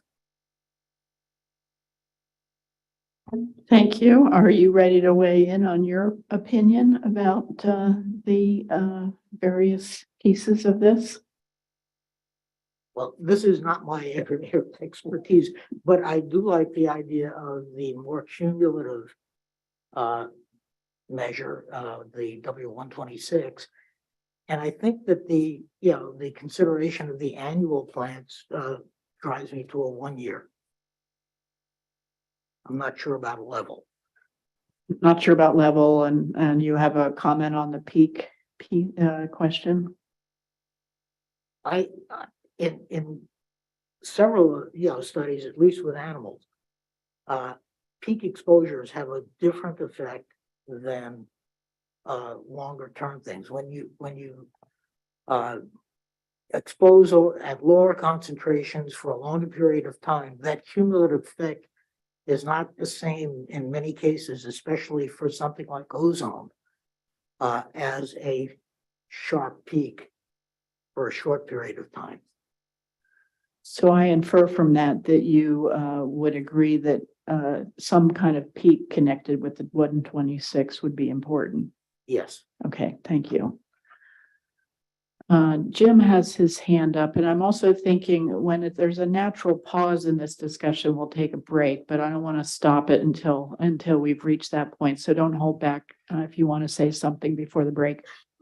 Yeah, I just had a question because I've heard a couple of times from George that the secondary doesn't have any teeth. I know with the primary standard, if you go into non-attainment, there's a lot of permitting restrictions. It's very difficult to get a permit. There's transportation conformity, general conformity. There's a whole list of things.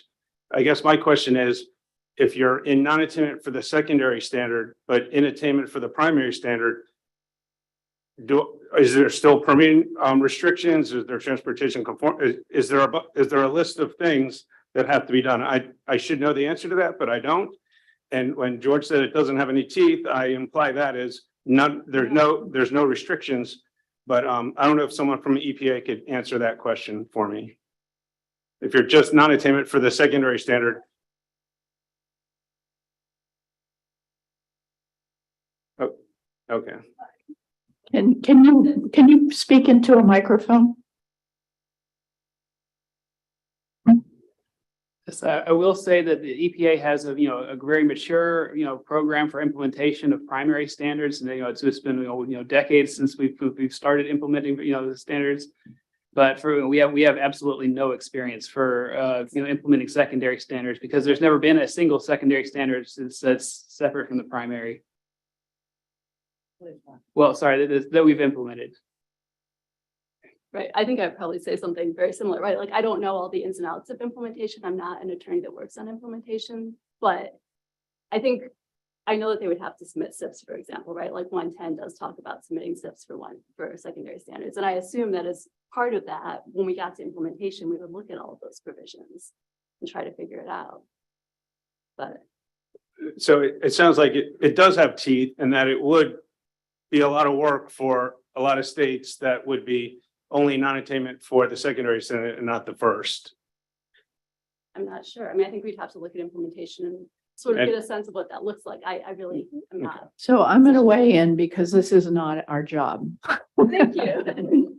So I can understand that it's useful to help us have a better understanding of what we're trying to do, but our job is really the science. So we need to weigh in on the science and leave it to EPA to figure out how to implement it. And it sounds like if the science pushes us here, EPA might have some interesting challenges ahead since they haven't implemented a secondary standard, is I think what I heard, but that's not our job. Okay, I think Michelle was next, and after that, Jennifer. Yeah, I was gonna basically say what you just said, so. Okay, Jennifer? Yeah, I guess if we're weighing in, I just wanted to weigh in just based on, definitely not my expertise area, but it seems like there is compelling evidence for the 1 year average and for the W126. I've heard less consensus maybe, and maybe I'm just tired, but less consensus on the peak issue and then the actual level. So I would love to hear a little bit more from those of you who know more about what you're talking about than me on that level for us to be able to weigh in. Thank you, Alexandra. Yeah, go ahead. I don't know if I can answer your question exactly, but Table 4.1 does tell us something about the relationship between the annual W126 and peak concentrations. And it shows that if it were set to somewhere between 7 and 15 ppm hours, a very small proportion of sites would be experiencing peak hourly concentrations. So there is a relationship there, and it's in the document. So that tells us something about the thresholds that George and Donica were throwing out there about 9 and 13. So similar to what the current standard is affording now in terms of production. Okay, I'm not seeing any cards up and it is time for us to take a break. Oh, Christina wants to say something before the break. Okay, go ahead.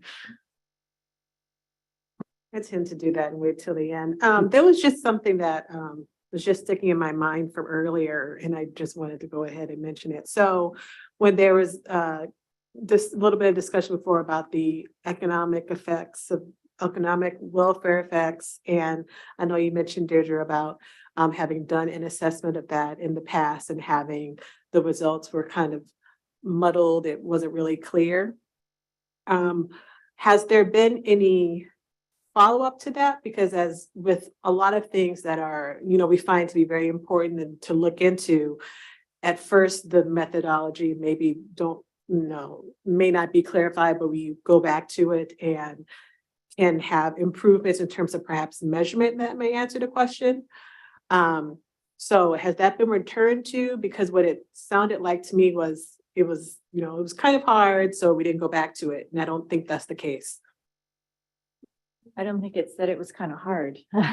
We did it. It's in the 2014 welfare risk and exposure assessment. What I was trying to say is that the result was not as you might assume. The result did not show that you necessarily had high economic effects or higher economic effects because of this competing. And I'm not probably describing it well because I'm not an economist, but you essentially didn't have exactly what you thought you might see in terms of the producer response and the consumer response on the economics. And it, as I understand it, it has to do with the factors at play, which are not biological. They have to do with economic situations. Okay. And markets and all of that. Okay. Thank you. Sure. Okay, now I think we're ready for a break. Okay, so 15 minutes. Can somebody put up a timer so that we are all on track? Thank you.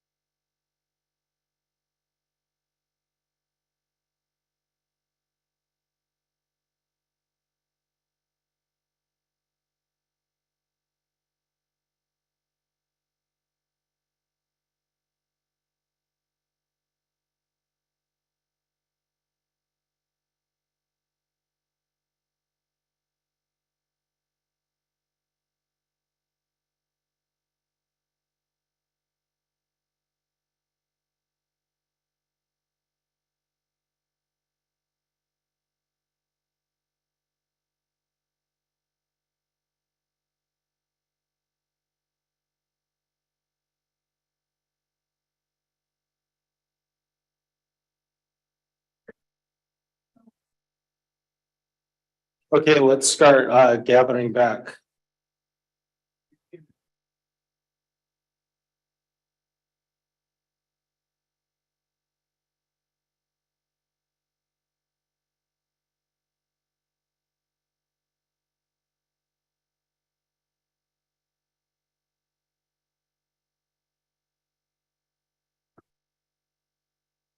Okay, welcome back, everyone. I'm going to give a little bit of a quick recap on where we are. We are talking about charge question 2, which is about the secondary standard and alternative standards.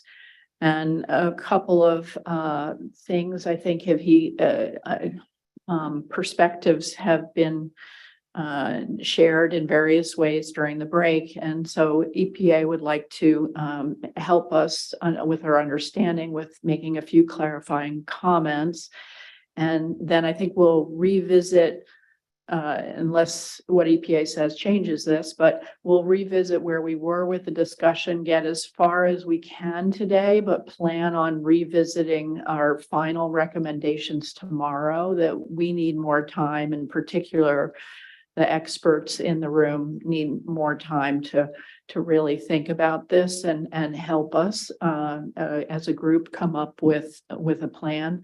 And so we'll have to come back to the secondary standard tomorrow. So that's what we'll do. It might mean that we'll break a little bit early. We will finish charge question 3 on chapter 4 before we break, and we'll see where we end up. So Erica, I will invite you and the rest of EPA to proceed. Okay, thank you. Oh, that sounds loud to me. Maybe I'll lean back.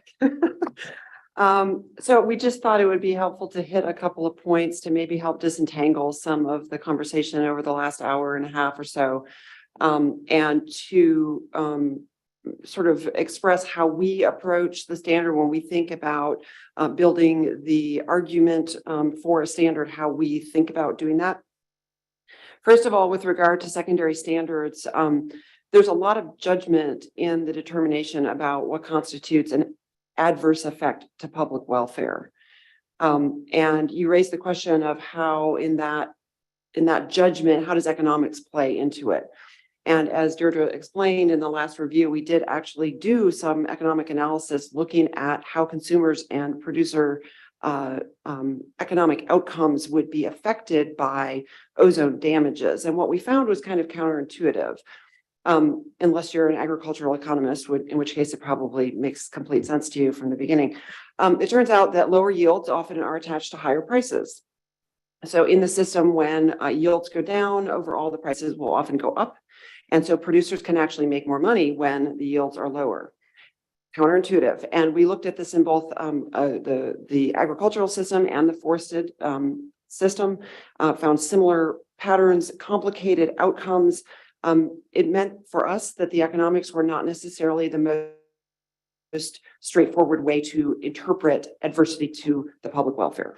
So we also found that for crops in particular, the management regime and the other decisions that land managers are making in managing crops can have a bigger effect on yields than ozone. And so the role of ozone in that system was also complicated to disentangle, recognizing that farmers can compensate for lower yields by other additives, for example, or that weather in a given year, we talked about drought earlier and how drought can actually be protective against ozone damages.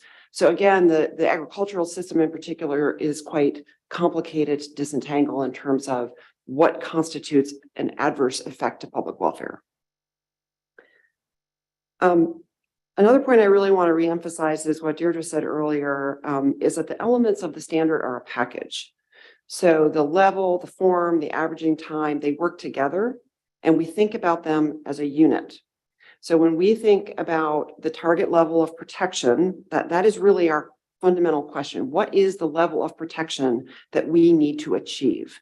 And then how we achieve that is sort of the second order question, because that comes into the decisions about the particular form, level, and averaging time of the standard. And there may be more than one answer with regard to which form, level, and averaging time can achieve the same level of protection. So for us, the threshold question is, what is the level of protection that is needed to protect against adverse effects to public welfare?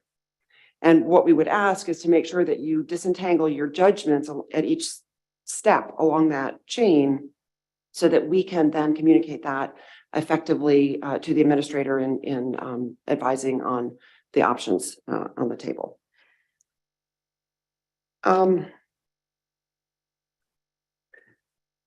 So one last more minor point. One of the reasons that we like, we were talking about a 1-year standard versus a 3-year standard and the question of stability. One of the reasons that EPA has in the past for a given target level of protection looked at a longer time period is because we want to avoid two things. We want to avoid designating an area that doesn't actually have a problem, but maybe had a high year, 1 year of exceedance. That happened to be the window in which we were doing designations. So we look at that area and we say, aha, they have an issue, we designate them non-attainment, and they have to institute the control regime that is necessary to meet the standards. If they don't really have a problem, we don't really want to put them through the non-attainment designation. On the flip side, you can have areas that look clean 1 year, but actually have a problem. So if you don't look at a longer time period, you can miss areas that actually have a problem, as well as areas that may have just had a bad year. So that's one reason that we've liked slightly longer time periods for stability. That said, when we, again, I want to reiterate that when we make that choice, we also consider how the overall metrics that we're choosing at each of those various decision points, how they overall combine into a standard that provides that requisite level of protection. So I hope that that's helpful in terms of the different decision points and judgments that you need to make and kind of how we approach those decisions in our own work. If I could just add one last clarifying point. I know that there was a lot of discussion about 1 year versus 3 years in crops. And I just want to point to, when you look at the crop analyses that we did, we looked at our target level of protection with respect to crops using a 1-year metric. So we're looking at identifying the target level of protection first for all of our different endpoints. Then we're looking to see, does the standard provide that protection? So when we look at crops, we're looking at 1-year impacts. So I just want to make sure that's clear. Thank you. I think that was very helpful to me, and it reminded me that you all have so much more experience thinking through these issues and these details than we do. So while we bring a lot of scientific expertise to the table, we really value all the years of experience that you've spent thinking through these issues. So I see Jeremy's got his flag up, and I encourage anybody else, I guess Mark afterwards, to continue. Christina. Sorry. Christina afterwards to ask any further questions of the EPA folks about this. Yeah, thanks. I think also the continuing conversation about the different elements of the form of the standard is really like very, very helpful. And you said something really interesting. And you said that the question that you're kind of looking to address here is, what is the level of protection that is needed? And that the elements then are collectively considered to address that specific question. When I kind of look at it slightly differently, I don't think I'm splitting hairs. I think that, which is, what is the level of protection that is provided? And that there's slightly, like, there's a nuance here, you know, and that's why I keep kind of coming back to, like, well, what happens if you kind of vary these elements a little bit? And the one that seems to be kind of most subject to being varied or changed is this form. And so I keep going back to this question of, well, how is that going to kind of address this question, this really important question? What is the level provided by the standard? And I don't know if there's enough there, at least for the primary standard, which we'll get to tomorrow, but, you know, to really make an assessment on that, honestly. I don't know that I keep getting wrapped up in like how this element, I understand it's all supposed to be considered collectively to address that question that you defined that makes a lot of sense, but I keep coming back to a slightly different question that seems to be really affected by, these decisions. Sorry.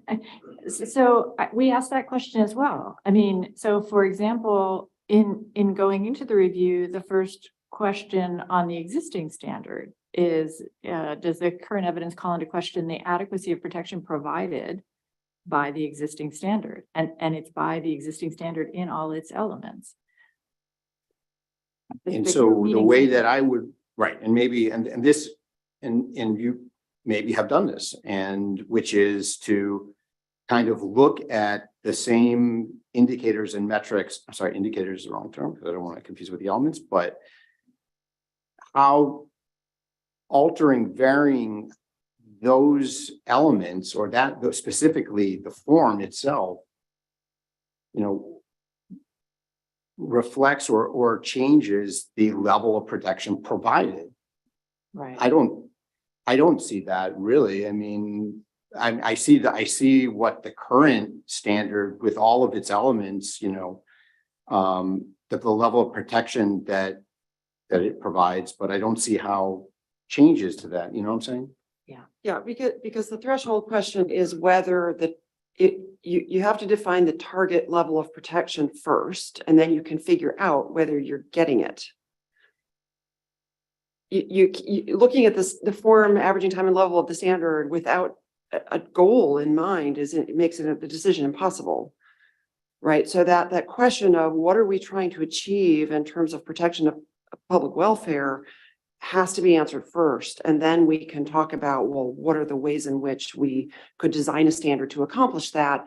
And is the existing form of the secondary standard, which matches the primary, is that adequate or is it inadequate because it fails to accomplish that level of protection in some meaningful way? I think I'm getting it slowly, and I think tomorrow when we continue with the primary standard, it will become even clearer. But yeah, this is a useful conversation. Okay, thank you. I think Christina, you're next. Okay, so I just wanted to clarify what was said regarding the level of protection for public health from adverse impacts. So is it from the general population, or is it protection of those at-risk communities? So the language in the act is very specific with regard to the primary standards. They're supposed to be set at a level which the administrator deems to be requisite to protect public health with an adequate margin of safety. We define adequate margin of safety to include at-risk groups. So not the most sensitive individual, but at-risk populations or groups, including in this case, asthmatic children. Okay. Thank you. Okay, any further questions for EPA? Jennifer? So I may have missed, I wanted to follow up on the 1 year versus the 3 year. You said that if you had a 1 year, you might miss something, a community might look okay that year. But if you looked at the 3 year, they may exceed a standard. Wouldn't we look at every year anyway? I think I missed the point there. Yeah, but designation state, so it depends on how you, the basis for designations for an area. So like for the PM, the fine particle annual standard, we look at the annual average over 3 years. So you averaged over 3 years.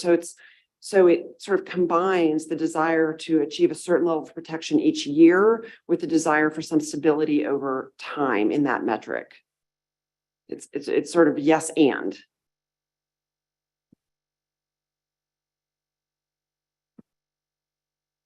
Ed.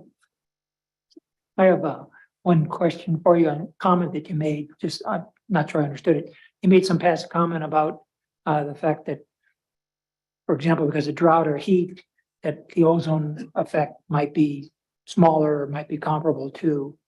So you're implying that you'd make that would affect the determination of what you might do because of that?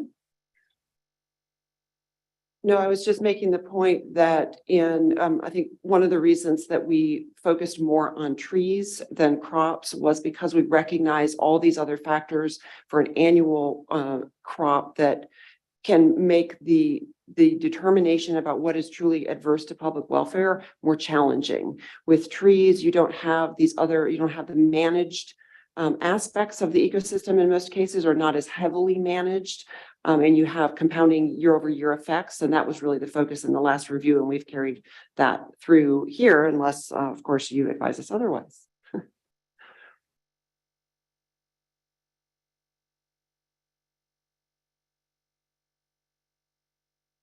Okay, I'm not seeing any more cards up. I'm wondering if Alexandra wanted to provide some sort of clarifying thinking that from your group for now. Are you ready to do that? No, I thought there were some broad thoughts that you wanted to share.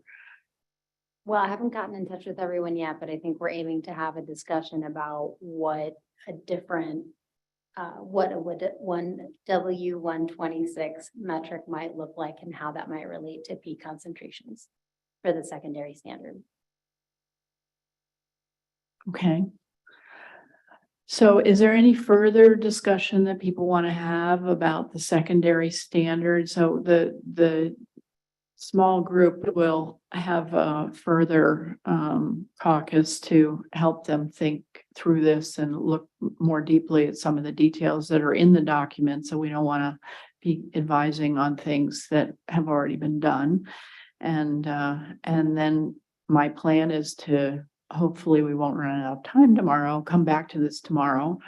Along with the question that we had about the use of the median as a metric with given CASAC's advice almost 10 years ago, and whether we think that should be this is still our advice.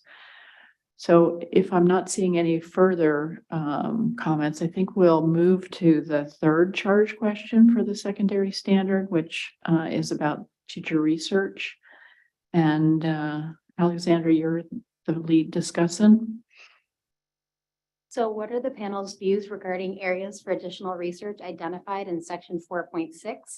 Are there additional areas that should be highlighted? And I added a couple building on what was in the document already. That additional research could be conducted on public experiences and perceptions of pollution impacts on vegetation. So under what conditions do the public experience, or what conditions lead the public to experience an area as ozone affected, and how does this vary across space and time?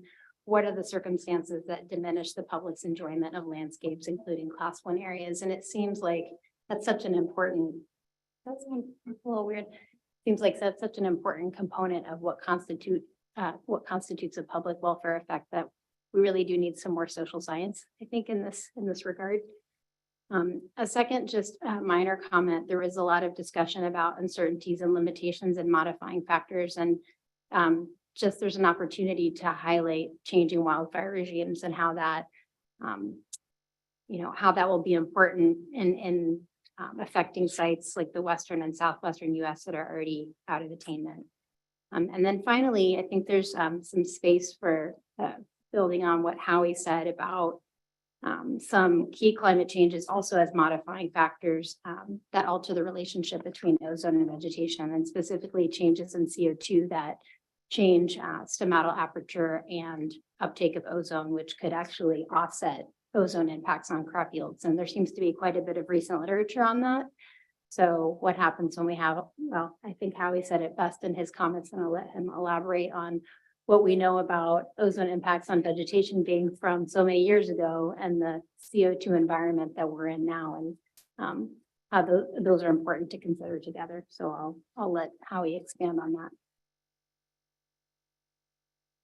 Okay, next up is actually Donica.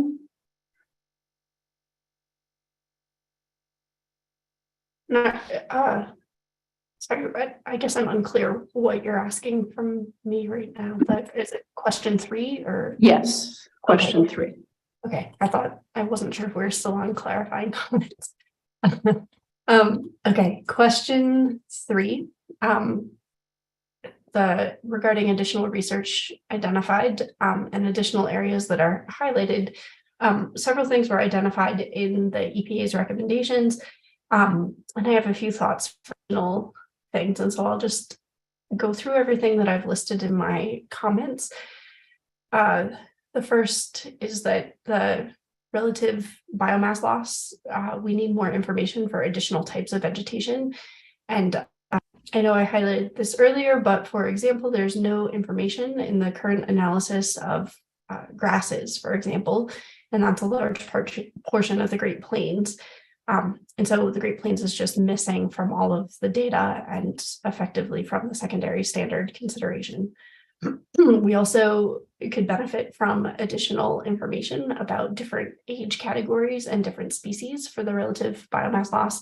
As was pointed out here, there's only 16 tree species that were considered in some of these studies. And while those tree species are more dominant tree species, I guess, in many of the regions studied, there are hundreds of species available.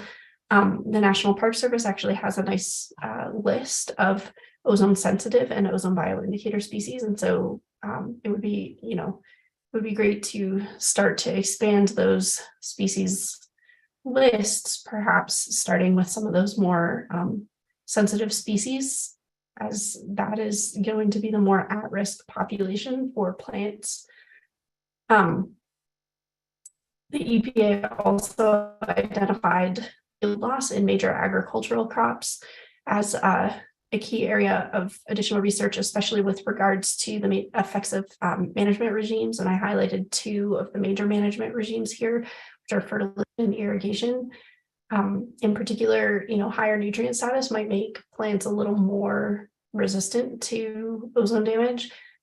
Irrigation might make plants more susceptible to ozone damage because they have their stomata open longer. So understanding really what those interactions are. And then also more broadly, understanding the role of environmental drivers on relative biomass loss, relative yield loss, and also visible foliar injury.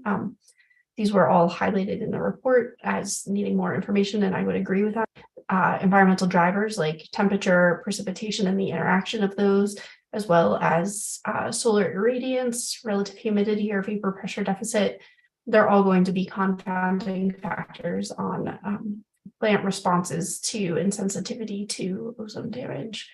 I also wanted to highlight, and this is something that has come up several times already, but the role of peak ozone concentrations in relative biomass loss, relative yield loss. I see that I have a typo in my document, but relative yield loss, and as well as visible foliar injury, because I do think visible foliar injury response might respond similarly in having more damage potentially with higher peak concentrations.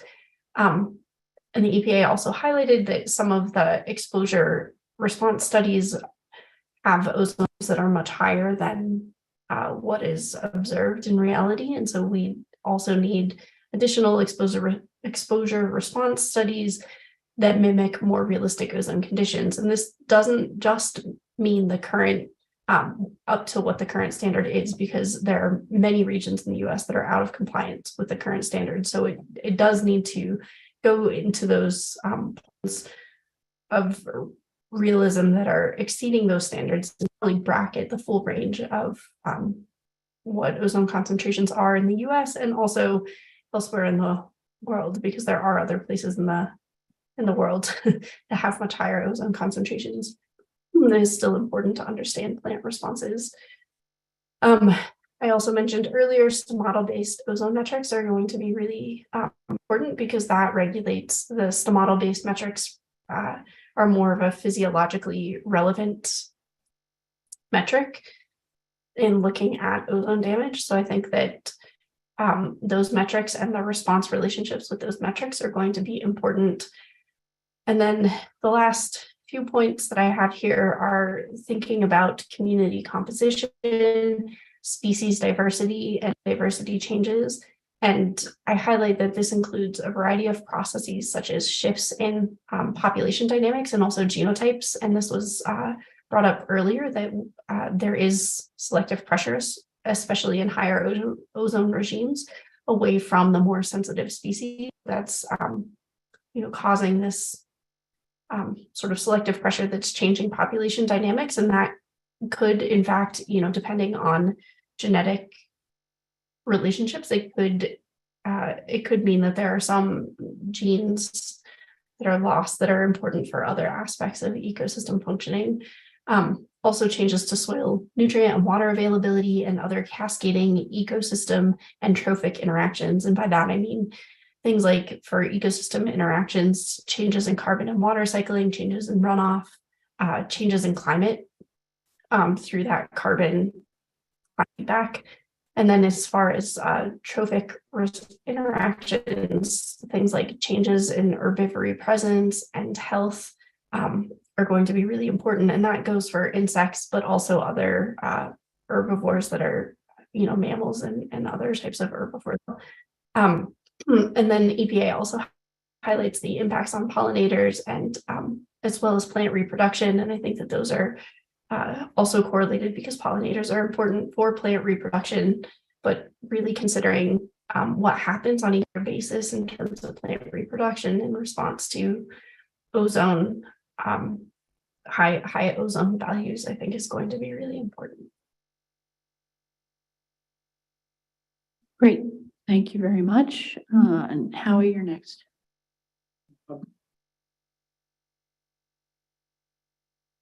Yeah, I'll be short because a lot of good ideas have already been said. I just want to emphasize the climate change aspect. When most of those RBL studies were done, they were in the late 1980s to 1992, maybe a few years after. CO2 concentrations were anywhere from 63 to 70 parts per million lower than they are today. And the Aspen Face site in Rhineland, Wisconsin, which looked at the interaction of ozone and CO2, showed that high CO2 could moderate the ozone responses of plants. So in some species, the plant getting both high CO2 and the ozone achieved the same biomass as plants growing in ambient air in the absence of elevated CO2 or ozone. So, to me, it's a time maybe to consider redoing some exposure response curves under the current environmental conditions. And just to emphasize what Danica said too, that I think the plant insect interaction aspects too are something that could be looked at in more detail, but everything else has been said. Thanks. Thank you very much. And last but not least, Jason. Okay, thanks. I want to come back to what I said before about ozone and climate change, and then I'll jump off from that. In that I think I left the discussion without being very specific about what I would hope for in this document. So I'll just say a couple of things, but it ties in with what I want to say about this future research section. So what I'd like EPA to do would be to consider outlining in the document and discussing the ways in which I've suggested that ozone's impact on climate doesn't lend itself well to be thinking about through the lens of an axe. EPA may have reasons not to do that, including they might consider it outside the scope of this policy assessment, and maybe there's some other place where that could be done, and that would be fine. But I would hope that they would consider that. Second, as I read the document, every place it talks about climate change, it highlights uncertainties and limitations to our knowledge and a lack of tools to deal with it. I think I would encourage as not to give the wrong impression. In fact, we know a lot about ozone and its effects on the climate system. So just try to be more careful about in the language, what do we know well versus what are the very particular uncertainties and limitations that EPA is putting forward as preventing them from, proposing a secondary standard for ozone based on its effects on climate. So then in response to this question, then the section 4.6 is pretty short. I would say out of proportion with the rest of the document, longer is not necessarily better. So you don't, you shouldn't feel like you need to write more just to balance it with the other sections. But since I focused on climate change here, there wasn't a bullet there emphasizing future research having to do with climate change. And if the reason not to put climate change forward as a basis for a secondary standard is because of uncertainties and limitations in knowledge and lack of tools, then it would seem appropriate to give that a bullet in a paragraph of what are the specific things that could be done. I would say here we probably have the tools, but what we don't, the tools being model, computer models of the atmosphere and ability to quantify climate impacts through tools. The very specific thing that we don't have, it seems to me, is applications using those tools for the very specific questions that EPA is asking, which is what's the relationship between near ground level concentration over the United States and some climate impact. So if that's what's needed, then it could be said in that section that that's a good avenue for research. Thanks. All right, thank you. Anyone else want to weigh in on any future research topics that should be brought out in this public session?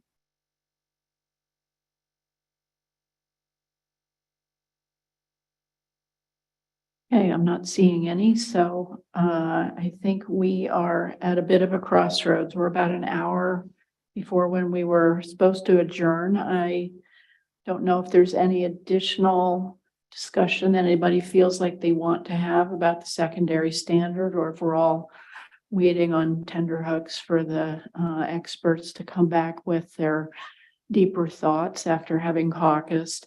I did want to say that in terms of those of you who are going to have further small group discussion, that it'll be important for you to clarify what you think is the appropriate target level of protection and your rationale for that. So that will be important. And Erica, I invite you and your colleagues to elaborate on my specific instructions so that we help them do the best job for you. If there's anything more that should be said, or what I said should be said a little differently.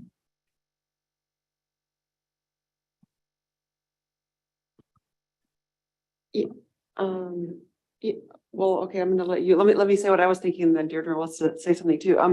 I would say exactly that. What is the target level of protection? What's the rationale? And then in your view, what are the ways in which you would recommend achieving that? So I do think it is the design of the standard to accomplish the goal that you have laid out. Yeah, and I agree. I'm just trying to think through they're different, as you all are so well aware, they're different arenas in which you advise. And there's advice on the standard, which is what we're focused on in that conversation. But there's also advice on the technical underpinnings and interpretation of the scientific evidence. And what is super important to us is making sure that's sound and that that the document clearly interprets the evidence. And then that can be put on the table for the science policy judgments that are part of the standard setting.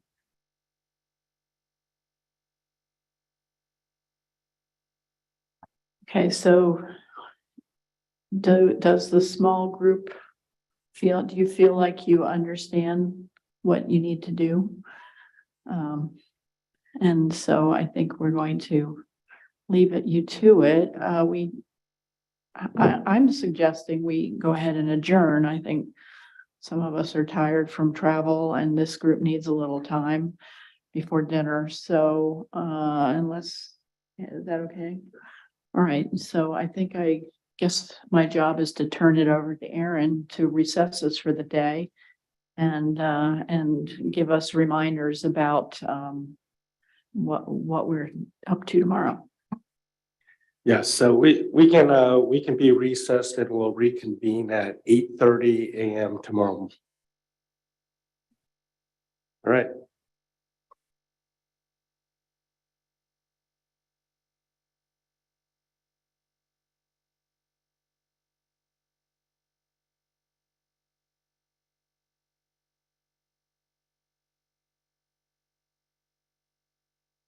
Is it walkable or? Probably not walkable. All right, so we need, I'm looking for a ride. So